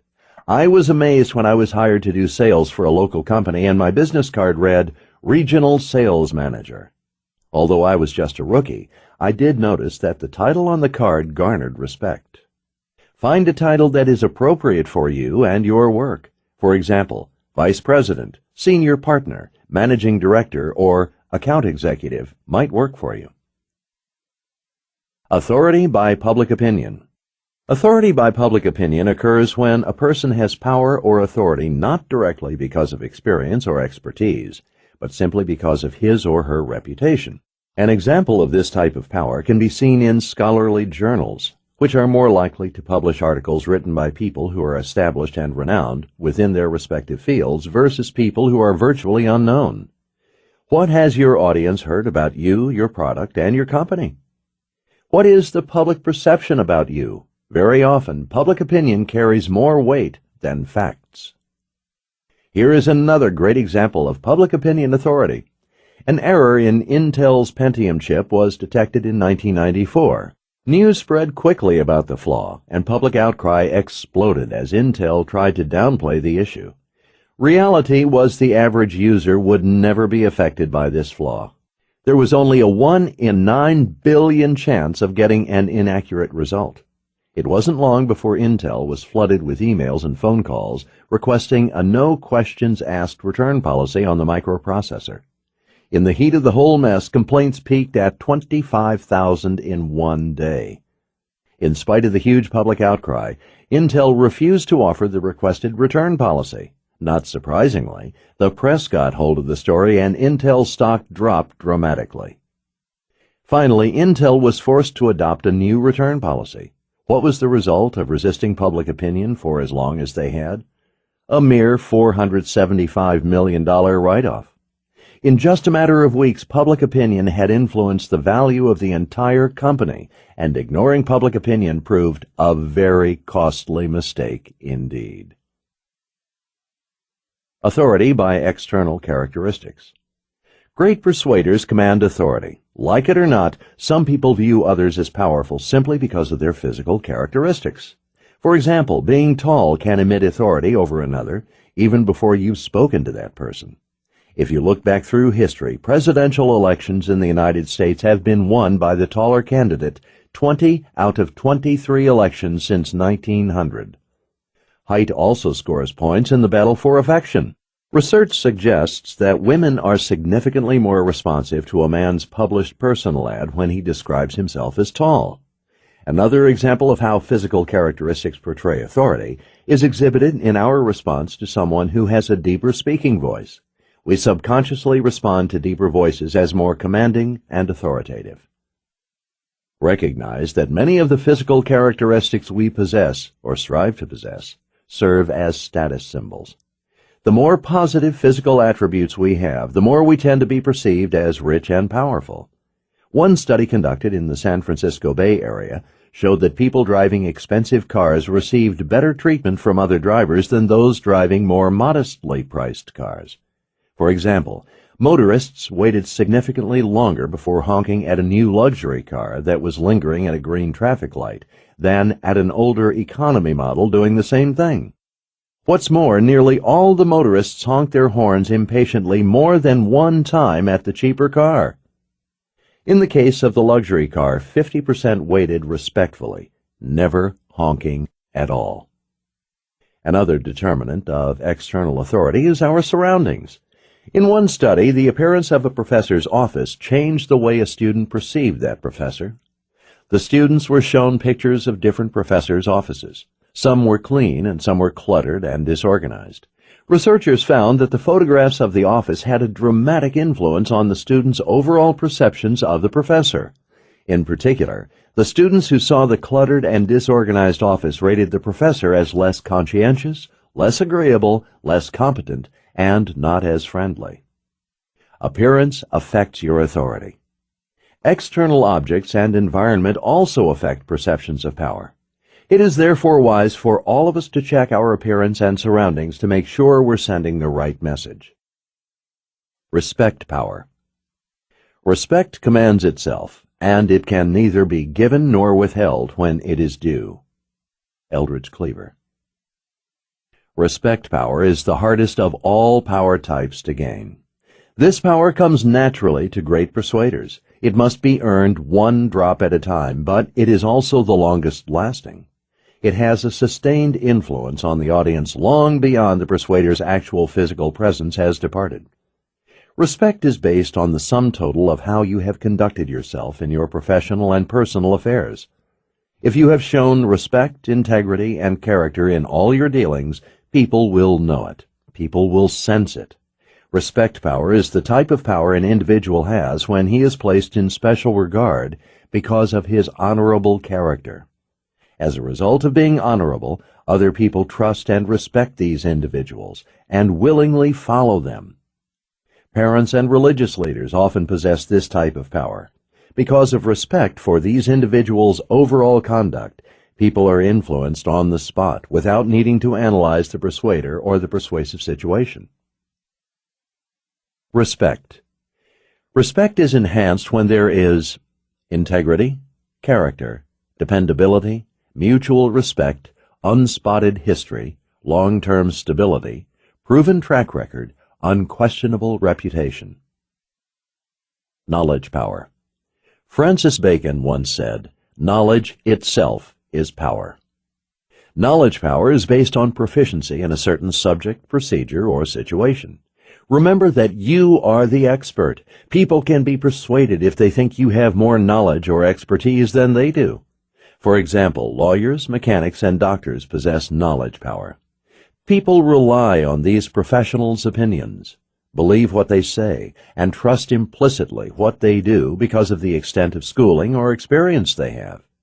We accept the arguments and data of people we assume have knowledge, whether it's real or perceived. In addition to coming from formal education and training, knowledge power also comes from life experience and innate intelligence and aptitude. Great persuaders use three different types of knowledge power: informational, resource, and expertise. 1. Informational power. When you know something others need to know, you hold power over them. Informational power is exercised when someone needs, wants, or desires the information, facts, or data you possess. As Aristotle Onassis said, the secret of business is to know something that no one else knows. 2. Resource power. If you have access to key persons, commodities, goods, or services that are valued by others, you hold some power over them. As the saying goes, it's not what you know, it's who you know. Are you perceived as having the right affiliations? What connections do you have? 3. Expertise power. When you have special skill sets, expertise, or knowledge that others believe is relevant to their needs and which exceeds their own, they will do what you say or listen to your opinions. Why are you the expert? You have to keep yourself aware of and on top of new industry improvements, changes, and updates, so that you always possess cutting-edge information. You will very quickly lose your persuasive power if your audience detects that they have a more sound or current knowledge base than you do. The bottom line is that the persuader who has done the research and has the most knowledge is the one who comes out ahead. Always try to stay ahead of the pack. Reward power. Reward power refers to delivering rewards or benefits to influence others. These rewards can be financial, material, or psychological in nature. Reward power is the fastest way to persuade. You have to be careful, though, because the danger is that such rewards can come to be expected. Once you condition your audience to expect something for their compliance, they will always seek external rewards for their behavior. This strategy may well cause them to do your bidding only for the reward and not for any other reason. In that case, even if the person were willing to exhibit the desired behavior without the reward, once the reward has been given, the subject will no longer perform the desired behavior without the reward. One experiment proved this concept. Subjects sitting together at a table worked on a puzzle for half an hour. Some were being paid to be research subjects and some were not. After the half hour was up, the experimenter told the subjects that the solving session was over and that they had to leave the room. The experimenters then began to monitor the behavior of the subjects when they went into the waiting room. What would they do during their free time? Would they play with the puzzles?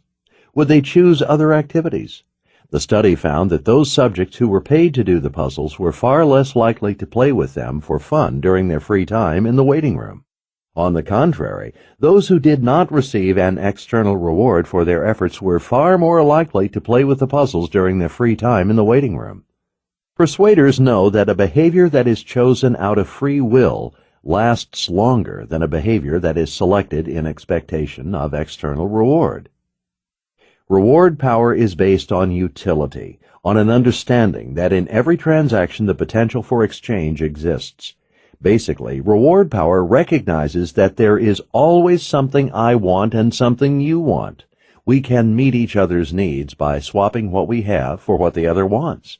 Other examples of reward power include sales bonuses, paychecks, incentive clauses on contracts, bonus miles on airlines, and bonus points on credit cards. It is important to understand that some incentives will work well with one person, but not with another. For some people, money is the optimal reward. For others, it is recognition. As a persuader, you need to find the reward that will most inspire each person you work with. In other words, you must understand the desires of the person or group you are attempting to persuade. Reward power is extremely effective in changing human behavior and in increasing your ability to persuade. You can get what you want with minimal effort. However, there are several inefficiencies to note when using rewards. For one, diminishing returns quickly takes over when you employ this type of power. Diminishing return means that the more you use the reward, the less powerful it becomes. When people become accustomed to an incentive, they can also become bored with it. As we discussed earlier, they will then either expect more of the reward or drop performance standards if it is removed. One example is the common practice of offering elementary school children rewards for reading. They win pizza or other prizes after they have read a certain number of books. These incentives often backfire, though, because many of the children think they need a reward to read. Reward power ultimately leads to the desired outcome, but the incentive generally has to be repeated each time to get that desired outcome. The reward is only effective as long as the person doesn't see a better deal. It is important to recognize that your incentive will always be compared to the next person's offer. Rewards reinforce behavior, but so long as you are employing them, also expect your audience to keep demanding them. Using power to persuade. The ability to use power is like having a turbocharger on your car. It increases your speed by enhancing your power. Your ability to harness these forms of power will enhance your ability to persuade and influence.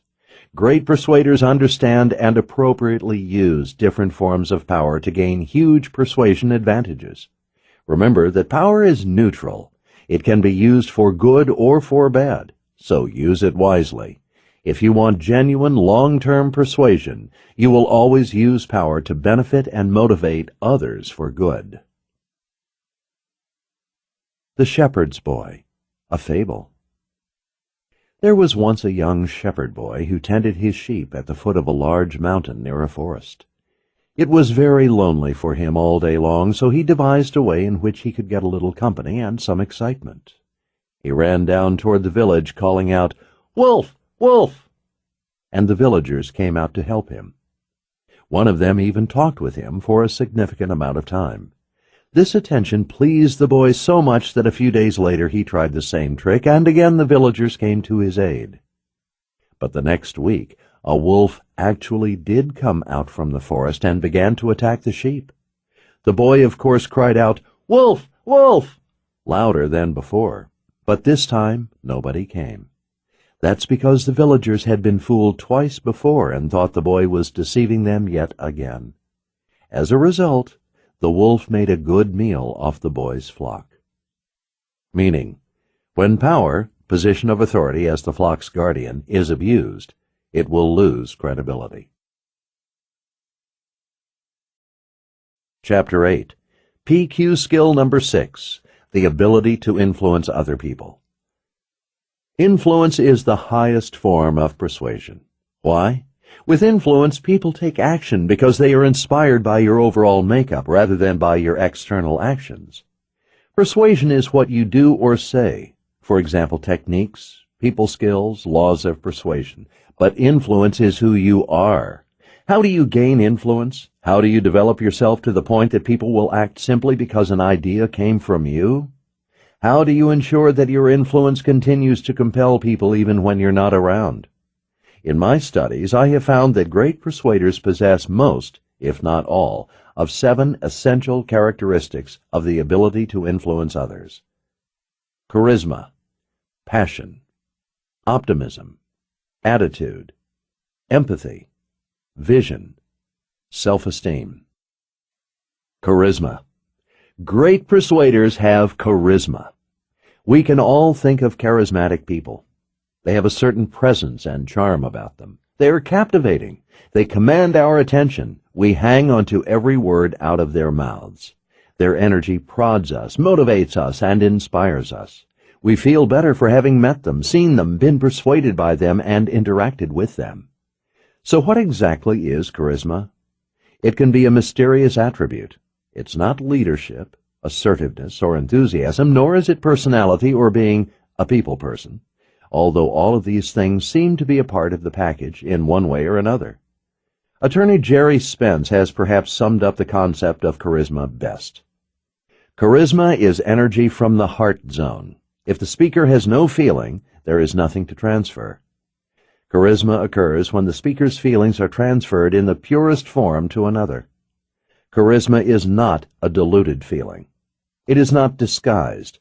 It is a raw feeling. Charisma is the passing of our pure energy, our pure passion to the other. It may seem that people either have charisma or they don't. If you're not one of those people who has charisma, can it be learned? The answer is yes. How is this possible? First, you must know the traits and attributes of charismatic leaders. Professor J. Conger has identified 4 general characteristics of charismatic leaders. 1. They have a strong and clear vision, and they know how to present it so it best fits the context of their audience's needs. 2. They know how to present their vision so that the weaknesses of the present condition are apparent and the recommended changes are seen as not only justifiable but also desirable and necessary. 3. They have a history of success, expertise, and vision to make educated departures from old tradition that may be less effective. 4. They possess the behavior they encourage others to have. They model the results of change themselves and thus help their audience feel motivated and empowered to do likewise. Once you know the characteristics of charismatic leaders, you must take steps to acquire these traits for yourself. Here are 8 specific ways great persuaders augment their charisma. 1. Develop confidence in yourself and in your message. Don't show nervousness or discomfort. If you do feel these negative emotions, work through what is causing them so that they can be resolved. Confidence must permeate every thought, word, and deed. 2. Show a lighter side. Find your sense of humor and happiness and have fun. Don't take life too seriously. Learn to laugh at yourself. 3. Have great presence and energy. Project the 5 C's of trust: character, competence, confidence, credibility, and congruence. 4. Be knowledgeable about your subject matter and make sure that knowledge is based on a solid foundation. Gain an understanding of where your audience stands in relation to your subject and what background, knowledge, and experience they may bring to the table. 5. Have a pleasant professional appearance. Make sure your clothes, hair, shoes, and accessories are appropriate for the message and the setting. Dress the part. 6. Be sensitive to people and their needs. Develop rapport with your audience by connecting with them and being a good listener. 7. Make sure your message is clear and easy to follow. Make sure there is a good flow from one point to the next. Don't jumble the message with too much information. Stick to the pertinent points and keep it concise. This way you will not only hold their attention better, but they will be much more likely to remember your message later. 8. Make sure you are exciting and engaging to listen to. Tell spellbinding stories. Make sure the things you talk about are interesting. Passion. More than anything else, passion recruits the hearts and minds of your audience. Great persuaders radiate heartfelt passion. When the audience can sense your passion and genuine conviction for your cause or product, they will emotionally jump on board. We all love people who are excited and filled with believable zeal for their subject. Passion is critical to influencing others, yet less than half of all persuaders interviewed have a passion for their product or service. When you have a passion for something, you want to share it with the world. You want to convert as many people to your cause as possible, and you're not swayed by the opinions of others. When you possess passion, you have a sense of mission that drives you, stimulates your imagination, and motivates you to higher levels of achievement. Passion alone can be effective in influencing others to support your product, service, or cause. There is a difference between charisma and passion, however. Charisma is a characteristic, while passion is an emotion. Your ability to transfer your passion about what you do, your product, or your service is a required skill if you are to excel in the world of persuasion. As I monitor great persuaders and their persuasion IQ scores, I have noticed the essential role of passion. I can monitor 2 persuaders who possess roughly the same scores in persuasion knowledge and application, but their success is not identical. Passion is often the differentiating factor. Ask yourself if you have passion or if you are simply going through the motions. Are you singing the song and really feeling it, or are you just singing the words, going through the motions? Think about it. Enthusiasm falls under the umbrella of passion, but you can be enthusiastic without having passion. Passion, however, always includes enthusiasm. Enthusiasm is described as a strong excitement or feeling on behalf of a cause or a subject. In Greek, the word enthusiasm means to be inspired by a god. Enthusiasm is contagious. Enthusiasm infects people so much that they tangibly feel your energy and excitement. Ralph Waldo Emerson said, "Nothing great was ever achieved without enthusiasm." People are persuaded more by the depth of your conviction than the height of your logic, more by your enthusiasm than any proof you can offer. David A. Peoples. You have probably seen persuaders who radiate enthusiasm. It is in their faces. They are undeniably motivated, and it creates sparks of interest in their audience. Enthusiasm not only reduces fear, but it also creates self-acceptance, great confidence, compassion, and harmony between you and your audience. It assists in generating interest in strangers and in motivating them to want to get involved. Great persuaders increase their enthusiasm by gaining insight and knowledge about their product or subject. They have developed a true belief. Believe in yourself and your message, tap into your emotions, and learn how to express them. On the flip side, fake enthusiasm, unrealistic hype, and false energy lower credibility, project phoniness, repel people, are experienced as deceit, are viewed as arrogance.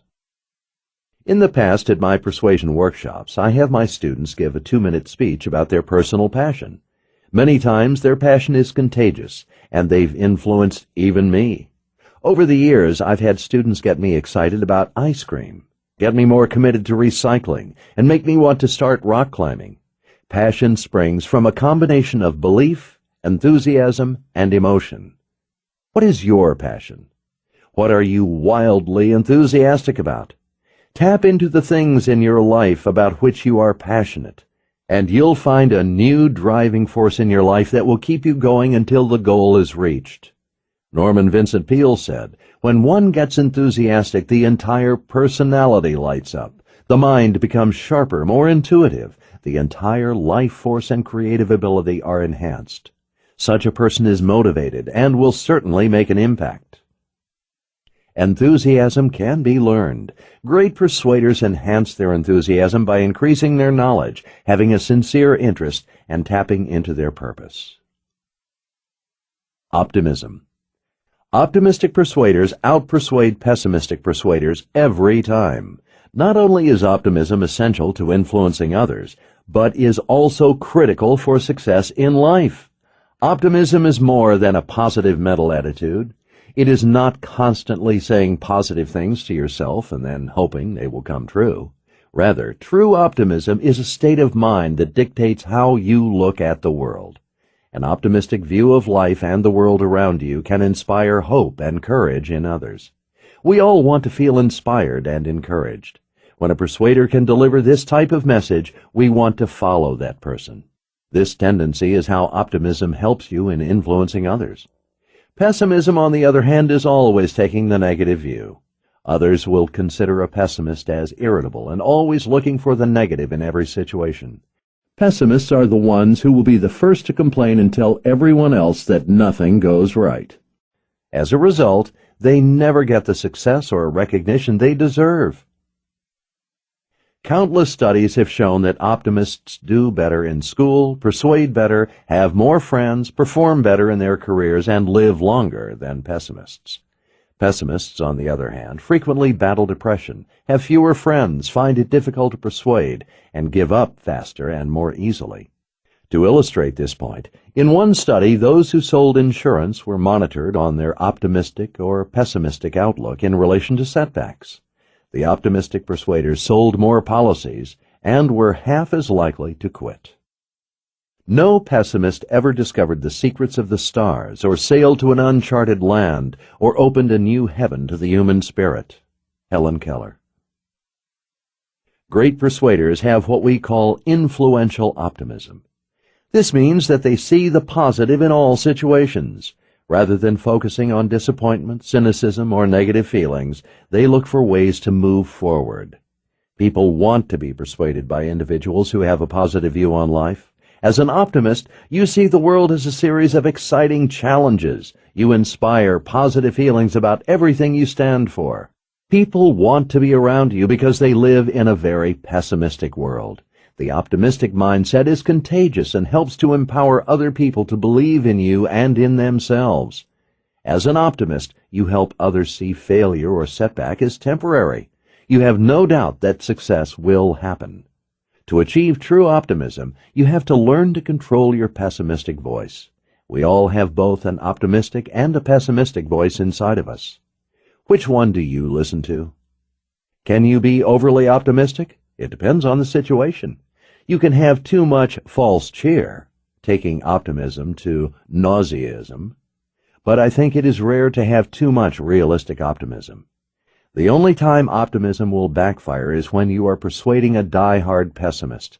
If you start off with too much optimism, you will clash with your audience. If, on the other hand, you gradually offer small doses of optimism, you can turn even the pessimist around. Great persuaders find that it is essential to mirror their audience's reality and to gradually raise their audience's optimism level. Work on refining your educated optimism, that is, the ability to see around corners, to anticipate challenges, and to still maintain a positive outlook while preparing for bumps in the road. Attitude. Great persuaders know that maintaining a healthy attitude is an ongoing commitment to excellence. Most people don't spend time thinking about their attitudes, and yet they allow their attitudes to control them throughout the day. Rather than attending to their own attitudes, most absorb the attitudes of others and react accordingly. Most of our attitude starts in neutral and is altered by what we decide to think and feel. Then we are well on our way to controlling it. The moment we decide how to respond to circumstances, we then determine the degree of our success. We don't have control over everything that's going to happen, but we do have 100% control over our own attitudes.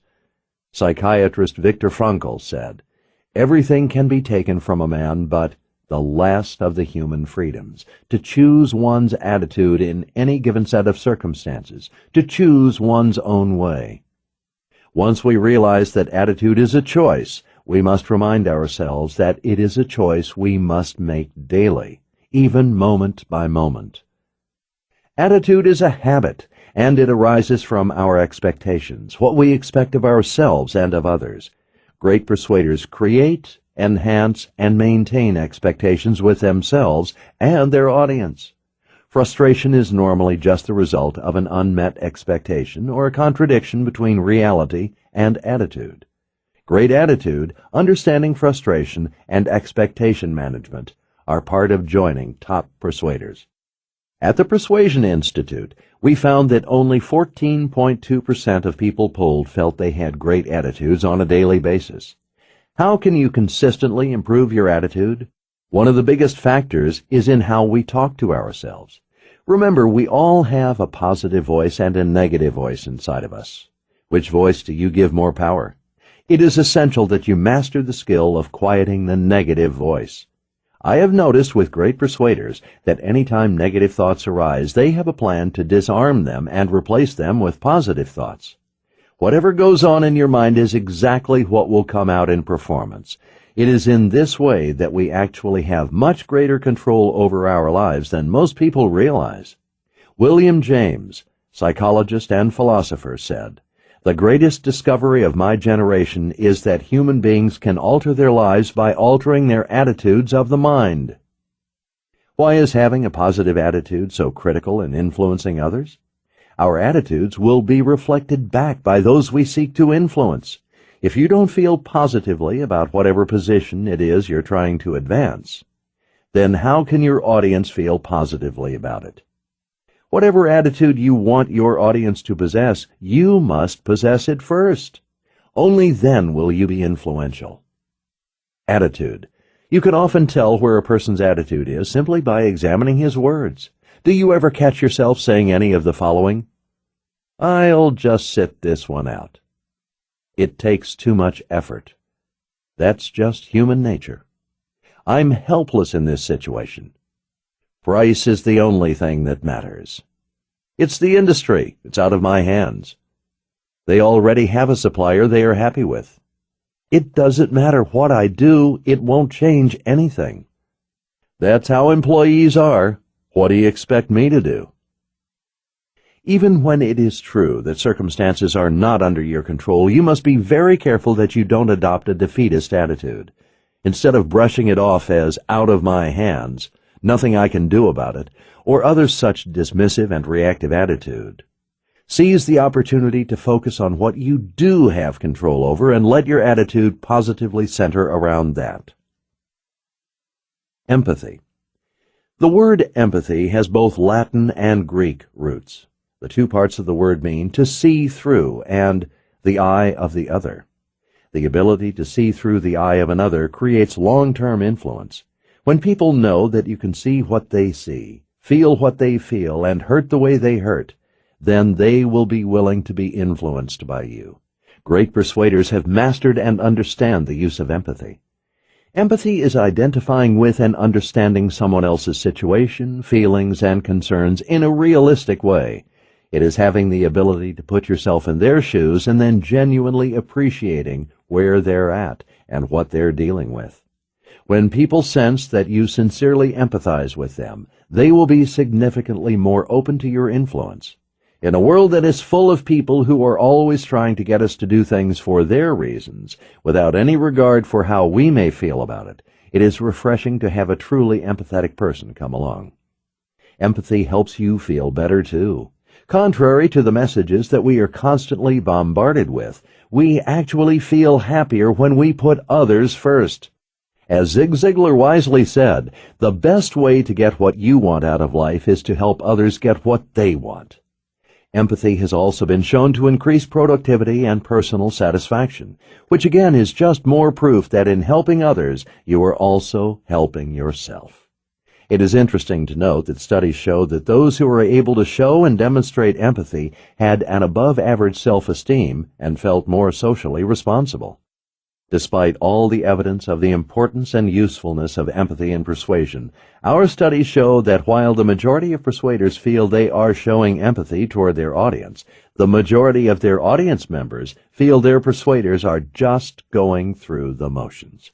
Empathy is next to impossible to fake. Even if you feel your audience has bought your empathy, think again. They just haven't called you on it. When you can understand how your audience feels, persuasion and influence become easy.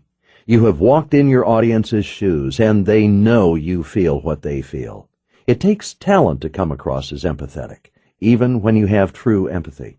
We live in a self-absorbed world, and being empathetic is contrary to almost everything you've learned from the world. We learn as children to be demanding, self-centered, and egocentric. Great persuaders forget themselves in the persuasion process, find out what their audience needs, and connect through empathy. It works, and I know this technique is one you can fine-tune. Empathy even creates a close relationship between two strangers. Unfortunately, the rush of modern life doesn't seem to cultivate a mindset of pausing to help others. If you want to master empathy, you must look for or even create the opportunities yourself. If you need to find ways to develop greater empathy, ask yourself the following questions.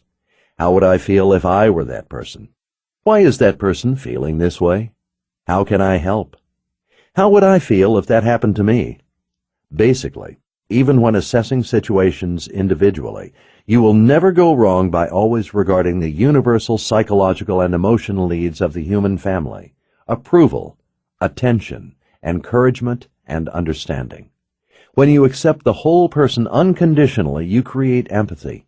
You accept his strengths and triumphs along with his weaknesses, failures, doubts, and fears. Vision. Great persuaders have and can instill a commanding view of the future with their audience.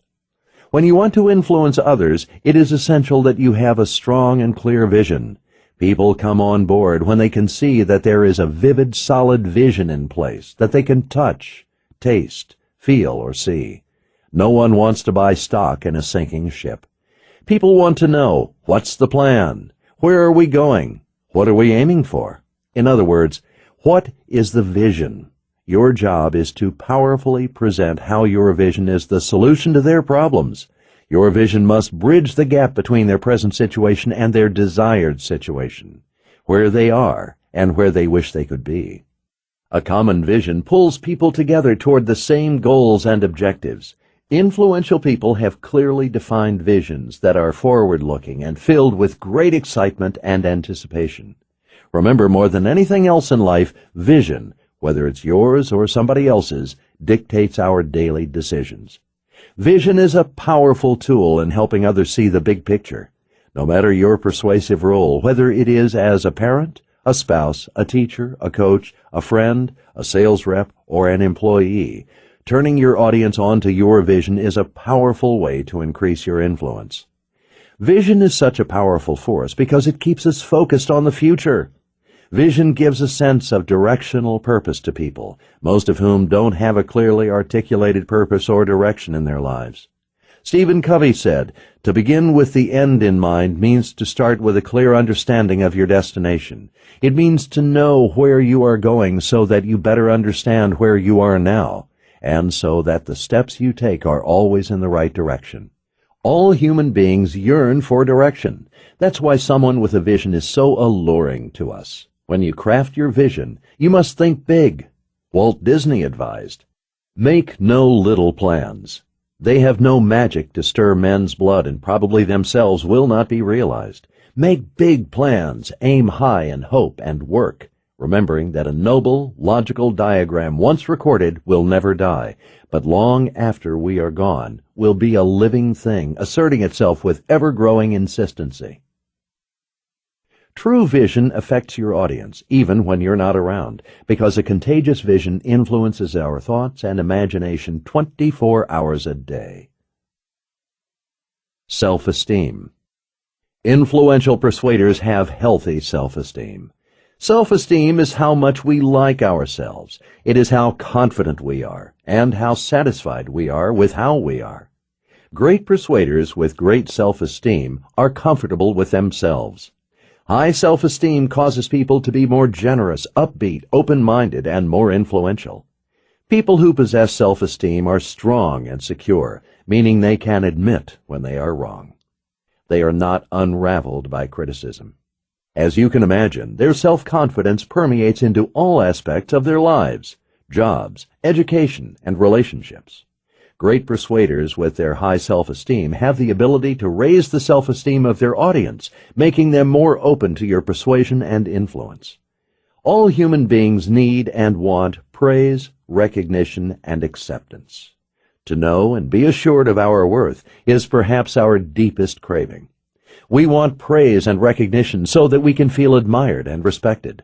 If you communicate and work with individuals in a manner that enhances their self-esteem, you increase your influence with them. The proper use of esteem building and giving sincere compliments can change and enhance behavior.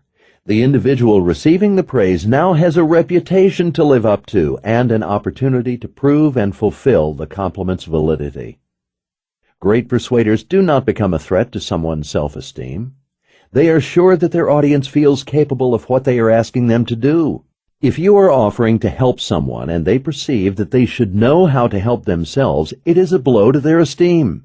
If receiving help sparks a negative self-message, recipients are likely to feel threatened and respond negatively. We are quicker to believe flattering descriptions of ourselves than unflattering ones. Low self-esteem also affects our thinking and our actions. Here are several ways low self-esteem dictates what we say and do. We remember and justify our past actions in self-enhancing ways. We exhibit an inflated degree of confidence in our beliefs and judgments. We exhibit group pride. For example, we tend to see our personal group as superior, whether it be our religion, where we went to school, or the country we're from. We overestimate how much others support our opinions and share our shortcomings. We continuously compare ourselves to others. We feel strength and esteem based on our status or possessions. We tend to tear others down to enhance our own feelings about ourselves.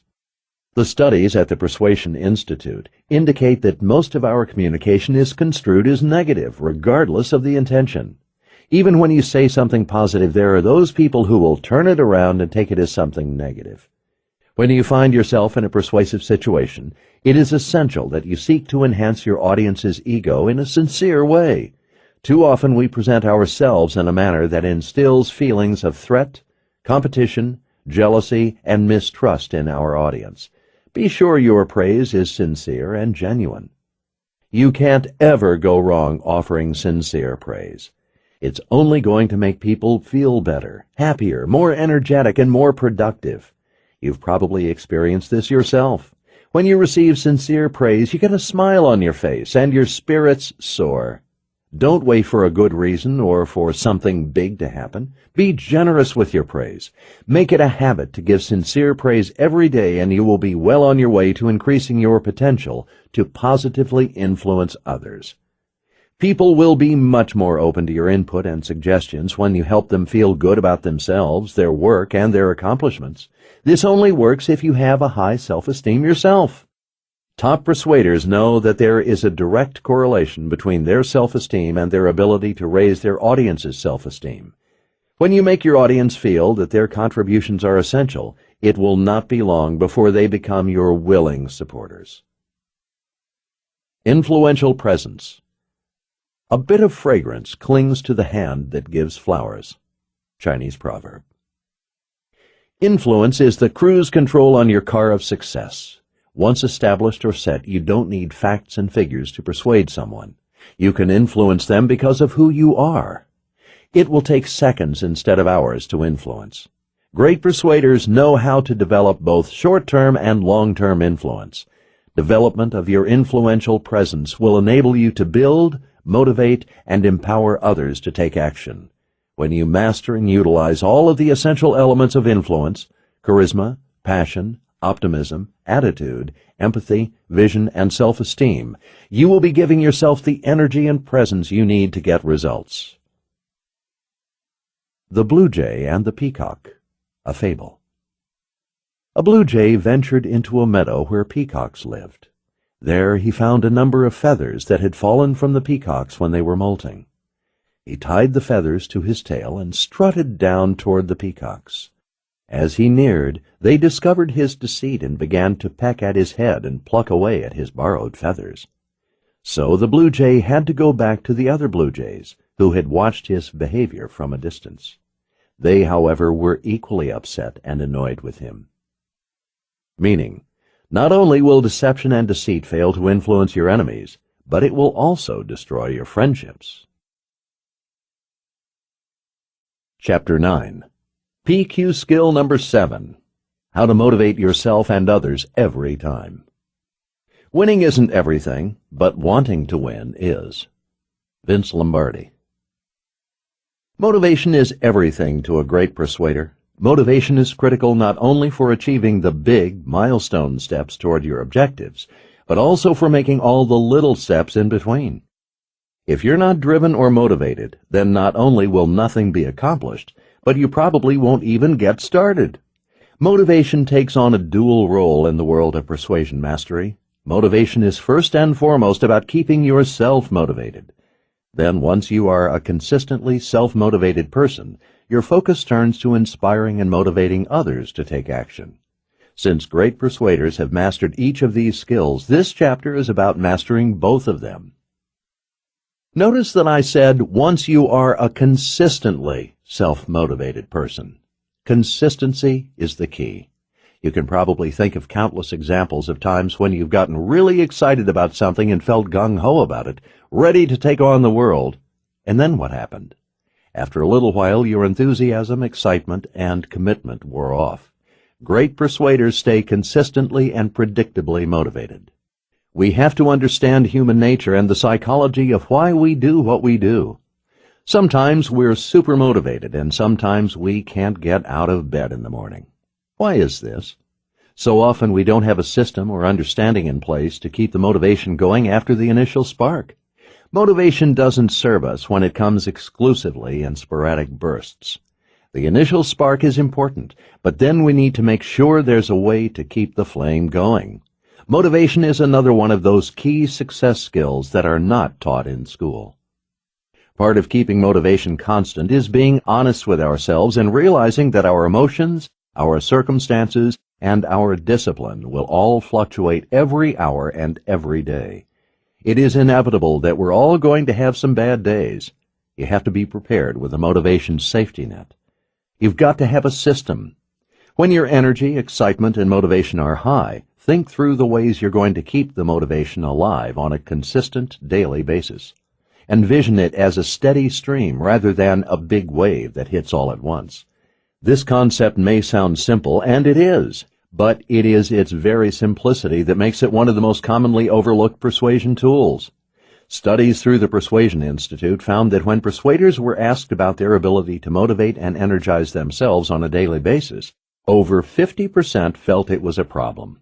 I believe this statistic is as high as it is because people just don't realize that motivation must be maintained day by day, sometimes even moment by moment. A lot of our motivation challenges would be remedied if we treated them like physical nourishment. We never say, well, I've had a big meal. That should do me for the rest of the month. Obviously, our bodies need nourishment day in and day out. Motivation is the same. Our greatest successes will always occur when they have been accompanied by clear and steady motivation. We live in a world where we want everything now. We want a quick fix. We want instant gratification and quick results. Not only do we want instant gratification, but we also want it with minimal effort. For example, if you were to ask a random group of people off the street if they wanted to be financially independent, to lose weight, or to have better relationships, most everyone would say yes. But how many of them would then be able to outline a detailed action plan they are actually following to make those things happen? Few, if any, I'd bet. This lack of follow-through is just uneducated human nature. When encouraged, most of us feel the sparks, but we don't ever actually get the fire started. Or if we do, we don't have a plan for keeping the fire alive. Motivation inhibitors. All too often, the path to success, initially so clearly defined, begins to get blurry again. What is it that blurs the path or inhibits our motivation? We could all name hundreds of little things that get in the way. But lack of long-term success goes much deeper than daily setbacks, hassles, and frustrations. Take time to examine where all the detours come from: the self-doubt, the self-sabotage, the nagging, the negative inner voice, the inability to stick to the things you know you should be doing. Sometimes our lack of persistence stems from the fact that the required behavior is not part of our customary pattern.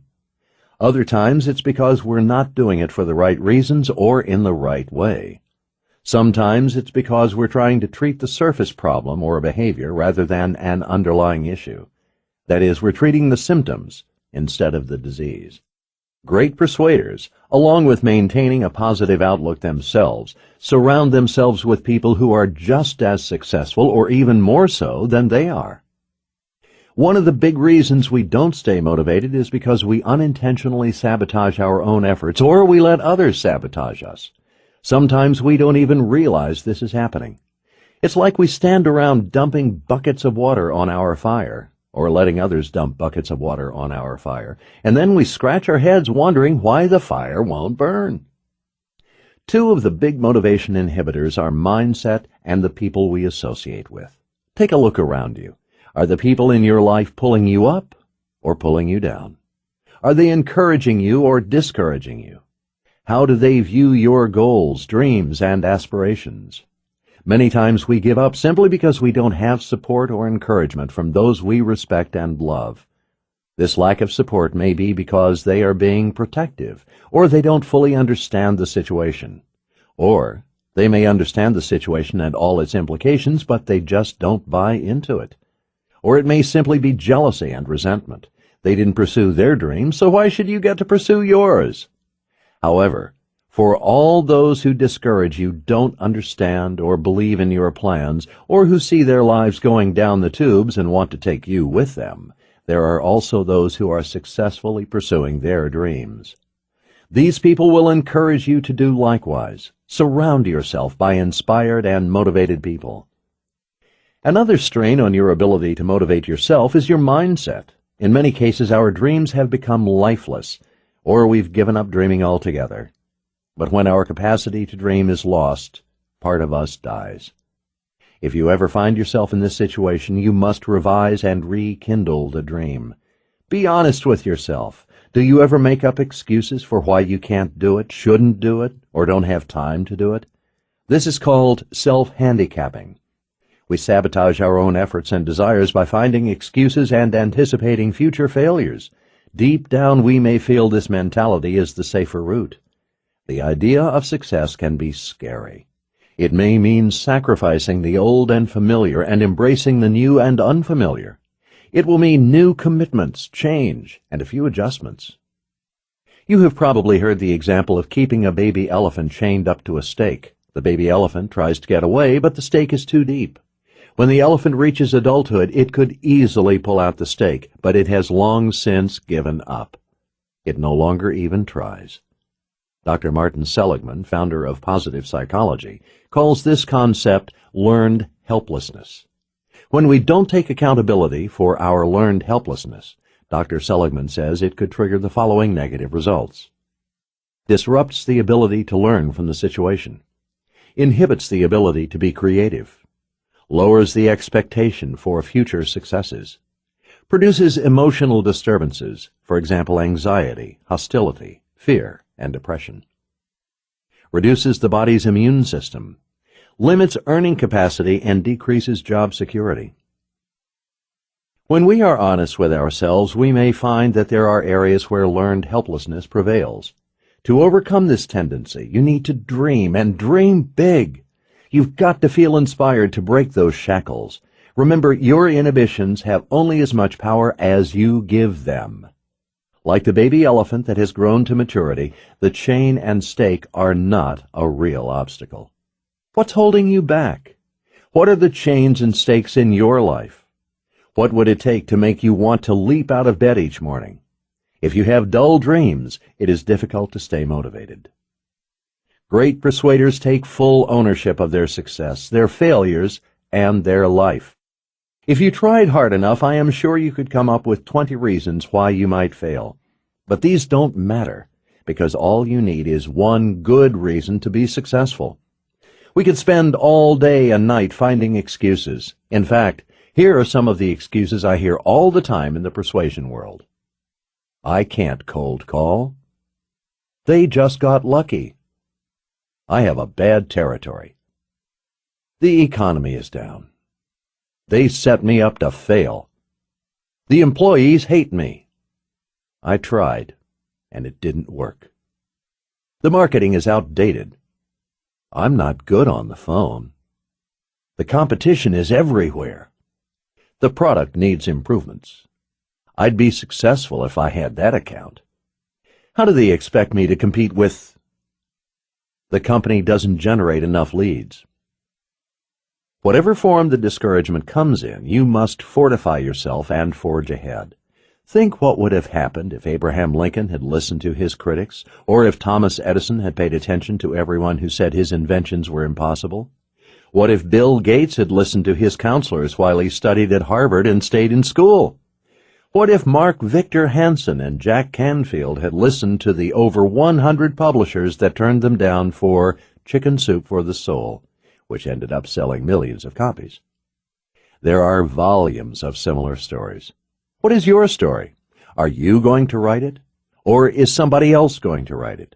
The main thing to take from these experiences is that you cannot allow others to suck the energy and motivation out of you.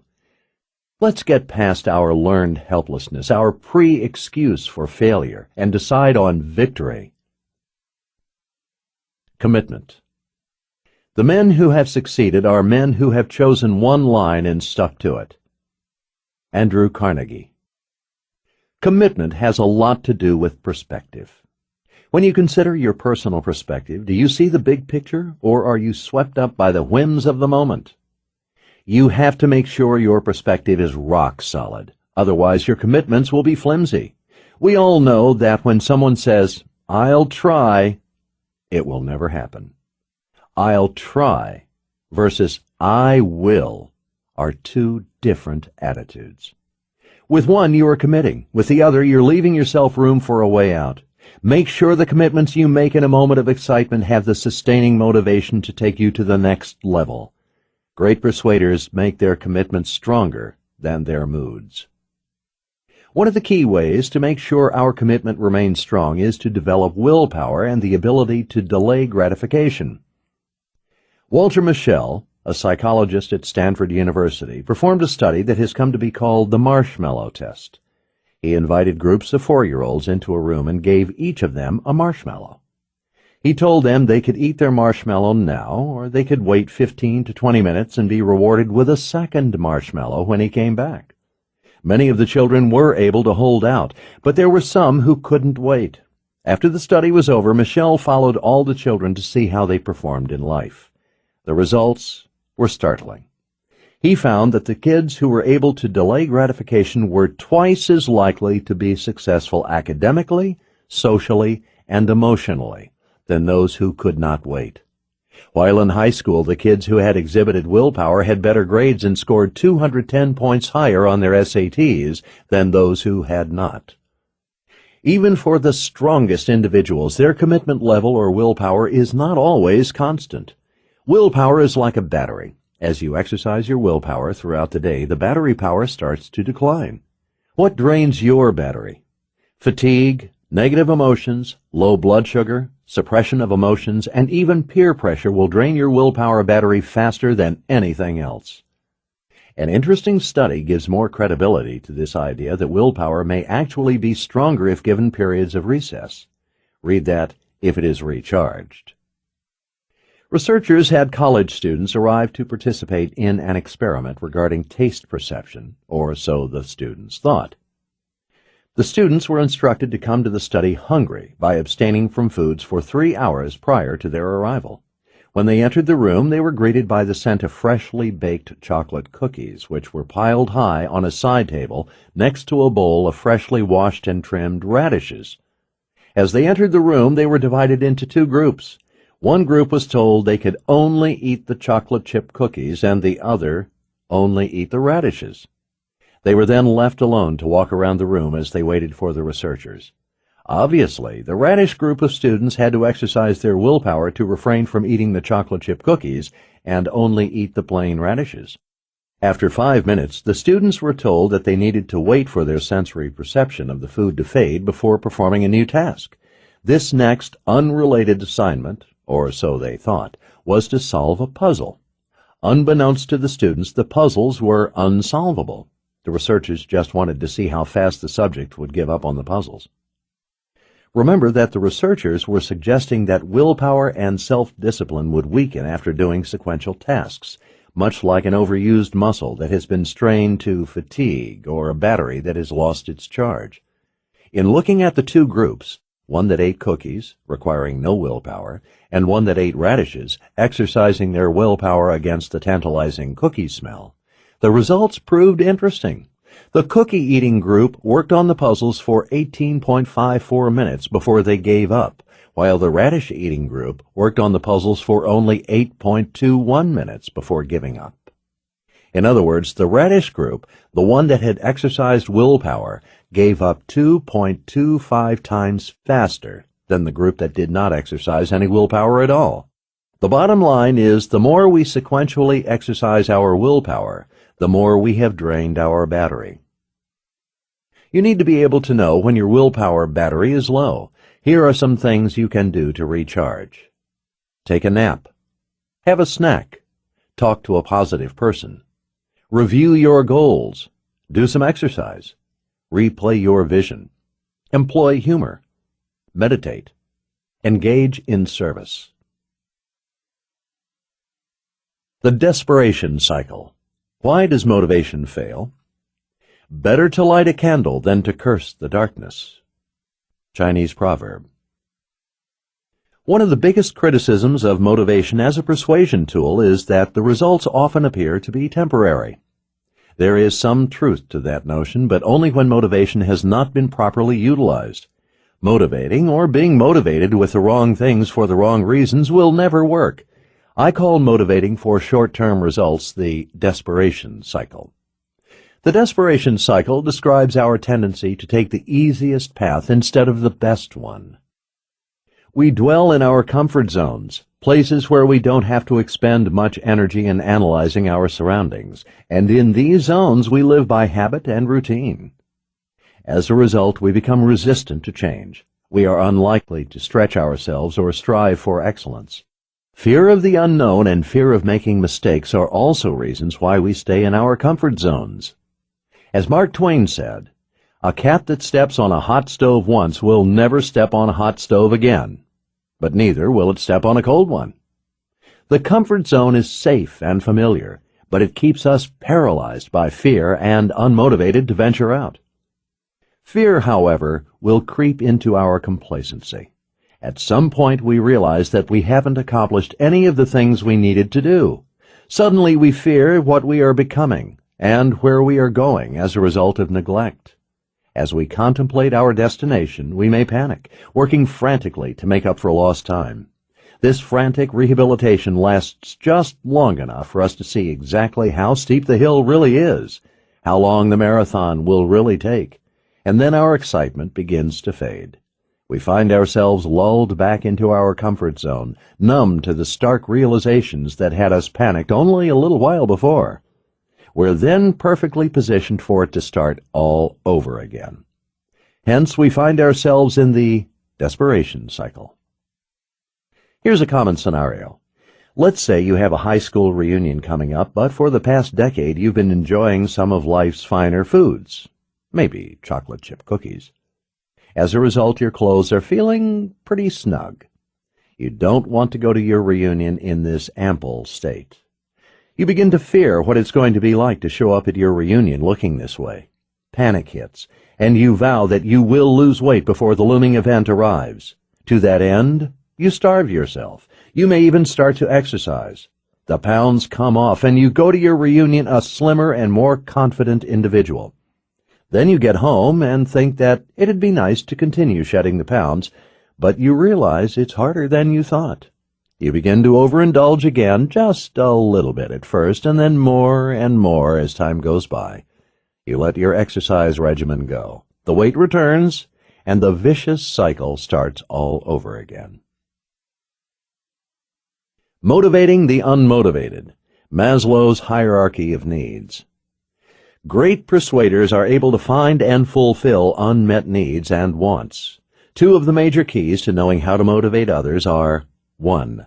Discovering their needs and wants, and 2. Figuring out how to fulfill them. Great persuaders know that not everyone can be motivated the same way at the same time.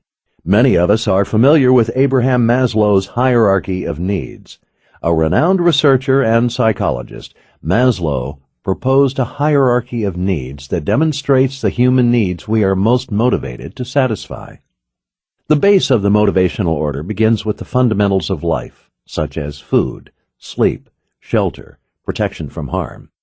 These fundamental life-sustaining needs must be met before the higher needs, such as ego needs, for example, respect, status, and self-actualization, for example, realizing one's talents and potential, can be addressed.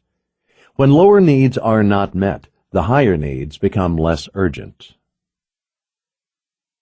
As the more basic needs are fulfilled, they lose their motivating power. We then move up the hierarchy and target needs in other areas. For example, if running water is something we take for granted, then the need for a glass of water is unlikely to spur us to action. Conversely, if we can't meet this month's rent, then we most likely are not thinking too much about fulfilling our self-actualization needs. After all, as they say, a man with a toothache cannot be in love. To motivate effectively, be sure you address your audience's lowest unmet hierarchical need and then offer opportunities for that need to be met. Don't make assumptions either. They are often wrong. Great persuaders talk to the person directly and take the time to hear and understand their needs and wants firsthand. You can see an example of how what employees want is one thing, while what their managers think they want is another. Managers ranked compensation as the #1 employee motivator, followed by job security, promotional opportunities, good working conditions, and interesting work. In contrast, employees ranked interesting work as their #1 motivation, followed by appreciation of work done, being well-informed, job security, and in 5th place, compensation. How much more effective could these managers be in motivating their team if they really were in touch with their employees? What we think others want and what they really want are usually two different things. Studies show that only 1 in 10 people are recognized motivated in ways that are meaningful to them.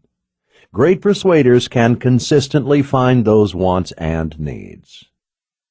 Inspiration versus desperation. There are only 2 things that motivate us in life: inspiration and desperation. We either move toward that which inspires us, or we move away from that which fills us with despair or discomfort. Most people only use desperation's motivational energy. Any persuader can motivate an audience with desperation, fear, and worry. The problem is that motivation spurred by desperation does not last. People who are moved by desperation or fear are typically so preoccupied with what they're trying to get away from that they can't think of anything else. If you want personal motivation to last, you need to rely on inspiration, which is rooted in our emotions and vision. The positive results that come from using inspiration as a motivator are obvious, and inspired people don't need a carrot dangling in front of them to get something accomplished. They are self-motivated and don't wait for external factors to drive them one way or the other. Motivation is not stagnant. We all will require different types of motivation. Every day, every hour, we will require a different form of motivation. Great persuaders know when, how, and what type of motivation to use, not only as a persuader, but also in their personal lives. It is also critical to know which combination of motivation to use in each persuasive situation. Motivation is a fire from within. If someone else tries to light that fire under you, chances are it will burn very briefly. Stephen R. Covey.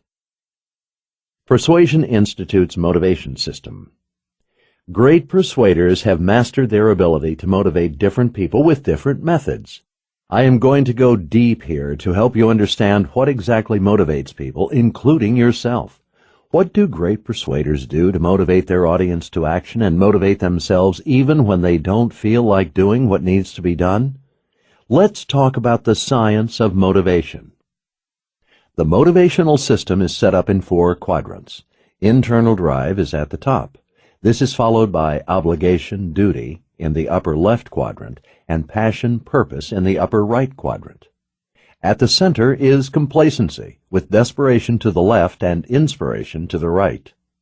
The lower half of the system represents external pressure. In the lower left quadrant we have force, fear, and in the lower right quadrant, respect, love. Motivation, or desire to change, does not exist in the center of the motivational system. The center point represents our comfort zone, where we experience complacency. How do you persuade yourself or someone to move out of the center? Let's start with the lower left quadrant, where we find external desperation. This area can be used for short-term motivation. Anyone can be motivated when she is in this area of the grid. When you are experiencing fear or feel forced to do something, this will trigger desperation. Let's say you hate your job, you don't want to go to work, and you only do so because you feel like you have to. This external pressure, desperation, tells you that if you don't go to work, you will lose your job, you'll have no income, or you'll lose your home. This area of the quadrant is where most people reside. That is, they do things because they are forced to, or they have to. True fear is 4 times more motivating than discomfort. Fear is a powerful tool of persuasion, but it should not be your only tool. There is a time and place for the use of fear in persuasion. Great persuaders have learned how and when to use fear and what amount to use. Moving to the upper left quadrant, we discover internal desperation. Again, you don't want to go to work, but the internal desperation you feel convinces you that this is what needs to be done, that this is what you are supposed to do. In other words, you feel a duty or an obligation to go to work. You're only going through the motions because you have to. You might feel obligated to show up at work because of a particular project you are working on. You might also feel a sense of duty toward your manager or co-workers to be there and to help out with the workload. You still go, even though you don't want to be there. Your logic wins over your emotions. Watch, and you'll find that the people who use desperation to motivate themselves are invariably unhappy. You will never be a true master of your destiny, nor will you ever achieve the success you want until you emerge on the other side of the motivation system. Next, let's look at the lower right quadrant, external inspiration. Here you feel motivated by outside sources that inspire you to do what you need to do. Remember that inspiration is rooted in your emotions. Once you tap into your emotions, you will be able to propel yourself and others toward long-term, permanent motivation. When your logical mind says you can't do it, your emotional mind takes over. In this area of the Persuasion Institute's motivation system, you do things out of respect or love. That is, you go to work to provide the best for your family. You apply yourself to your job because you want to send your children to the best schools, or you wish to buy a new home for your family. You are motivated to go to work by the external things around you. The best type of long-term motivation is found in the upper right quadrant, internal inspiration. Internal inspiration is what we also know as passion. You have found your purpose in life. During persuasion, you can get others to tap into their internal inspiration. Then you will bring about pure long-term motivation in them. Using the previous job example, when you are passionate about your career, you are excited to go to work. Rather than seeing your job as a chore, you view it as doing what you love to do. You are changing the world and serving people around you. What's more, you are dedicated with the passion to share your message, product, or service with the world. Great persuaders know how to use motivation. When you are persuading and you use the wrong motivation at the wrong time, it will backfire on you and produce the opposite results from what you intended. The royal road to a man's heart is to talk to him about the things he treasures most. Dale Carnegie. How to implement motivation. Great persuaders use every quadrant of the Persuasion Institute motivation system to persuade and influence. The 4 different areas of this system can guide you in tapping into the logic and emotions that will motivate yourself and each member of your audience. Some people can only be motivated in the short term, so you have to use desperation with them. When you tap into someone's passion, you have uncovered somebody who will fulfill your long-term call to action and who will willingly do what you ask him to do. He will be excited about your message and will comply with your requests. Great persuaders are able to read vocal, word choice, and body language to see if their audience is in inspiration or desperation. One study had groups of college students spend about 3 hours learning complex neurophysiology material. Half the students were told that they would be tested and graded after their study session. The other half were told that they were going to put the material they had learned to use by teaching it to others. After the 3-hour study were up, the students were surveyed. It turns out that those who believed they were learning so they could help teach others were more internally motivated than those who believed they would be tested. Believing they would be doing good for others allowed them to internalize the desire to perform the task. Motivation is the art of getting people to do what you want them to do because they want to do it. Dwight D. Eisenhower. Find the motivator that creates hunger, passion. In order to successfully motivate others or yourself, or to get someone to internalize motivation, you have to create a deep hunger or thirst.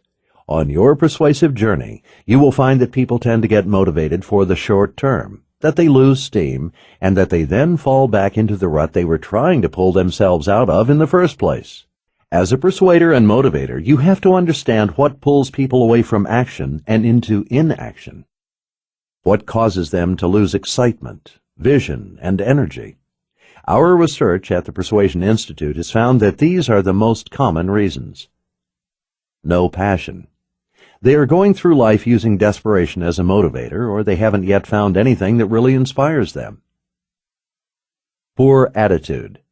They have habitual negative attitudes. Their expectations and beliefs are not congruent with their goals. Diminishing intent. They have previously been on the right track, but they've now lost their drive. They have forgotten the real reasons why they were motivated in the first place. Indifference. They just don't care anymore. They have lost the ability to express concern or to care about making a difference in their own life or in the lives of others. Creatures of habit. They have not replaced their previous bad habits and have fallen back into old ones. Lack of persistence. They have given up too easily and have gotten stalled at the first obstacle. No sense of urgency. They have set no time frame for achievement. The pain of not changing doesn't hurt badly enough to act right now. Peer pressure. The people around them are more motivating than you are. They have not found the support they need to resist their friends and peers. Lack of vision. They have sacrificed long-term success for short-term pleasure. Lack of knowledge.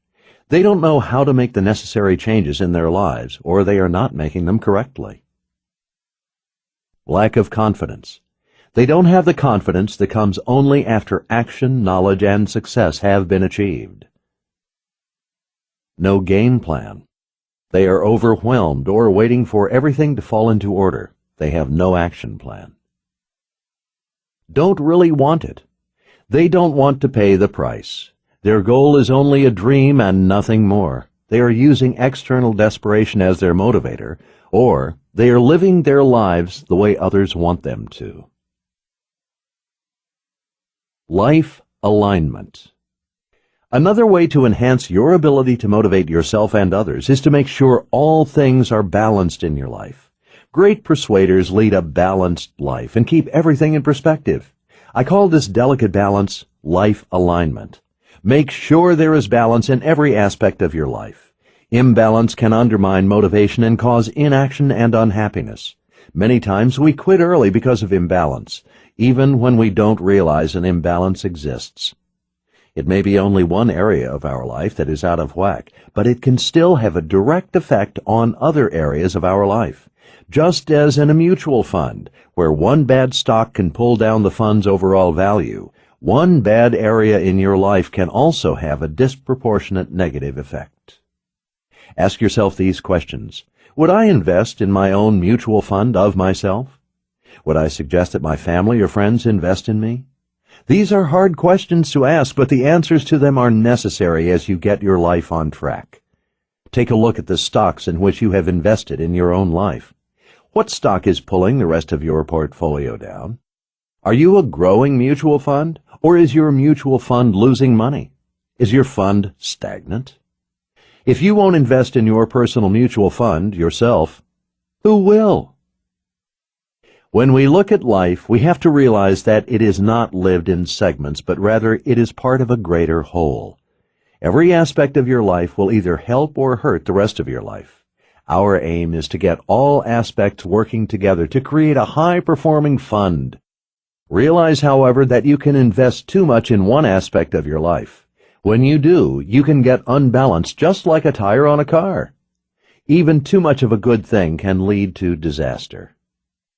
As you invest in yourself, you must make sure you are diversifying in the following 6 areas: financially, physically, emotionally, intellectually, spiritually, and socially. Financial. If you can't take care of your financial needs, then you can't take care of your basic needs. If you neglect your finances, imbalance will ensue. We all know that an inability to pay the bills affects every aspect of our lives. Financial freedom enables us to find true balance in our lives. Physical. If you don't feel well, you can't even begin to think about the other aspects of your life. You need to have a health plan in place. Do you understand nutrition and exercise? If you don't, your lack of health or energy will drop the value on your own personal mutual fund. Emotional. By our very nature, we are emotional creatures. Our emotions are like a thermostat or gauges in a car. They tell us when and where to make changes in our lives. You cannot allow emotions like anger, resentment, frustration, hate, and envy to control your life. You are in control. If you are not able to control your emotions, you will be unable to control your actions. Emotional mastery is essential to a balanced personal mutual fund. Intellectual. Personal development is what keeps you excited, motivated, and enthusiastic. We are at our best when we are continually learning and growing. Personal edification is something we need to achieve every day. That's because a lack of personal development causes us to become negative, cynical, and pessimistic. Spiritual. You have to be in tune with yourself, with who you are, and with where you are going. We are spiritual beings. We all have a spiritual side. We all define spirituality differently. It could be serving others, religion, meditation, or getting back to nature. You need to take the time to listen to your inner voice and to tap into your spirituality. Social. We are also social creatures. Our greatest strength and well-being stems from our relationships. As such, relationships are an integral part of your happiness and balance.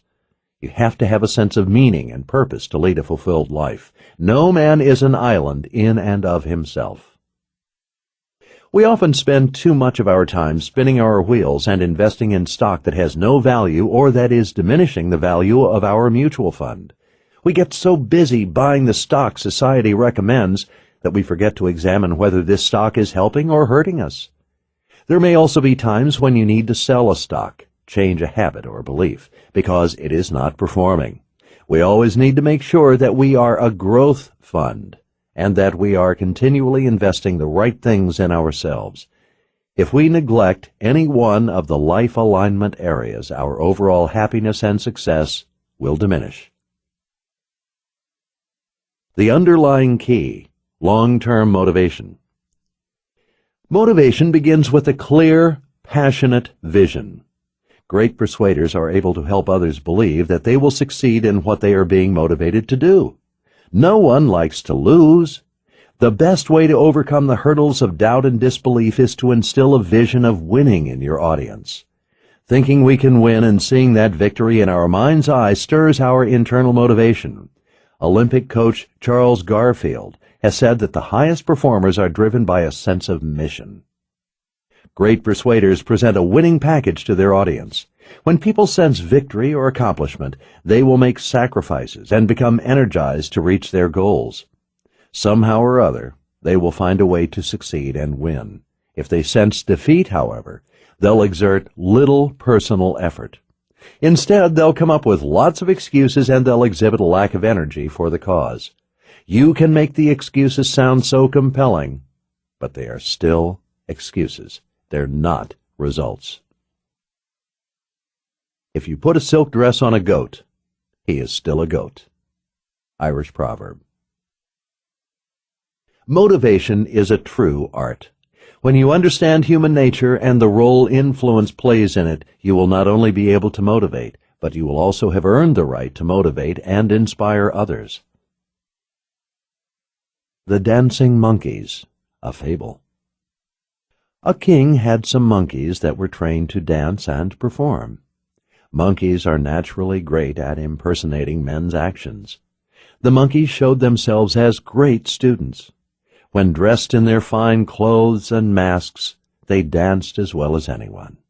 The show was often repeated with great applause, until one occasion when a mischievous audience member threw a handful of candy on the stage.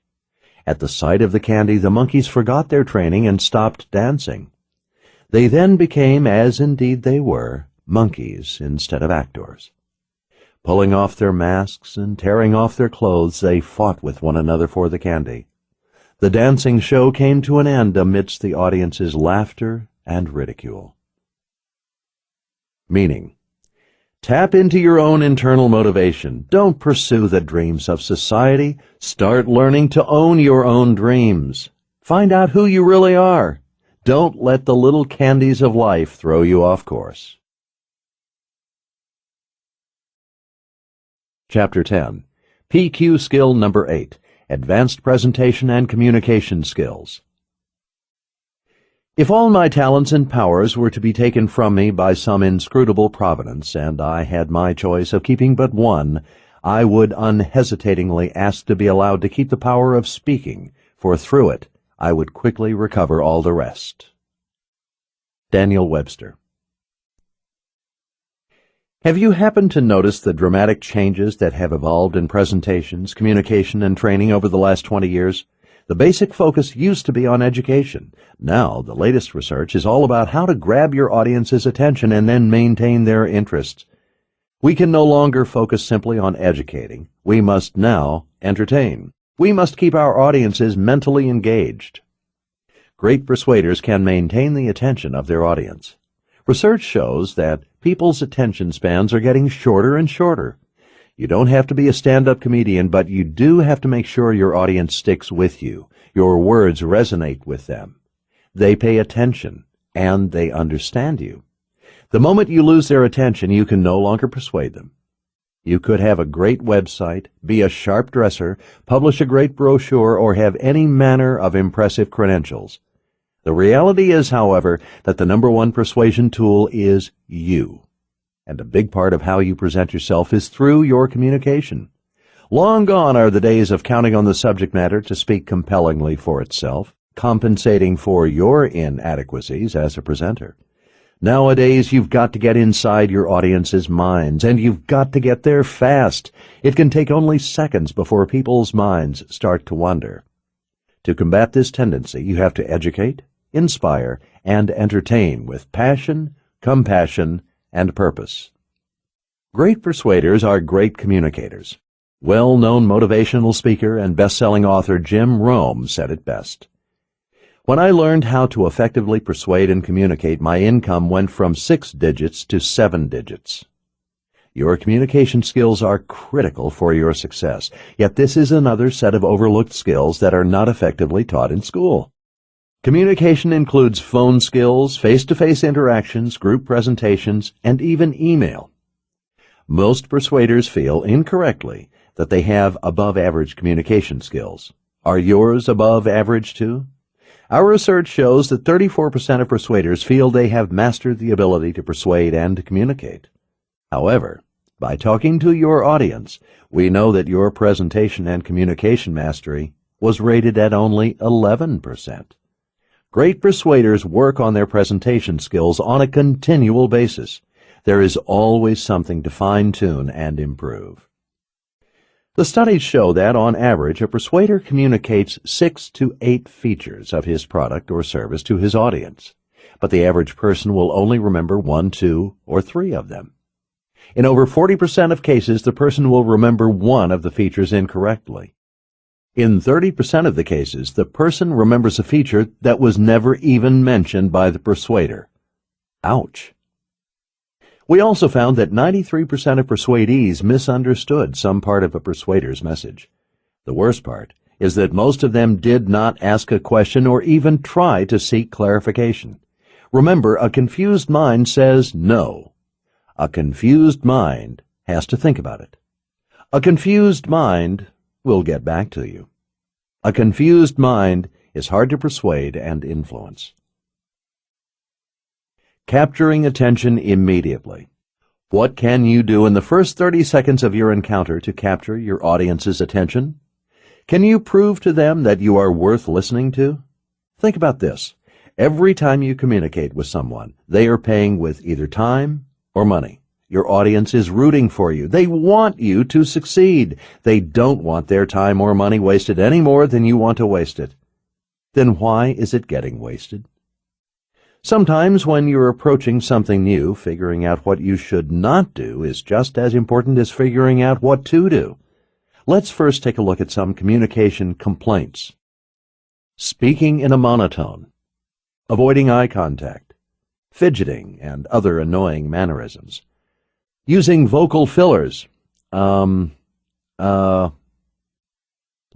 any emotion or conviction, sounding mechanical or rehearsed, rushing through the presentation, speaking too fast, talking down to the audience, not finding common ground, failing to help the audience see value in the presentation, pushing or pressuring the audience, overloading the audience with too much information, being disorganized, jumping from one point to the next without any flow, not checking environment beforehand to limit interruptions and distractions, exhibiting poor listening skills, saying the wrong things at the wrong moments, not adapting to the particular personality or personalities you're working with, displaying nervousness and fear, jumping to conclusions, constantly interrupting, pushing a predetermined one-sided solution,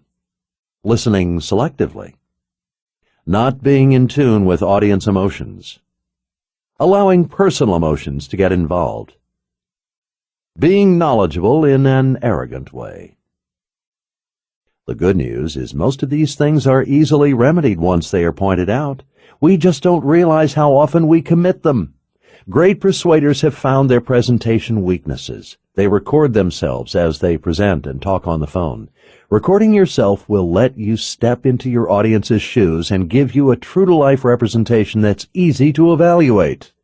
Plus, there won't be any second guessing. The recording doesn't lie. Sure, it can be a painful experience, but you will gain invaluable insights that cannot be found in any other way. Remember what they say, no pain, no gain. Great persuaders will endure a little pain to maintain their high income. Fear of public speaking. Given the choice of speaking in public or boiling in oil, most people would choose olive. Phyllis Mindell. Most of us have been faced with a bad case of lolliophobia at one point or another. What is lolliophobia? It is the fear of public speaking. As common as this problem is, there is hope in knowing that most of all our fears are not innate, but rather are learned. Remember, as we learned in Chapter 3, the newborn's fears of falling and of loud noises are the only fears he or she is born with? Why is this good news? It's good news because if you can learn a fear, it also means you can unlearn it. In the meantime, it is totally normal to feel some nervousness before you present. We are often tempted to win over the audience by being upfront about being nervous, tired, or unprepared, apologizing in advance. But this can backfire. They don't know how you feel or how much you prepared. Why would you tell them to start looking for these things? Great persuaders still get a little nervous, but they take that nervousness and transfer it into energy. Here are some ways in which great persuaders channel or settle some of their nervous energy. Performing stretching exercises, listening to soothing music, quietly meditating, walking briskly, engaging in breathing exercises, visualizing success, rehearsing their presentation, leaving the country. Just joking. As you improve this skill, it will rip you out of your comfort zone. There's some definite discomfort at first. After you gain more and more skill and confidence, however, it becomes more comfortable and the results begin to show. When you have mastered these things, you will see your persuasion skills skyrocket to the next level. Another thing you often have direct control over before your communication has even begun is the physical environment in which you will be presenting. You can choose where to speak or make adjustments to a facility that has been chosen by someone else. Speakers often overlook these details, even though they make an impact on how well a message is received. Here are some of the environmental factors that are easily adjusted. Lighting, ventilation, time of day, chair setup, number of attendees, entrances, exits, audience expectations, distractions. Preparing your message. Think twice before you speak, because your words and influence will plant the seed of either success or failure in the mind of another. Napoleon Hill. We have addressed the big communication complaints, so we have a long list of don'ts. Now it's time to look at the do's. What are the common factors in great presentations and great communication? Whether you're talking to someone one-on-one or over the phone or to a room full of people, great presentations should be complete. Anticipate questions and concerns. Avoid distracting mannerisms. Be clear and concise. Build value. Inspire interest. Avoid rambling and vocal fillers. Suggest the next step to take. Have a call to action. Capture attention. Flow well. Contain visual aids. Be well organized. Be filled with passion. Another thing you have direct control over is the crafting of your message so that it will fit and resonate well with your audience. It is critical that you make sure they know you are about to share something that is both meaningful and useful to them. In order to do this, you must clearly communicate the answer to your audience's three most pressing questions. 1. Why should I care? 2. How will this benefit me? 3. Will this fulfill my needs? Your audience has to have a reason to want to listen to you, and providing them with the answers to these questions gives them a reason to listen. This strategy naturally leads to the next set of questions. What are the needs and wants of this audience, anyway? What do they want to hear about? How can I customize my message to them? Answering these questions, of course, means you must know and understand your audience. Obviously, any large audience is going to represent many different personality types. Try to get a sense of the general feeling and background that is coming from the group. What is the common theme that draws them all together? Audience member types. Monitoring great persuaders reveals that you must understand how to interact with different people and understand where they are coming from. Here are composites of the most common audience member types persuaders face. The hostile person. This person openly disagrees with you and may even actively work against you. When faced with a hostile person, use these techniques. Find something to agree on. Don't start the presentation with an attack on her position. Focus on your credibility. Show them that you've done your homework. Respect their feelings, values, and beliefs. Hear them out. The indifferent person. This person understands your position but doesn't care about the outcome. The key to dealing with this type of person is to create motivation and energy. In other words, be dynamic. To persuade the indifferent person, spell out the benefits or the "what's in it for me." Use a combination of inspiration and desperation. Grab their attention by using a story. Get them to feel connected to your issues. Avoid complex, hard-to-understand arguments. Tap into your passion. The uninformed person. This person lacks the information she needs to be convinced. To persuade the uninformed person, you should employ the following techniques. Encourage questions. Keep the facts simple and straightforward. Keep your message interesting and maintain attention. Use examples and simple statistics. Quote experts the person respects. Make sure they understand what you are saying. The supportive person. A supportive person already agrees with you. As a result, you may think that persuading this type of person will be easy, but remember that your goal is to get him to take action, not necessarily to just agree with you. These techniques should be used with a supportive person. Increase their energy and enthusiasm with inspiration. Prepare them for future attacks by inoculating. Get them to take action and to support your cause. Enhance their esteem. Use testimonials. Get their commitment. When speaking to a larger audience, you will find a mix of all four of the previous types. When dealing with a new audience of 1 or of 100, find out the dominant type that will be present and tailor your remarks accordingly. Support your message. When preparing your presentation, be sure you have several ways to support and enhance your message. Great persuaders use presentation aids that will clearly, concisely, and efficiently deliver their main points. Visual aids will enhance your presentation and help keep people's attention, but visual overload will distract from your message. Find the balance between the two. When we think of visual aids, we envision the common ones like charts, graphs, pictures, or PowerPoint presentations. During your presentation, you can also use handouts, video footage, or even a physical object if it is relevant to your message. Visual aids are effective persuasive tools because they are optically stimulating. Most people are visually oriented, but sound, smell, touch, and taste should not be ignored.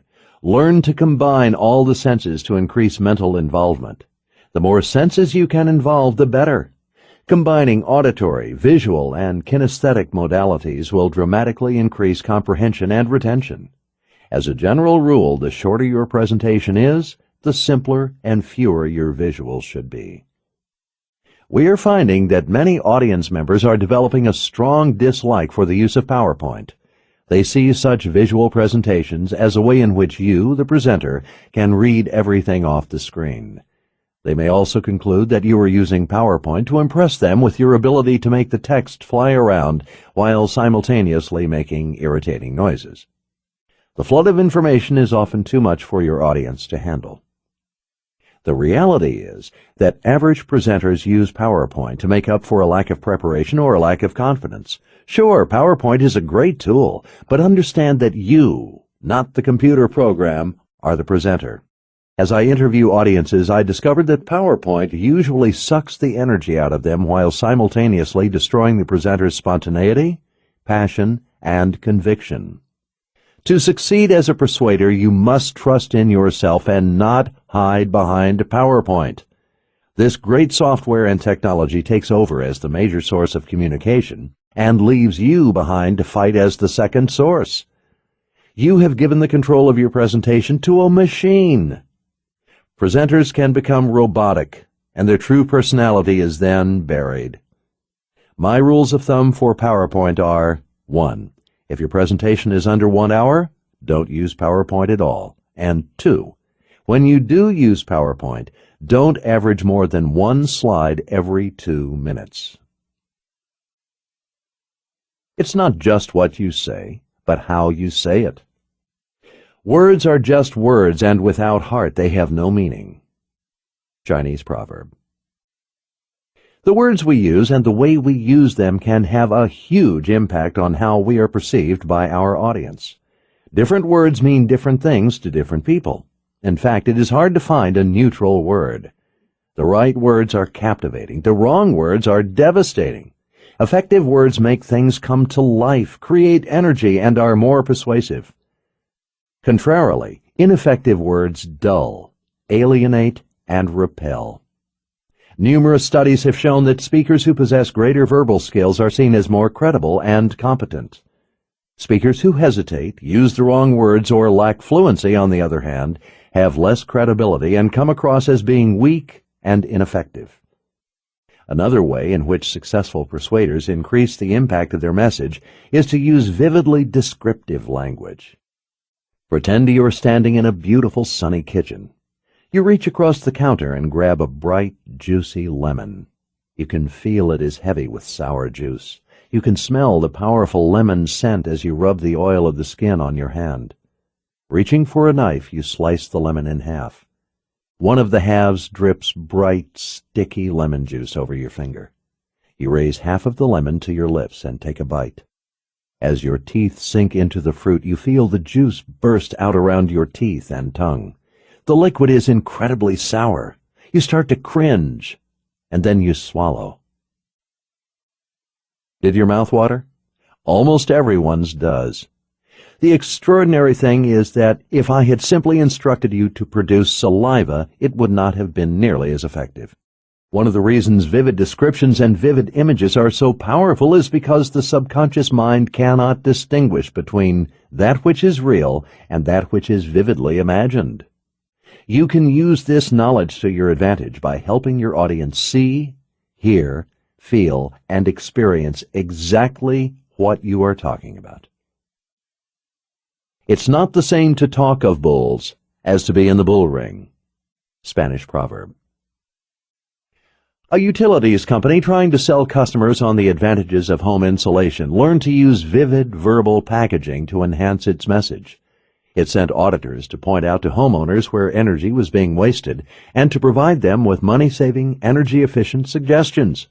In spite of the clear financial benefits over the long term, only 15% of the audited homeowners actually went ahead and paid for the corrections. After seeking advice from 2 psychologists on how they could better sell the advantages of home insulation, the utility company changed its technique by describing the inefficiencies more vividly. With the next audits, homeowners were told that the seemingly minute cracks here and there were collectively equivalent to a gaping hole the size of a basketball. This time, 61% of the homeowners agreed to improvements. When choosing your words, be sure to leave out unfamiliar technical language and jargon that may not be commonly understood. For maximum effect, your message must be easy to understand, memorable, and useful to your audience. Crafting your message. The voice is the second face. Gerald Bauer. That first 30 seconds with your audience are critical. How do you start? Great persuaders craft and design their message. There is no room to wing it. Your opening is where your audience formulates and settles into their impressions of you. Think of your opening or introduction as comprising no more than 10% of your full presentation. Budgeting your speech in this manner forces you to organize your time so that you know exactly what you are going to say and how you're going to say it. Scrap the old fillers such as, "Today's topic is," or I'm going to speak on, or worse, I was assigned to talk about. When preparing your opener, think of ways in which you can grab your audience's attention and perk up their ears. Several of the most effective attention-grabbing approaches include using humor, telling a personal story, posing a thought-provoking question, sharing a quote, presenting a startling fact or a statistic. As you move from the opening of your presentation to the main body, it is helpful to remember the acronym TESS, T-E-S-S, which stands for Testimonials, Examples, Statistics, and Stories. Top persuaders tend to incorporate each of these elements into their presentations. Our research shows that when speaking to an audience, each point of TESS will resonate with different audience members. On average, TESS resonates as follows. Testimonials, 12%. Examples, 23%. Statistics, 18%. Stories, 47%. Testimonials. A testimonial is a person's statement or declaration of what they believe and assert to be true. In your presentation, it can be your own, or it can come from a third party. Testimonials are a source of social validation. People assume that if others believe in it, then they should too. Great persuaders know how to use testimonials when their credibility is low. Make sure your testimonials are believable and unbiased, and that they are qualified for your audience. Examples. An example is an explanation or model that demonstrates or illustrates your point. Instead of just spouting off facts, examples make your points come alive. Examples reinforce your ideas and make them vivid and real in the mind of your audience. Examples can be taken from research studies, from articles you've read, and they can be personal anecdotes. Statistics. In a consumer climate that is increasingly skeptical, I recommend using statistics sparingly. Everyone knows that you can cook the books and find statistics to prove almost anything. Your audience wants credible statistics. Statistics resonate with the logical mind, and when convincing, they are very persuasive. In particular, the analytical minds in your audience will love you and want to know the source. Most statistics need to be explained and often work best with visual aids. Stories. The most powerful of the 4 elements of TESS are stories. They draw your audience in while helping them understand and appreciate your message. I'm sure you can think of a time when you were in an audience not paying much attention to the speaker. You were probably off in your own world when all of a sudden you perked up and started to listen because the speaker started telling a story. When we hear a story, we automatically tune in and want to know what happens next. Great persuaders have mastered storytelling. When you understand what essential storytelling components are and how to use them, you will be able to touch people's hearts. Since you won't always have an opportunity to build rapport and trust with every individual in your audience on a one-on-one basis, stories can answer their questions about who you are and what you represent. Do you want them to view you as funny, honest, or down to earth? Identify the main points you want to get across and select your stories accordingly. When an individual's emotions are engaged, he will be more inclined to accept you and your message. The more common ground you can establish with your audience, the more attentive and receptive they will be. People value their own conclusions more highly than yours, so if you can make your story their story, you will be that much more persuasive. As human beings, we are drawn to anything that gives us answers. Use stories to help your audience members answer some of their own questions. If you are successful in doing this, your message will grow and develop in their minds and hearts. If they remember nothing else about your presentation, at the very least, your story and its underlying message will get played over and over again in your listeners' minds. Now, what about your conclusion? Your goal as a persuader is to make your conclusion memorable. Whereas your opening comprised about 10% of your presentation, prepare your conclusion to take up only 5%. Since you have been persuading the entire time, you should only need 5% to wrap things up. Your conclusion should basically be a brief, clear, and concise repackaging of your main points. As you move through your conclusion, Get right down to your call to action. Make it short, to the point, and energetic.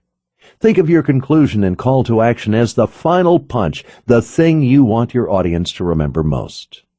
Because you've spent so much time setting it up, you want the conclusion to be really powerful. Speaking style of great persuaders. Now that you have some pointers for the opening, body, and closing of your presentation, I'd like to give just a few pointers on the speaking style of great persuaders. We often overlook these things, but they make a big difference. Make sure you don't speak too fast. We tend to rush through our presentations, especially when we're nervous. Obviously, if your audience can't understand you, your whole point in talking to them in the first place is defeated. On the other hand, speaking too slowly is not a good idea either. Don't speak so slowly that you seem sluggish. Let the tempo of your speech just be natural, with enough energy that you keep things rolling, but not so fast that you seem jittery or uptight. Another important consideration is volume. We've all had the frustrating experience of straining to hear someone. Be sure that you project and can be easily heard, especially if you will not have the aid of a microphone. Be sure to consider the impact of pauses and moments of silence. These gaps also add meaning and impact to your message. The sound of well-timed silence can be more powerful than a dozen words. Because of this technique's dramatic effect, however, it can be overdone. Don't use pauses or silence too much. If you do, they lose their effectiveness.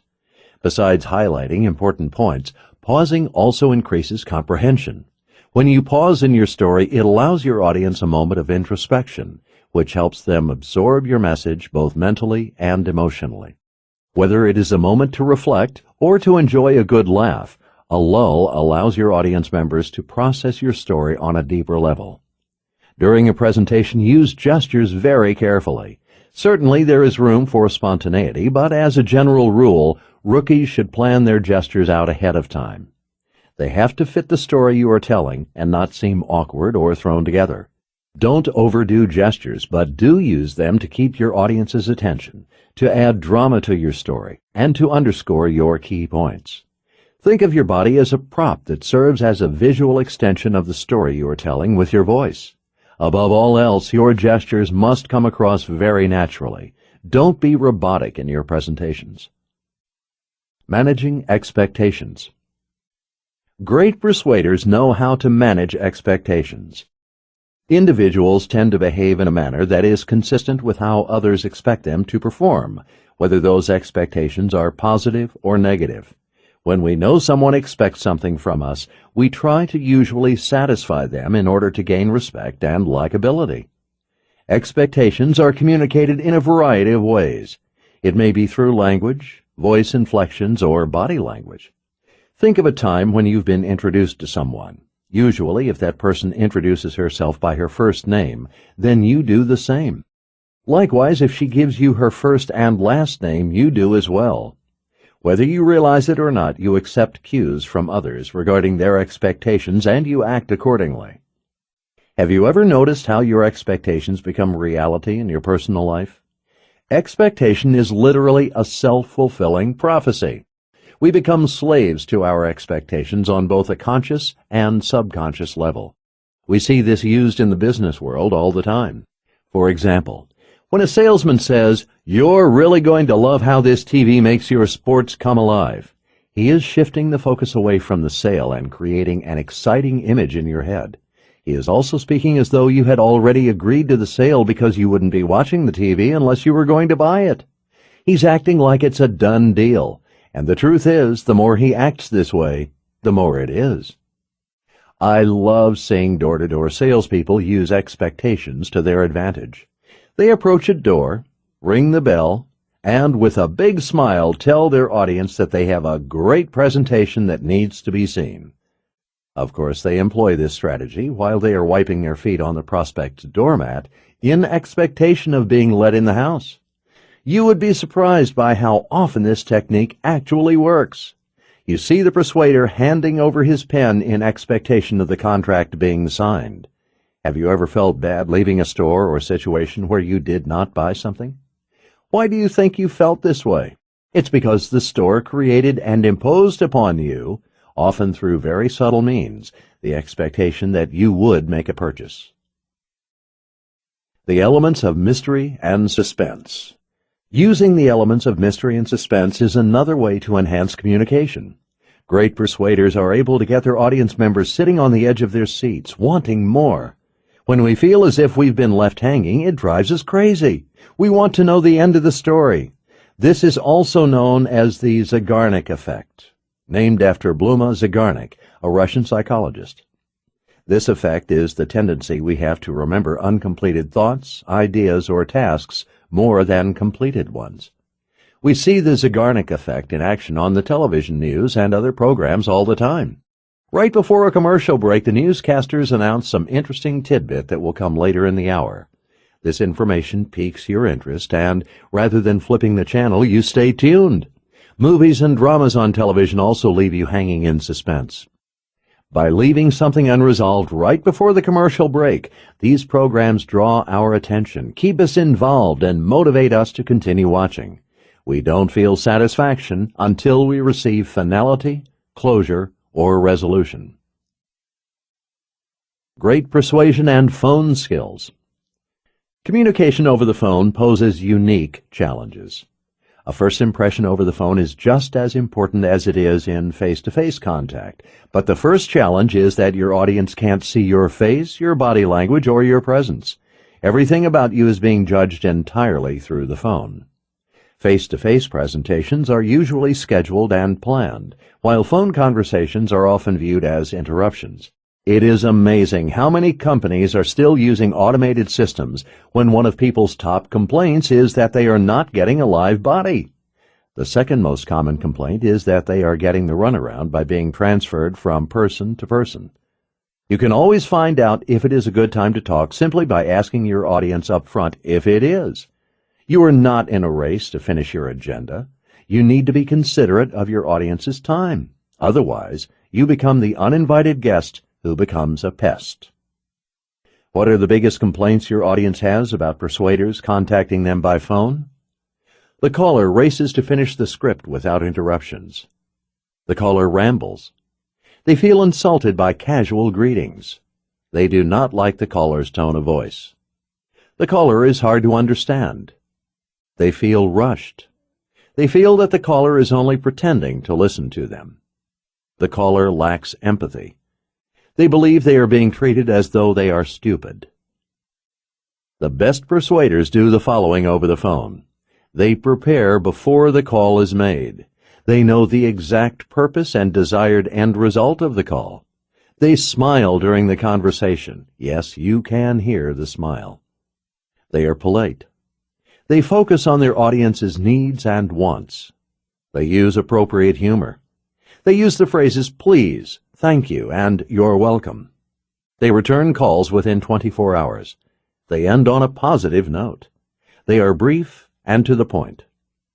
They never ask, "How are you today?" because it is a telemarketing red flag. They qualify early and often. They exemplify sincerity and empathy. They employ listening skills. They use questions to control the conversations. They leave clear messages on voicemail and an explicit reason to call back. Optimal phone delivery. Listen more than you talk. Don't speak too loudly. Hold the mouthpiece an inch away from your mouth.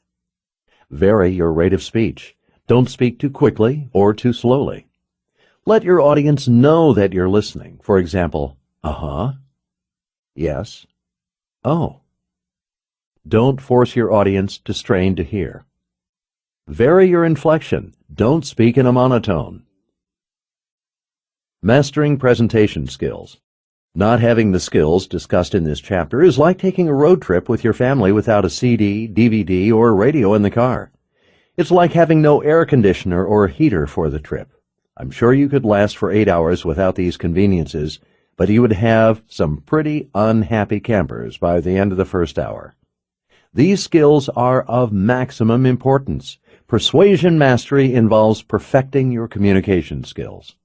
Every day, you will make either phone calls or live presentations or both. whether to groups of people or to one person. Be careful that you don't spend all your time on the content and none on the delivery. You could have perfect material, but if the delivery is poor, it won't matter. Careful preparation of not just what you say, but how you say it is paramount to making sure you will be persuasive. Keep in mind that your audience will usually remember the delivery more than the content itself. They are judging you first and your information second. Unfortunately, most persuaders have never had training in communication and presentation skills. If you're one of these individuals, now is the time to master these valuable, timeless, and priceless skills. The Donkey in the Lion's Skin, a Fable. A donkey, having put on the fur of a lion, roamed about in the jungle and amused himself by frightening all the animals he met. When he came upon a fox, he tried to frighten him also, but the fox no sooner heard the sound of the donkey's voice than he exclaimed, "I might possibly have been frightened myself if I had not heard your voice." Meaning, outward appearance may temporarily fool your audience, but your words and presentation will give you away. Chapter 11. PQ Skill Number 9. Pre-planned anticipation, the secret formulas of the pros. Dig the well before you are thirsty.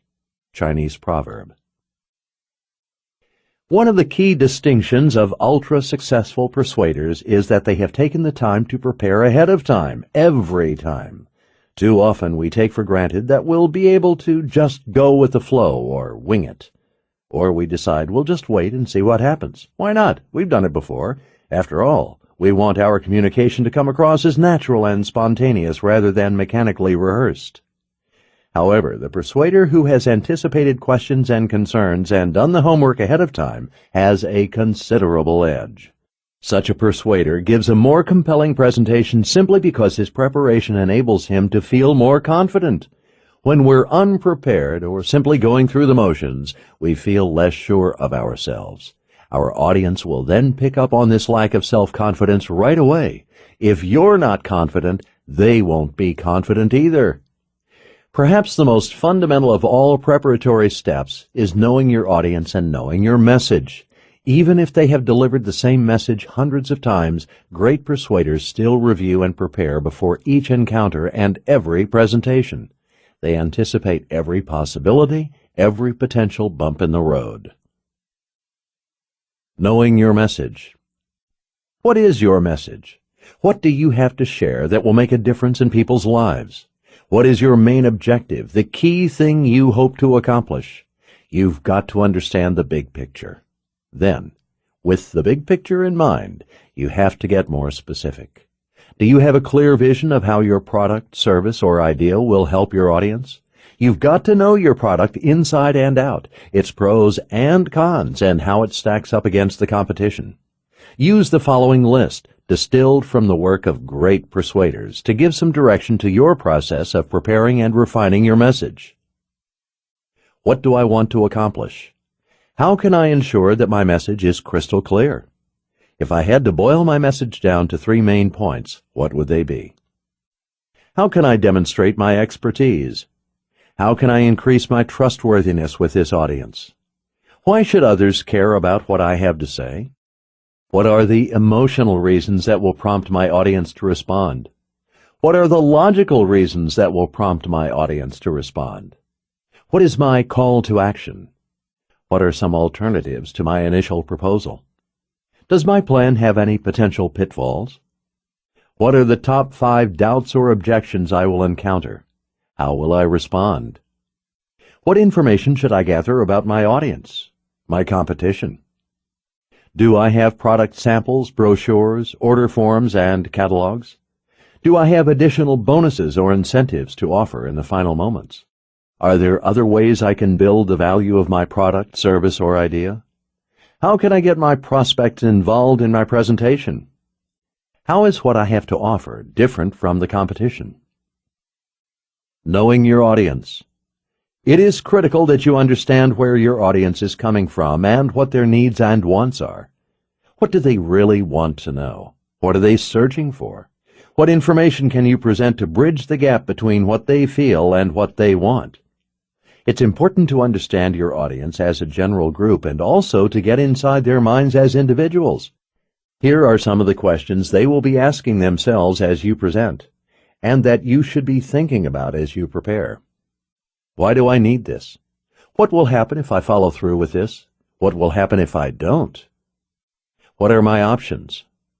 How will this improve, change my life? Where else could I go to fulfill this need?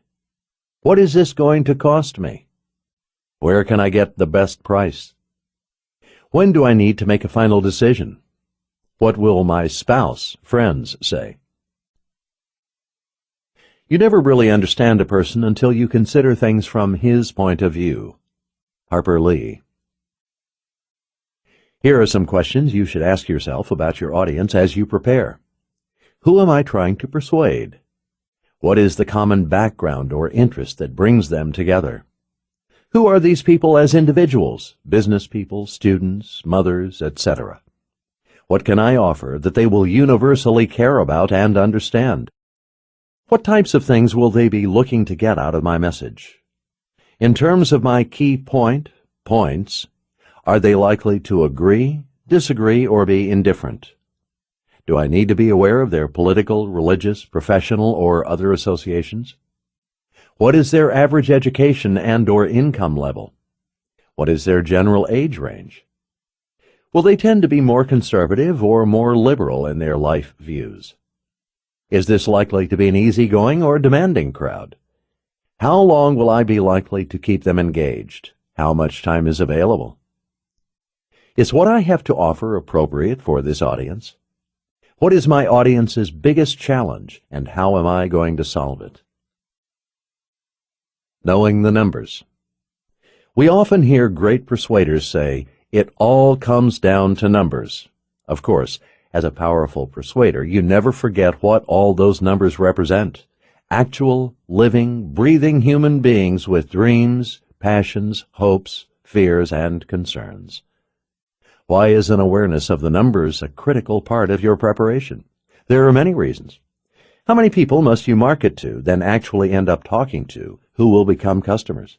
In the sales world, it is called your conversion rate. For example, let's say your bottom line is that you've got to have 60 people become customers, your bare minimum. How many face-to-face encounters or phone contacts or whatever fits your situation do you need to yield those 60 golden people? How, who, and where do you market? Is it via the internet, cold calling, offering seminars or workshops, running classified ads or television and/or radio commercials? Or for your niche, is it as simple as dropping flyers off at individual homes, sending emails, or better yet, using word of mouth? What is your system? Knowing these numbers directly influences how and where you should focus your energies. It converts guesswork into concrete figures and systematizes what otherwise would be aimless effort. Knowing the numbers gives you a clear starting point, a clear ending point, and all the critical steps in between. Besides, knowing the numbers allows you to see your progress and improvement. In baseball, the indicator of greatness is the batting average. In the world of sales, it's the closing average. W. Clement Stone. When it comes down to knowing the numbers, you will find that a poor persuader who knows their numbers will outpersuade an average but unprepared persuader every time.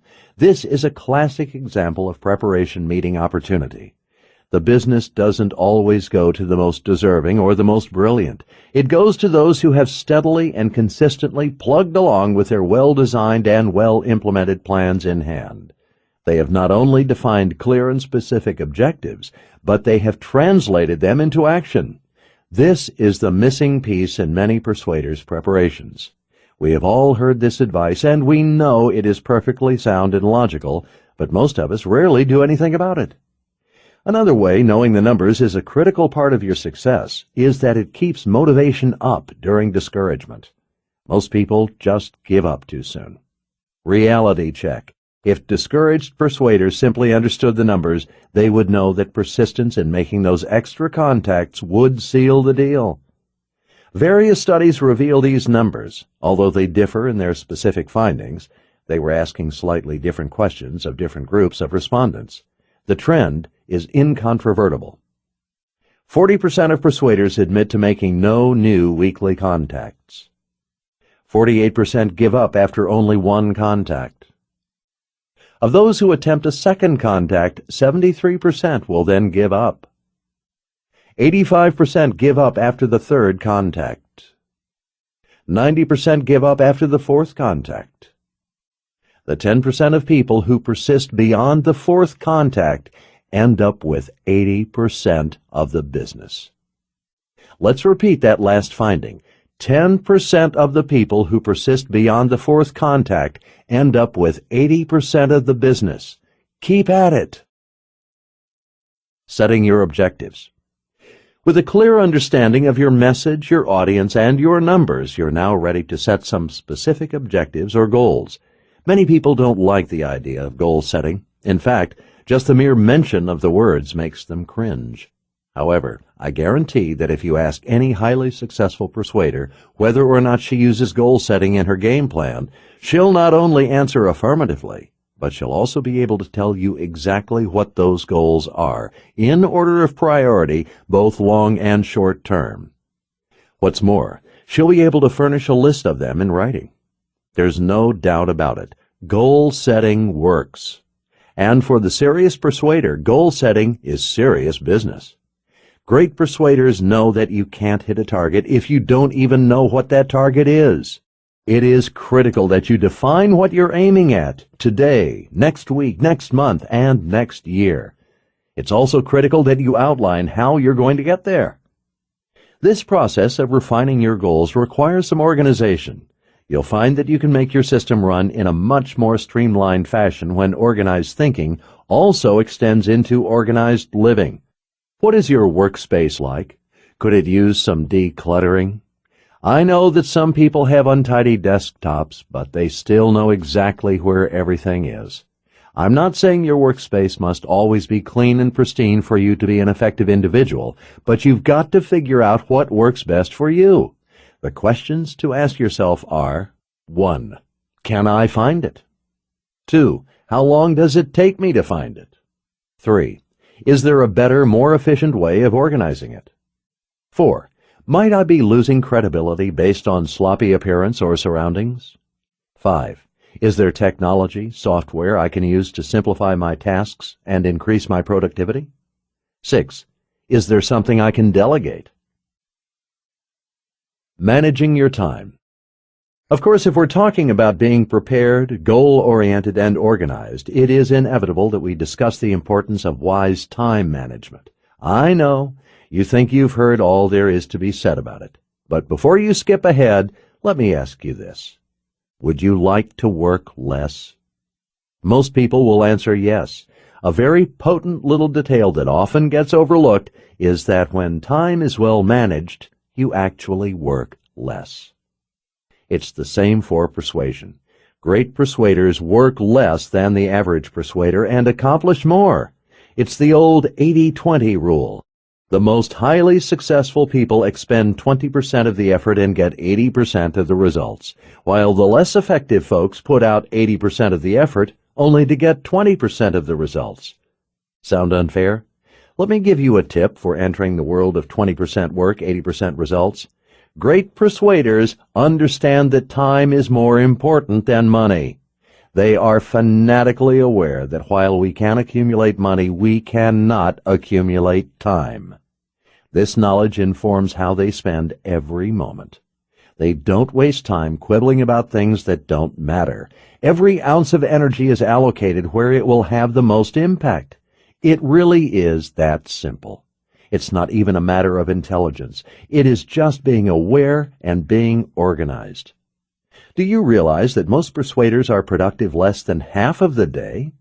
Let's say, for example, that the wasted moments throughout the day add up to 2 hours, though research shows that for most people, it's likely more. For a 5-day work week, those 2 measly hours add up to 40 hours a month, the equivalent of another entire work week. Everything is something you decide to do, and there is nothing you have to do. Dennis Waitley.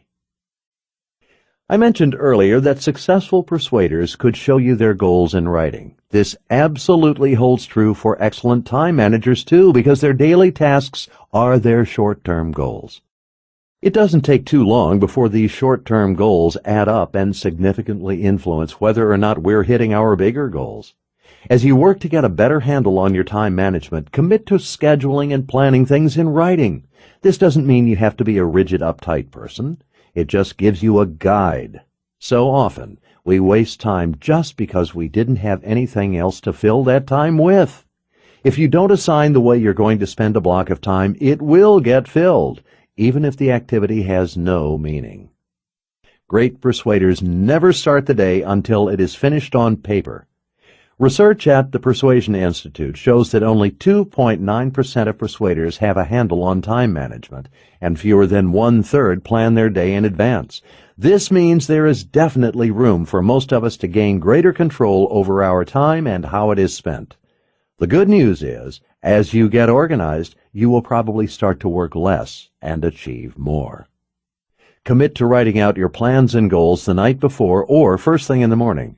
Make sure the most important things in your life make it onto your list. Here are some questions to consider as you reflect on how you want your time to be spent. What is the best use of my time throughout the day? What part of my day should be reserved for the most difficult tasks? Do I do the simple, enjoyable things first? Am I spending important time on unimportant things? Do I confuse being busy with achievement? Do I know my priorities? Is this knowledge reflected in the way I spend my time? Am I clear about what I want to accomplish? What unnecessary things can I remove from my life? Is there any redundancy in my daily activities? We all have the same amount of time each day. The first step in using your time more wisely is being aware of how your time is currently used. Our research has shown that persuaders waste 57% of the day with non-income producing activities. For example, traveling, paperwork, waiting, idle chit-chat, etc. Sure, some of this is necessary, but top persuaders maximize income-producing activities and limit or delegate non-income producing activities. At the Persuasion Institute, we discovered the following. 4% of persuaders have perfected prospecting. 11% consistently spend time each week finding more customers. 12% will ask for referrals after every visit. Referrals should comprise the majority of your business. 81% of average persuaders spend less than 5 hours a week creating new customers. Once you have a clear handle on where you stand now, you need to settle on what improvements are necessary. Comparing the two, your current use of time versus your desired use of time, will help you assess what you need to adjust. You can always use the success of others as a model for your own success. Here are some time management skills successful persuaders possess. See if you could add any of these skills or techniques to your toolbox. Grouping and batching similar tasks. Monitoring interruptions. Multitasking. Implementing deadlines and rewards. Restricting sleep to only what is necessary, not sleeping longer than is needful.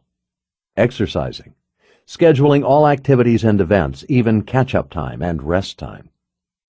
Using technology to automate your contact, email, and tracking systems. Avoiding procrastination. It is impossible to talk about time management and not end up talking about procrastination. Why is the tendency to procrastinate so prevalent? We know it does us no good, and yet it plagues even the best of us. Putting things off until the last minute never gives the best results. Great persuaders don't have time to procrastinate. While there are many different psychological factors motivating a person's tendency to procrastinate, the number one reason is fear of failure or rejection. We often exhibit avoidance, reluctance, apathy, and rationalization when we are afraid. What are some other reasons we procrastinate? Another big one is indecision. We fear being wrong and making mistakes.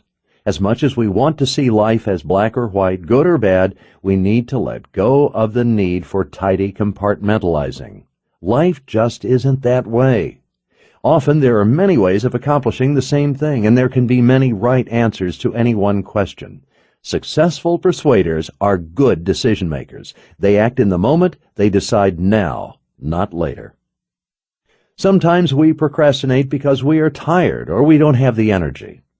Other times it's because our goals aren't big enough, and we become apathetic. It can also be the reverse. If our goals seem too big, they will overwhelm us and we'll start to shut down. When you feel overwhelmed, the key is to break tasks down into smaller, more manageable, bite-sized pieces.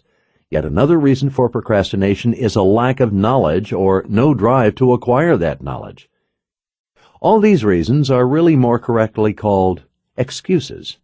There is no reason to postpone an important activity. As President Theodore Roosevelt said, in a moment of decision, the best thing you can do is the right thing. The next best thing is the wrong thing. And the worst thing you can do is nothing. No matter the root of the problem, fear, indecision, apathy, lack of knowledge, or something else, there are 4 basic excuses people use to justify their procrastination behavior.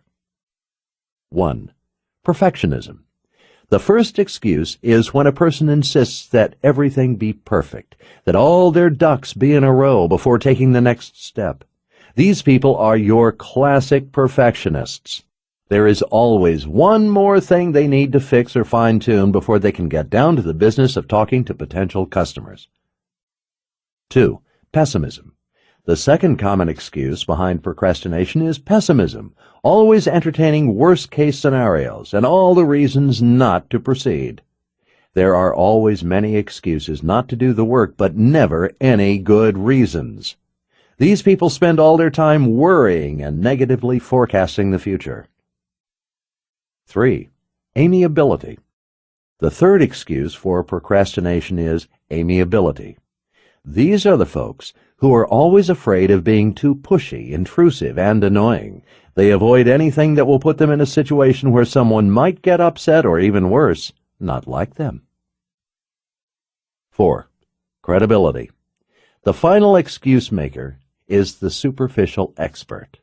Superficial experts fear that if they let others find out that they don't really possess all the skills they pretend to have, they will lose all credibility. They like being looked up to and admired from a distance, but the thought of being in a situation where they might actually have to demonstrate their alleged knowledge and abilities is terrifying.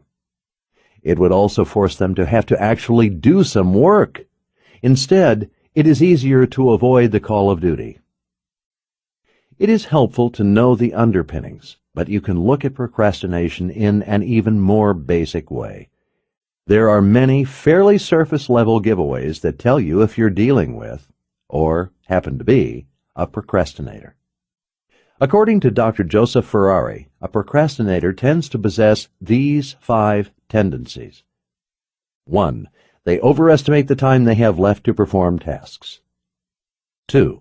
They underestimate the time it takes to complete tasks. 3.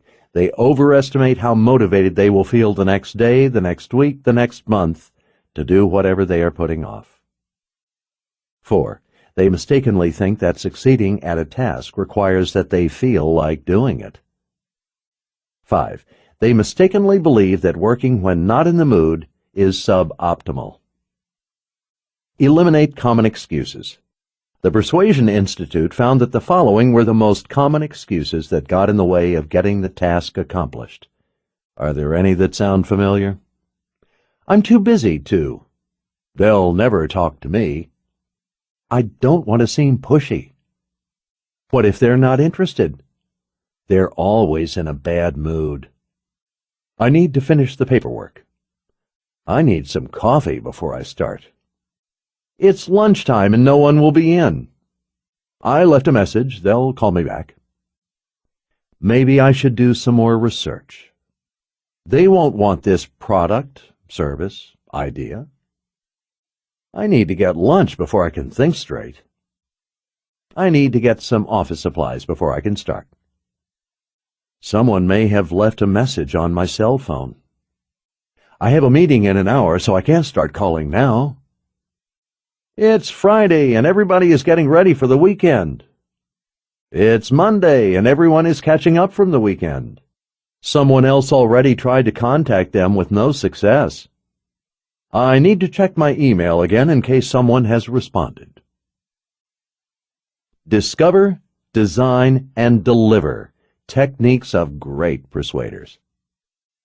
After you've assessed your message, your audience, your goals, and your time management, you're prepared to start designing your presentation. This process is a simple formula: discover, design, and deliver. Here, too, your pre-planning and anticipation builds your confidence so that you are more or less ready for anything. Think about the following ideas great persuaders use when they are preparing their persuasive message. 1. How much time is allotted for you to present? 2. What will the setting be? Auditorium, office, classroom, etc. 3. How large will your audience be? 4. Will you be presenting from a platform, over the phone, in front of a microphone, or in an intimate circle? 5. What time of day will it be? Will your audience be tired, refreshed, hungry, or preoccupied? Can you consider scheduling a break in your presentation? 6. Will there be any possible distractions that you can avoid by knowing about them in advance? For example, noise from neighboring rooms, outside distractions, children, traffic volume as people move from one room to another, sunlight producing too much glare, etc. 7. Can you inspect the presentation venue ahead of time? Where will you present from, and what will your audience's seating situation be? 8. What equipment will be available, such as an overhead projector, a portable microphone, a flip chart, computer, a blackboard, or a dry erase board, along with chalk or markers? After you've considered details about the space, venue, time of day, and so forth, it's time to zero in on designing your message, the actual words you will say. Your message should accomplish all of the following elements based on great persuaders. 1. Create interest. Your audience needs a reason to listen to you. You have to generate interest in your chosen topic. Why should they care? What's in it for them? How can you help them? A message that starts with a really good reason to listen will grab your audience's attention. Without their undivided attention, there is no hope of getting your message across. 2. State the problem. You must clearly define the problem you are trying to solve. The best pattern for a persuasive speech is to identify a problem and then relate how that problem affects the audience. In this way, you show them why your presentation is of concern to them. Why does your audience have this problem? How does this problem affect them? 3. Offer evidence. Evidence is the support you give to your argument. Evidence validates your claims and offers proof that your argument is right. It allows your audience to rely on sources besides you. Evidence can include examples, statistics, stories, testimonials, analogies, and any other supporting material that enhances the integrity and congruency of your message. 4. Present a solution. You have gained your audience's interest, described a problem, and provided evidence in support of your message. Now you must solve their problem by presenting a solution. How can your product, service, or idea meet your audience's needs and wants? How can it help them achieve their goals? 5. Call to action. A persuasive message is not true persuasion if your audience does not know exactly what they need to do next. In order to solve their problem, your audience must take action. Your call to action is the climax of your presentation. When planning and preparing your call to action, remember that the process does not have to be long and painful. It will work best when you are specific and precise. Bear in mind that the prescribed actions must be feasible. Make your call to action as easy as possible. Using this structure will facilitate people's acceptance of your message and clarify what you want them to do by addressing the logical mind. If your audience doesn't sense some sort of structure, they are likely to become confused and seek their own solution. If you aren't clear, concise, and orderly, your audience will find someone else who is. A great persuader can get his or her audience to remember, retain, and respond to the message. Have your points been memorable, easy to understand, and simple to follow? Your message will boil down to what your audience remembers, not what you say or do. Making your message memorable. Here are some final thoughts on ways you can make your message more memorable, thus giving it greater impact. Offer choices. When someone tells us exactly what to do, our natural human tendency is to reject it simply because it has been dictated to us. People feel the need for freedom and the ability to make their own choices. If forced to choose something against their will, they experience psychological resistance. They are then overcome with the need to restore their freedom, all too often by saying no.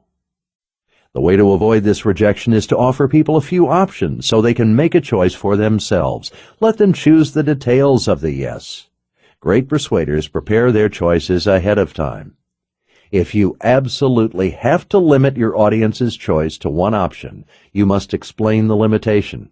If your audience understands why a limit has been put on their freedom, they are more likely to accept a constraint. On the flip side, try not to give your audience more than 2 or 3 choices. If you offer too many alternatives, your audience will be less likely to choose any of them. Structured choices give your audience the experience of control. As a result, they will be more cooperative and committed. Effective use of options will really only give your audience one choice, the one you ultimately want them to make. For example, would you like to see the live demonstration, or do you want me to send you the DVD? Either choice would work for you. Use repetition. The use of repetition is a very effective persuasion tool. We have heard that repetition is the mother of all learning. It is also the mother of effective persuasion. When something gets repeated, it gets stuck in our memory, and comprehension improves. Repetition will create familiarity with your ideas, which will lead to positive association. You need to repeat your message several times so your audience understands precisely what you are talking about and what you want them to do. Keep in mind that you can repeat your message several times without saying the same words over and over again. Great persuaders repeat, but repackage. Each time you express your point, use new evidence and new words. You don't want to sound like a broken record. Bear in mind that diminishing returns may result from overuse of repetition. You know how you feel about someone telling you a joke or a story you've already heard, or about that commercial you've seen one too many times. Keep your repetition about each point to approximately 3 references, and definitely no more than 5. Brevity and simplicity. Keep your message short and simple. This brevity will make it clearer and therefore easier to remember. Make sure your speech is articulate and intelligent, but be careful not to use obscure language. Use simple terms and jargon that are familiar to your audience. Complexity will not impress them. Rather, it will jumble your message. Make your points simple, clear, and direct. Inoculation. Great persuaders know how to inoculate. The term inoculation comes from the medical field. Inoculation refers to injecting a weak dose of a virus to prevent a patient from actually getting the virus. The body's immune system fights off this weak form of the disease and is then prepared in case the real disease attacks. In the world of persuasion, you prepare your audience in advance to fight off the influence of the negative things they might hear about you or your product. Your audience may also generate their own counterarguments, strengthening their opposition against your message. By presenting your audience with the other side of the argument, you show them that you know how they might be feeling and what they might be thinking. You will win a great deal of respect and enhance your ability to persuade by answering questions and responding to objections before they are even asked. Imagine that your competition is always spreading the word that your product is the most expensive on the market. You need to inoculate your audience against these attacks. For example, you could tell them that your product is the highest quality, longest-lasting, most expensive product on the market. That way you make the drawback an important, positive feature. This inoculation, strategically planted in the mind of your audience, will enable them to access the facts when the competition tries to badmouth you or your product. Making it happen. Not being prepared is like driving your car without a map, or even worse, without a steering wheel. You might get lucky and arrive at your destination, but most of the time, you won't make it. Preparation and anticipation is the foundation of successful persuasion. It takes extra time, effort, and discipline to hone these skills, but the results are worth it. If preparation has been last on your list of what it takes to convert yourself into a master persuader, or missing from that list altogether, now is the time to reform. Careful, well-planned preparation will ensure that you hit your target every time. The time you spend preparing will return to you tenfold. The Ant and the Grasshopper, a Fable. In a field one summer's day, a grasshopper was hopping about, chirping and singing to its heart's content. An ant passed by, struggling with a piece of corn he was taking to the nest. "Why not come play with me?" said the grasshopper, "instead of working so hard?" "I am helping to store food for the winter," said the ant, "and I recommend you do the same." "Why bother about winter?" said the grasshopper. "We have got plenty of food right now." But the ant went on his way and continued his hard work. When winter arrived, the grasshopper had no food and found himself dying of hunger. Meanwhile, he saw the ants distributing corn and grain from the supplies they had collected in the summer. Meaning, the time to prepare is before you need it. The time to learn how to persuade is before you require it. Chapter 12. PQ Skill Number 10, Self-Mastery and Personal Development. If we did all the things we are capable of doing, we would literally astound ourselves. Thomas Edison. There is a story about two neighbors who lived near each other in the mountains. They were quite competitive and were always testing each other's strength. One day the first neighbor challenged the second. They would see who could chop the most wood in 3 hours. The second neighbor agreed to the challenge. The first neighbor started out strong. As he chopped away, the second neighbor chopped for only 10 minutes and then sat down under the shade of a large tree. The first neighbor could not believe his neighbor's laziness. To his surprise, the second neighbor continued to take these 10-minute breaks each hour for the duration of the contest. Finally, the 3 hours passed. Not having paused to take even a single break, the first neighbor was sure victory was his. To his dismay, he found that the second neighbor had chopped twice as much wood as he had. In disbelief, he said, "That's impossible. You took a break every hour." Without batting an eye, the second neighbor replied, "I wasn't resting. I was sharpening my axe." Great persuaders all adhere to an intensive personal development program. They know that dull knives work the hardest, so keeping themselves sharp is of the utmost importance.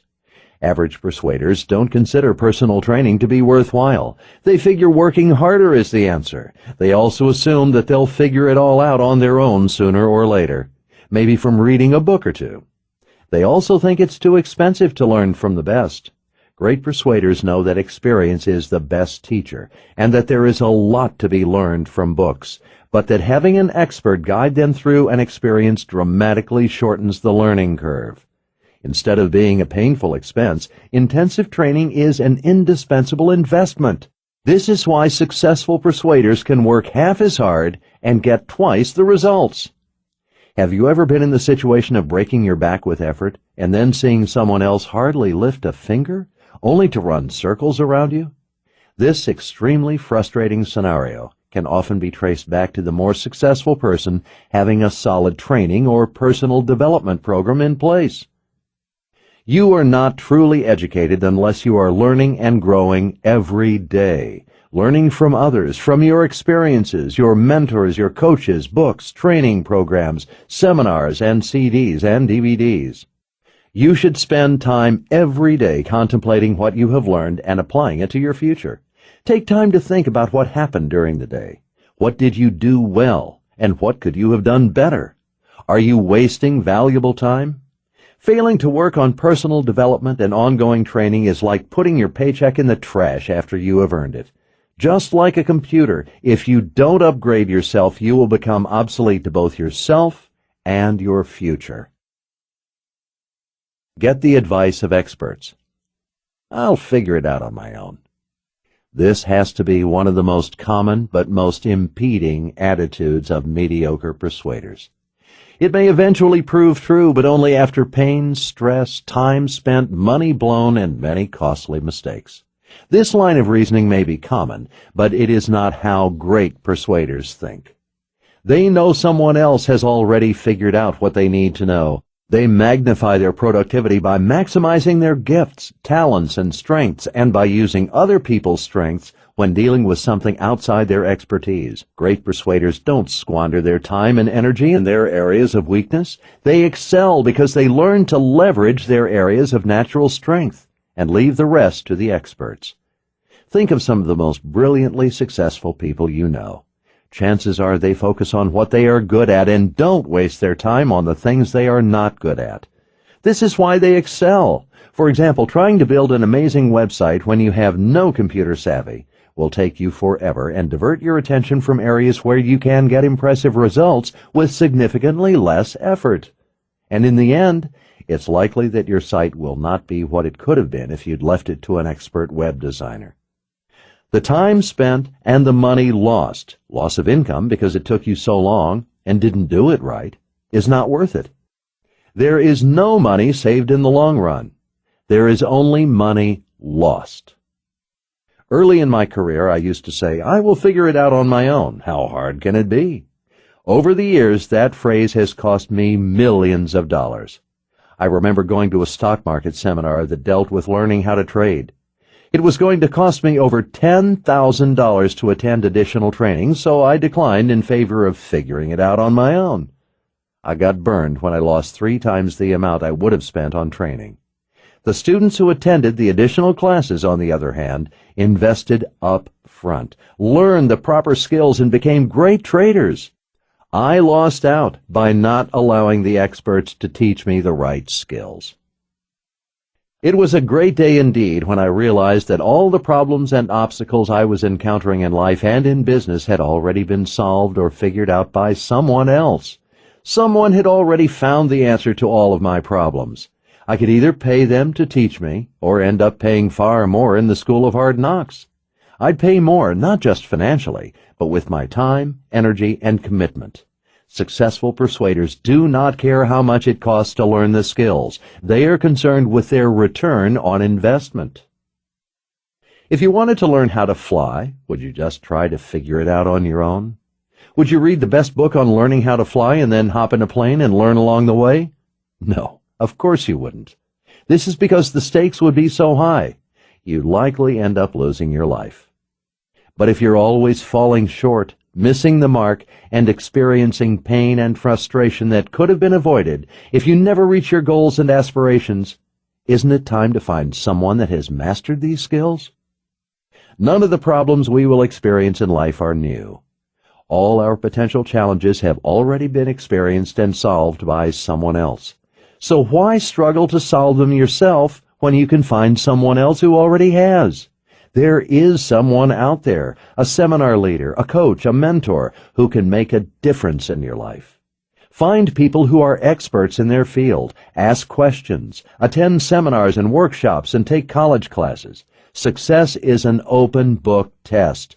The answers are all there, right in front of you when you're willing to look for them. There is no such thing as a self-made man. We are made up of thousands of others. Everyone who has ever done a kind deed for us or spoken one word of encouragement to us has entered into the makeup of our character and our thoughts as well as our success. George Matthew Adams. Your personal development program. What constitutes a personal development program? Top persuaders take multifaceted approaches that include books, audios, seminars, and coaching. Any single method is incomplete. They all reinforce each other. The basic foundation of a personal development program is books, just as high school is the foundation for college. Personal success expert Brian Tracy says, "If you can get yourself to read 30 minutes a day, you're going to double your income every year." Other findings suggest that if you do read up on a particular topic for even just 30 to 60 minutes a day, it will take you only a few years to become an expert in that field. How do you spend your time? We know that millionaires watch less TV than those stuck in poverty. We know there is a powerful and direct connection between a personal growth program and income level. Consider these painful numbers. 58% of the U.S. adult population never reads another book after high school. 42% of college graduates never read another book. 80% of U.S. families did not buy or read a book last year. 70% of U.S. adults have not been in a bookstore in the last 5 years. A book tightly shut is but a block of paper. Chinese proverb. While reading is often a beginner persuader's only approach, it is rarely effective by itself. Most people will not retain and apply all that they read, but reading does reinforce principles that you're working on in a seminar or with a coach. It's definitely time better spent than watching TV. The realistic truth about books, and believe me, as an author, this is hard to say, is that the chances of finishing a book you have bought and applying one principle from it are less than 1%. Audio programs such as this are another perfect way to reinforce new ideas you're working on. Think of all the time you spend commuting. Don't waste away that time listening to the radio. Instead, turn your car into a workshop by listening to educational and motivational CDs. Your income can grow only to the extent you do. Harv Eker. When you are focusing on your development, you are using your mind, your knowledge, and your skills. When you employ this trio of self-assets, you'll find previously untapped motivation. You'll develop a sense of urgency and direction that will bring you to higher levels of success. You can't be successful until you decide to explode out of your comfort zone and attempt the things that stretch and challenge you. Great persuaders learn to develop their hunger for knowledge and personal development. They want to grow, improve, and accomplish things they were not able to do in the past. When our capacity for growth and understanding increase, our self-esteem, optimism, and success also increase. Seminars and workshops are one of the most effective ways to maximize your personal development program. They give you the chance to set aside 2 or 3 days for intensive study, to really zero in on specific topics and skills. Books and audios are a great start, but in a seminar or workshop setting, you can take it to the next level. There is no substitute for going out of your way to meet with other individuals who are committed to the same ideals. A group of enthusiastic and energetic individuals who have been brought together by a common interest create a unique kind of synergy that cannot come about any other way. Oftentimes, a seminar gives us just what we need to get the fire burning, to obtain new and exciting ideas, strategies, and techniques. Seminars and workshops are also tremendous opportunities for networking, which serve you long after you've left the classroom. Because of the value seminars and workshops offer that cannot be acquired in any other way, top persuaders make sure they incorporate them into their annual planning, securing the necessary funds and arranging attendance often months in advance. An even quicker, more powerful, and more cost-effective way to enhance personal development is to enlist the help of a mentor or coach. Great persuaders have multiple mentors and coaches. A mentor is an individual who has superior experience, knowledge, and awareness, and who is committed to providing insight, advancement, and support to one's career or life. Why is mentoring the best option? Mentors and coaches have been there before, figured it all out, and can therefore spare you immeasurable time, money, frustration, and disappointment. They also bring detachment to the table, enabling them to give you truly objective and realistic advice. Coaching has increased in popularity in recent years, and the results have been astounding. An obvious analogy is to compare coaching in life to coaching in sports. Take Michael Jordan and Tiger Woods as examples. Even with their innate gifts, they each committed enormous time, energy, and resources to working with the very best coaches. As serious athletes, they knew that in order to realize their fullest possible potential, they needed to surround themselves with knowledgeable, experienced, and wise coaches and mentors. Whatever your field is, do you take it seriously? If you took it as seriously as Michael Jordan does basketball or Tiger Woods does golf, how much better would you be? The bottom line is the research shows that mentors increase performance, lower turnover, increase job satisfaction, and obviously increase sales. To better paint the picture of just how profound and far-reaching the effects of coaching can be, I have outlined, with feedback from top persuaders, some specific ways coaches and mentors work and enhance performance. A great coach or mentor can role play. Listen to your presentation. Raise your self-esteem. Evaluate and offer feedback.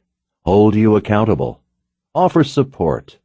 Help you develop new skills. Encourage and motivate you. Help you overcome fears. Teach self-confidence. Offer encouragement. Give personal attention. Help you adapt to new conditions. Prepare you for the future. Help in negotiations. Assist with account planning. Working with a great coach or mentor can result in increased revenue, increased productivity, accountability, ego not being an issue, improved self, improved customer retention, improved employee retention, improved communication, improved morale, lower turnover, increased confidence, increased technical knowledge, enhanced team synergy, reinforcement of other training. There is one last thing to keep in mind when it comes to mentors. Mentors will rarely come to you and ask you if you want to be mentored or coached.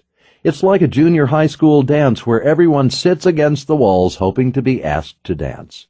You have to find the courage and inspiration to do the asking. You must be proactive and understand that mentorship will cost you time or money or both. All successful people talk of someone who mentored them and changed their life. The individuals that we look up to often intimidate us, but very often you'll find that they are actually quite open to sharing their thoughts and ideas, if only you would ask them. I have found that top producers are more than willing to share their secrets of success, but no one asks. Have you ever asked? You will be surprised by how willing people are to give, teach, and help take you to the next level. Just remember that they rarely will ask you if you need help. Take a top producer to lunch, pick up the tab, and pick his or her brain. People are usually quite surprised by how easy and profitable it is to learn from the best. Average persuaders tend to resent the successful, while great persuaders become great by associating with great persuaders. A single conversation with a wise man is worth a month's study of books. Chinese proverb. Top management and sales trainer Brian Tracy says, "The fact is that the best companies have the best trained salespeople. The second best companies have the second best trained salespeople. The third best companies have the worst salespeople and are on their way out of business." The return is greater than the cost. With all of this talk about the importance of implementing a personal development program, you might say, how is this possible? How do these people have time or resources for reading books and listening to CDs? How am I going to afford a 3-day intensive workshop or, scarier yet, long-term one-on-one coaching? And if this kind of training has such an impact, not only on the individual, but also on the companies they represent, why don't employers make this training easier to pursue? Unfortunately, all too many people don't get past these questions and end up doing nothing to enhance their personal development, even on a basic level. As I mentioned earlier, most people will never even pick up a book again after graduating from high school. At the Persuasion Institute, we found that less than 5% of the population will ever attend a seminar in their lifetime, unless it is required by the job, and even among rookie persuaders, most will attend only one. Further aggravating the issue is that those we'd hoped would support and advocate such training do not. Many bosses and managers are so busy that they don't invest in training, even for themselves. And if they don't see the value in getting it for themselves, they most assuredly won't see the value in investing in it for employees. Often they don't believe that training will truly enhance performance, or they need assurance of a guaranteed outcome. It is amazing to hear average persuaders say, "I already know all this stuff," or "I heard that before." Then you ask them why they are not more successful. You'd better duck as the rationalization, excuses, and blame come out. You will never hear a top persuader say, "I've heard that before." They always say, "I appreciate the review." There is always something to work on, a skill to fine-tune, or a fundamental to practice. Can you imagine a professional basketball player refusing to constantly and consistently practice the fundamentals? You will never hear, "I'm doing okay at shooting free throws. I don't need to practice anymore. I already know how to do it." Do you think there are any concert pianists who don't practice daily scales? Men hate most what they cannot understand. Moses Ezra. Great persuaders, on average, set aside 5 to 10% of their annual income for personal development. If you're skeptical about incorporating a personal development program into your own life or into your workplace, remember that personal development is a good investment, just like a great tax accountant. Great tax accountants always pay for themselves and then some. So it is with personal development. The return on investment dramatically outweighs any financial pinch you may feel up front. The Persuasion Institute found that average persuaders spend 1 to 5 hours a week on personal development. And what do they get? Average results. Guess how much time top persuaders spend on personal development? 5 to 10 hours per week. And it shows. In another study, we found that only 5% of active full-time persuaders ever invest in their own personal growth. And you guessed it, they earn the top 5% of income. Master your product. There is no doubt that great persuaders know their product, service, or business. I have found that great persuaders use their own product or service. Through this use, they have experienced what their audience will experience. You must know every possible thing about your industry. Nothing is going to surprise a great persuader. They are up to speed on the economy, the industry, the company, and the competition. The time and energy you invest to get to this level will define your position with respect to top persuaders. Persuasion Institute statistics tell us that only 22% of persuaders feel they have great product knowledge. How well do you know these important aspects of your business? Customers, industry, trade journals and magazines, trade shows, current advertising campaigns, installation protocol, annual report, demonstrations, credit risks, training available, market trends, business news, market conditions. Do you know everything about your product or service? Do you know everything about your competition? In order to master your product, you should be able to answer the following questions fully. What are my product or services' weaknesses? Strengths? What are my product or services' advantages, disadvantages? How will the economy help or hurt my business? What percent of the market do I have? What percent do my various competitors have? Why are my consumers loyal to my product or service? Do I know my and my competitors' pricing structure, delivery options, warranties, maintenance care, product lines, finance terms, service records, guarantees, marketing and advertising strategies? Knowledge is power. If you think education is expensive, try ignorance. Derek Bach. The more you learn, the more you realize how little you know. I have found it very interesting that the opposite also seems to be true. The less you learn, the more you think you know. As the saying goes, ignorance and arrogance go hand in hand. If we're not working on ourselves, we don't realize the wealth of knowledge out there waiting for us. We are living in the information age, and if you don't spend time learning, keeping up with technology, and increasing your knowledge base, you will fall so far behind that it will be extremely difficult to catch up.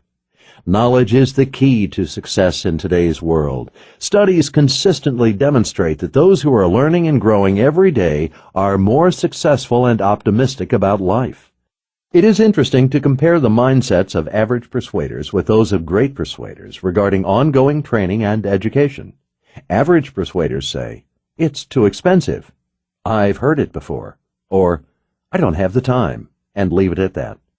They dismiss it without the careful deliberation it deserves. Great persuaders investigate, do research, and then base their decisions on the answer to that question. What is the return on my investment? Education and personal development are never expensive. Ignorance and lack of success are expensive. Never become so much of an expert that you stop gaining expertise. View life as a continuous learning experience. Dennis Waitley.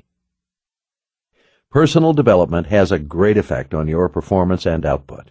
If you are learning and growing every day, your mind is like a good bank account that is compounding interest. If you are stagnating, it is like credit card debt compounding against you. Even if you went to college and pursued various degrees, that education will eventually become obsolete if you don't stay on top of the latest research and developments. Imagine if a medical surgeon never took the time to learn after medical school. In fact, all doctors must attend a certain number of medical seminars to retain their license. The world is changing and growing too fast to just sit back and think a degree makes you educated. If you are not learning, you are mentally deteriorating. If you don't take charge of your learning, who will? Remember that you do not get paid for how hard you work. You get paid for results. Realize that learning opportunities won't just appear on your doorstep. You must seek them out and then put yourself in situations where you can learn and absorb. You must discipline yourself to find ways to expand your mind. If you are afraid to learn how to use a computer, for example, get one and use it. If you don't know anything about the stock market, get some training and begin to invest. Stop making excuses. Many of us know what we want, but we still don't take the necessary steps to get it. Even when we want it very badly, we often give ourselves as many hoops to jump through as possible to put off the most painful or difficult steps. We desperately want to achieve our goals and dreams, yet we use avoidance behavior to protect ourselves from our irrational fears. We want the perks without paying the price. We want improved circumstances without improving ourselves. We live each day waiting and dreaming and hoping for the stars to line up in our favor or for the winning lottery number. If this describes you, it's time to take a long, serious look in the mirror. That day will never come while you're waiting. It will only come when you bite the bullet and do what has to be done. I love what Richard Taylor, author of The Disciplined Life, has to say about this. Ambition will never be realized even when it is within the range of one's natural endowment, unless its possessor disciplines himself through the training, sacrifice, restrictions, inconvenience, and consecrated application which its realization may demand. Jim Rohn, one of America's greatest speakers and one of my early mentors, taught me a powerful lesson about accountability. When I first met him, I was sitting at a dinner table with 10 other people. I grabbed a seat near him, just wanting to listen to his words of wisdom. A lull in the conversation arose, and I was caught off guard when he turned and asked me about my goals, dreams, and aspirations. In response, I began to talk about many of the roadblocks I had experienced in my pursuit of success. I listed all the reasons I wasn't able to achieve my goals and dreams. I let him know who was to blame and insisted that none of it was my fault. I thought I had made a pretty good case for myself, and then the hammer dropped. Jim looked at me and said, "Kurt, for things to change, you must change. And for things to get better, you must get better." That brief moment changed my life forever. It was then that I realized that everything I wanted in life would be driven by personal change. I also realized that no matter what the excuse was, good or bad, it would not produce results. Top performers know that change is the key to both their success and their ability to persuade others. When we understand how we change, we can help others change. And helping others change is a large part of persuasion. Often, however, we fiercely resist change. Why is this resistance so often present? We can only become who we want to become through change. What we do or do not experience financially, spiritually, or physically depends on whether or not we are willing to make changes.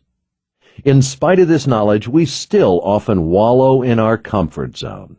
Even when achievement sits on our doorstep, we're still too comfortable to make an adjustment. Sometimes people are actually afraid of being too successful. To be brilliant or amazing might actually be a scary proposition. As success comes into sight, you might feel a lot of responsibility weighing down on you. So how successful should you be? How healthy should you be? How wealthy should you be? How strong should your relationships be? Consider the following powerful quote from Marianne Williamson. Our deepest fear is not that we are inadequate. Our deepest fear is that we are powerful beyond measure. It is our light, not our darkness, that most frightens us. We ask ourselves, who am I to be brilliant, gorgeous, talented, or fabulous? Actually, who are you not to be?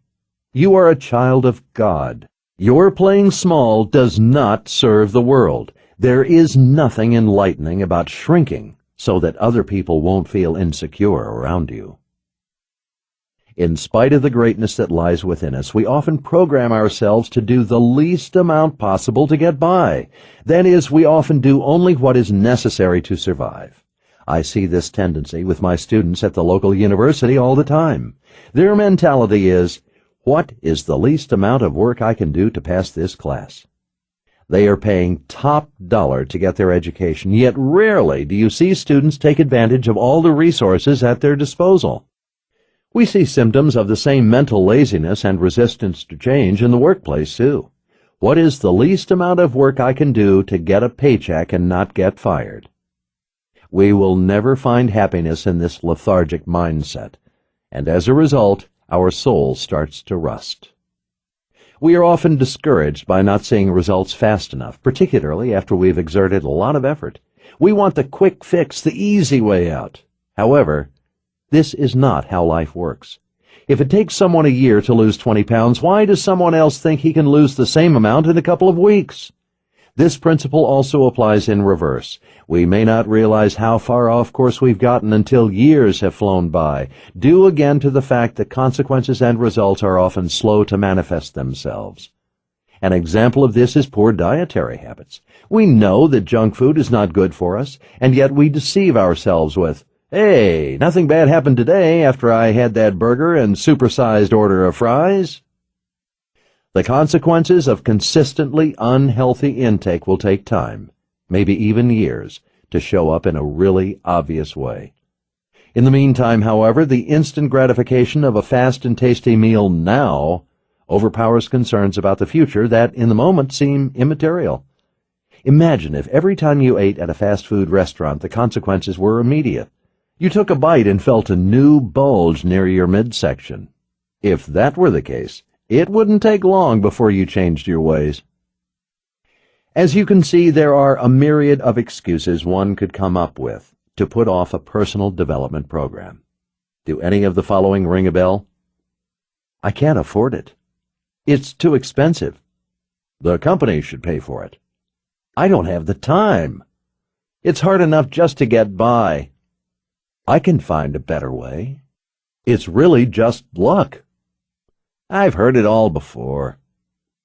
I'm embarrassed to admit weakness. My job is so specialized that no one can help me. It's too overwhelming. I don't even know where to begin. Break or bounce. The gem cannot be polished without friction, nor man without trials. Confucius. Another aspect of personal development is how you handle obstacles, challenges, and setbacks. Great persuaders are able to bounce back in the face of obstacles. When you get hit with a substantial challenge in your life, do you break or do you bounce? I have seen through my years of research and study that how we handle challenges and setbacks defines who we are. I believe that every challenge or obstacle you face in life can become a learning experience that you can use to take your life or income to the next level. When these defining moments hit, they will give you constant mental pain or help you tap into your passion. It does not matter who you are, you will be tested. Ask yourself this question: will I pass this test, or will I fail and end up repeating it? We have to remember that these experiences prepare us and strengthen us. Everything that happens in your life teaches you a lesson.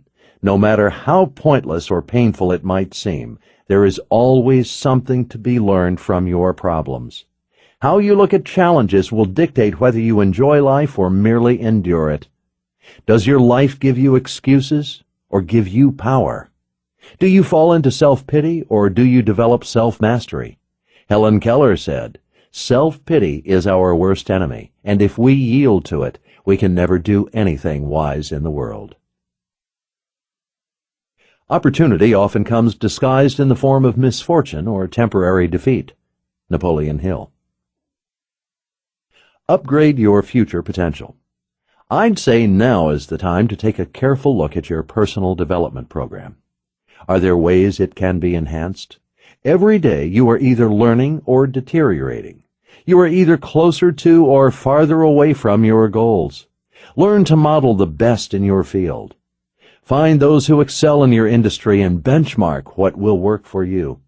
Pay the price to become an expert in your field. Don't settle for mediocrity. Change the things in your life that are holding you back. Practice your skills every day. Learn from your setbacks and mistakes. After every persuasive encounter, ask yourself what you did well and what you could do better. If you were not successful, make sure you understand why. Go to the seminars, buy the books, find a coach, and get the CDs for your car. Remember to judge not by the cost of the program, but by the return on your investment. I have heard many of the very best persuaders say that it was a seminar or mentor that changed their lives. Average persuaders say, "Tell me something new," or "That doesn't really work." I remember being invited to a seminar that cost $6,000. I first thought that it was too expensive, but then I saw that none of the top producers hesitated even briefly in signing up. I changed my mindset and went to the seminar. That decision ended up changing my skills, my income, and my life. The question is not, what does it cost, but rather, what will it cost me if I don't go? Personal development is the key to a successful future. The Frog and the Ox, a fable. "Father, Father," said the little frog to his father sitting by the side of the pond, "I have seen a huge, terrible monster. It was as big as a mountain with horns on its head and a long tail." "Easy, son," said old Father Frog. "That was only the farmer's ox. It isn't that big. He may be a little bit taller than I am, but I could easily make myself quite as large, just you see." So he blew himself out and blew himself out and blew himself out. "Was he as big as that?" Father Frog asked his son. "Oh, much bigger than that," said the young frog. Again the old frog blew himself out and asked the young one if the ox was as big as that. "Bigger, father, bigger," was the reply. So the old frog took a deep breath and blew and blew and blew and swelled and swelled and swelled, and then he said, "I'm sure the ox is not as big as—" But at this moment he burst. Meaning, self-conceit, denial, and blame about your current situation and lack of personal development will lead to self-destruction. Final thoughts. Time to capture your greatness. The story of the human race is the story of men and women selling themselves short. Abraham Maslow. Congratulations! You have just finished this book, as long as you did not skip ahead. Now comes the process of refining, learning, and mastering the skills and traits you have been exposed to in this book. Give yourself time and space, and see what your efforts will bring. Set high expectations for yourself and watch your world, your relationships, and your income change. As human beings, we need to have lofty goals and ambitions to keep us happy and inspired. What you expect, want, and desire is what you will attract. When you have mastered these skills, you will always be successful no matter what field or business you apply them to. You will always be able to find employment, run a business, and take control of your life and income. Great persuaders universally possess the following traits: independence, financial freedom, job security, solid relationships, life mastery, passion, enthusiasm, love of life, success. I believe in you and your ability to improve yourself. I believe in your ability to improve the lives around you and make the world a better place. Before closing, I want to leave you with 4 universal success principles. 1. Work on yourself first. You cannot borrow success or the power to persuade. You have to master the skills yourself. This mastery is especially important if you aspire to help and serve those around you. Think of it as similar to being in an airplane. In the event of an emergency, the flight attendants instruct you to put on your oxygen mask first, and then help those around you. If you don't administer to yourself first, you will pass out before you have the chance to help others, and everyone loses. It is very difficult to persuade others when you can't persuade yourself. Identify what you need to do to achieve your dreams and to fulfill your goals. Beware of the woebegone effect, Chapter 2, and tap into your greatness. Find your drive and the courage to change your life. It is easy to get stuck in complacency and mediocrity, but you know that you have more than just average potential inside you. Tapping into your potential means doing the thing you know you are capable of achieving. Stephen Covey said it best, "Some of the greatest acts of courage are in that instant between stimulus and response in our everyday decisions in life." It takes courage to realize that you are greater than your moods and your thoughts and that you can control both. Become a student of success. Customize your success plan to your talents, drive, personality, abilities, strengths, and weaknesses, and you will be perfectly positioned to persuade yourself and others. First, they ignore you. Second, they laugh at you. Third, they fight you. Finally, you win. Gandhi. 2. Don't judge or criticize these principles. We often condemn or ridicule what we don't understand or don't want to face. This tendency impedes our success. With something new, try it, test it, and use it. The principles in this book have been tried, proven, and used by successful people. Listen to the experts and use these principles. The results will speak for themselves. This advice reminds me of a story about a group of nomads who were traveling through the desert. They stopped for the evening, ate a meal, and were preparing for bed when all of a sudden a bright light surrounded them. Their intuition told them that they were in the presence of a powerful supreme being. As a result, they started to anticipate a message of great value, importance, and wisdom, a message intended just for them. After what seemed a long wait, they finally heard a deep, booming voice say, "Gather as many small stones as you can and put them in your saddlebags. Do this at once, and at the end of tomorrow's journey you will be greatly rewarded." The light then departed, and the nomads were shocked and dismayed. Why would they do what had been requested of them? This request has no wisdom, they thought. They began to share their frustration and anger with each other. The nomads were expecting a profound message that would lead to a grand purpose and great wealth. Why should they perform such a menial assignment as the one that had been instructed? Although it didn't make much sense, some followed the command nonetheless and filled their bags. Others collected just a few stones, while yet others ignored the message completely. The nomads finally retired for the evening, awoke early the next morning, and traveled the whole day. As the day wore on, the messenger became a mere distant thought in their minds. As they approached their camp for the evening, they were shocked as they reached into their saddlebags. Miraculously, every stone they had collected had turned into a precious gold nugget. Those who had obeyed the messenger's command were glad to have an increase in wealth, while those who had dismissed the message had few or no nuggets. Those obedient few who had followed the messenger's request had enough fortune to last them a lifetime. Now, this story may be a bit far-fetched, but the underlying message is clear. Follow, learn, listen, and reap the rewards. Listen to successful people around you, implement their strategies, and change your life forever. By dismissing what could work, we dismiss our own growth. We dismiss what's possible. Joe Vitale. 3. Practice resolve, persistence, and determination.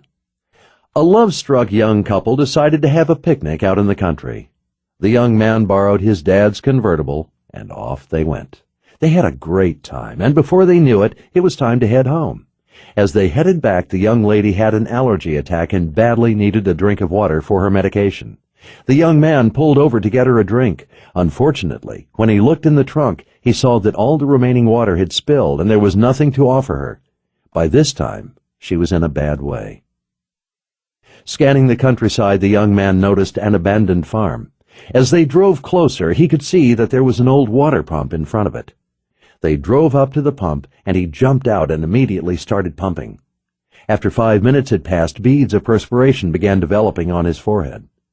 After 10 minutes, his muscles started to ache. He was about ready to give up when his girlfriend said, "No, don't give up. The water could be right there. Please keep pumping." Wanting to do anything to please her, the young man kept pumping for another 5 minutes, then another 10 minutes. His arms were killing him, but he toiled away. Suddenly, without any notice, without any fanfare, cold, refreshing water finally came gushing out. The young man's persistence had paid off. He was his girlfriend's hero. I tell you this story because you'll never know the exact date, time, or circumstances when success will hit. I do know when you keep pumping, even when it hurts, even when you can't see how close the water is, and even when you are tired, the day and time will come when the waters of financial independence and success will come gushing forth. You'll see your success, you'll enjoy happiness, and you'll be able to achieve your greatest dreams. Go for it, do it, and accomplish true success. 4. Tap into your value, find your worth, and exceed your potential. We tend to look everywhere except in our own backyards for the answers or solutions to life's challenges. The answers are closer than you think. Russell Conwell often retold a story he first heard while on a camel caravan in Mesopotamia, the Acre of Diamonds parable. The story was about Ali Hafed, a Persian farmer. Ali Hafed was doing well enough with his life, but he had heard stories from a Buddhist priest about diamonds. Rumor had it that if he traveled far enough and searched hard enough, he could find diamonds that would produce enough wealth to purchase an entire country. Armed with such riches, Ali Hafed could become a person of great influence, provide thrones for his children, and live out his life in immense wealth. Driven by this dream of endless wealth, Ali Hafed went to bed every night miserable and discontented. Finally, Ali Hafed left his family, sold his farm, and began his quest for the elusive diamonds. Years went by while he searched and searched. In the interim, he lost all his money and never did find those elusive diamonds. Upset, discouraged, and depressed, he threw himself into the ocean, never to be heard from again. Meanwhile, back at Ali Hafed's former farm, one day the new owner stopped at the stream to give his camel a drink. As he looked around, the sun just happened to hit upon a large black stone to his right. From that angle, the new owner of Ali Hafed's farm could clearly see the colors and brilliance of a diamond. The irony of this story is that the farm Ali Hafed sold to fund his quest for diamonds turned out to be one of the largest diamond mines in history. If he had looked right under his own nose, he would have found immense wealth with his own acre of diamonds. Don't let this scenario happen to you. Change your perspective on life and see that you have diamonds in your very own mind. You don't have to look far to discover your own acre of diamonds. The greatness, talent, and potential you seek are closer than you realize. When you can see clearly, you will discover your internal potential and worth. Don't let the fogs of low self-esteem, critical friends, or the media tell you where to find your diamonds. Great wealth and success can be found in your very own talents, abilities, and experience. The challenge lies in the fact that a rough, uncut diamond does not shine like a cut, polished diamond. Many people will judge you by your unpolished past instead of your cut, shaped, polished, and brilliant future. Rest assured that your personal acre of diamonds will be unearthed and will begin to shine as you develop, learn, and change. Be ready, learn, work smart and hard, and eventually everything will fall into place. Then you will create an overflowing, destiny of diamonds. Stay in touch with the Persuasion Institute's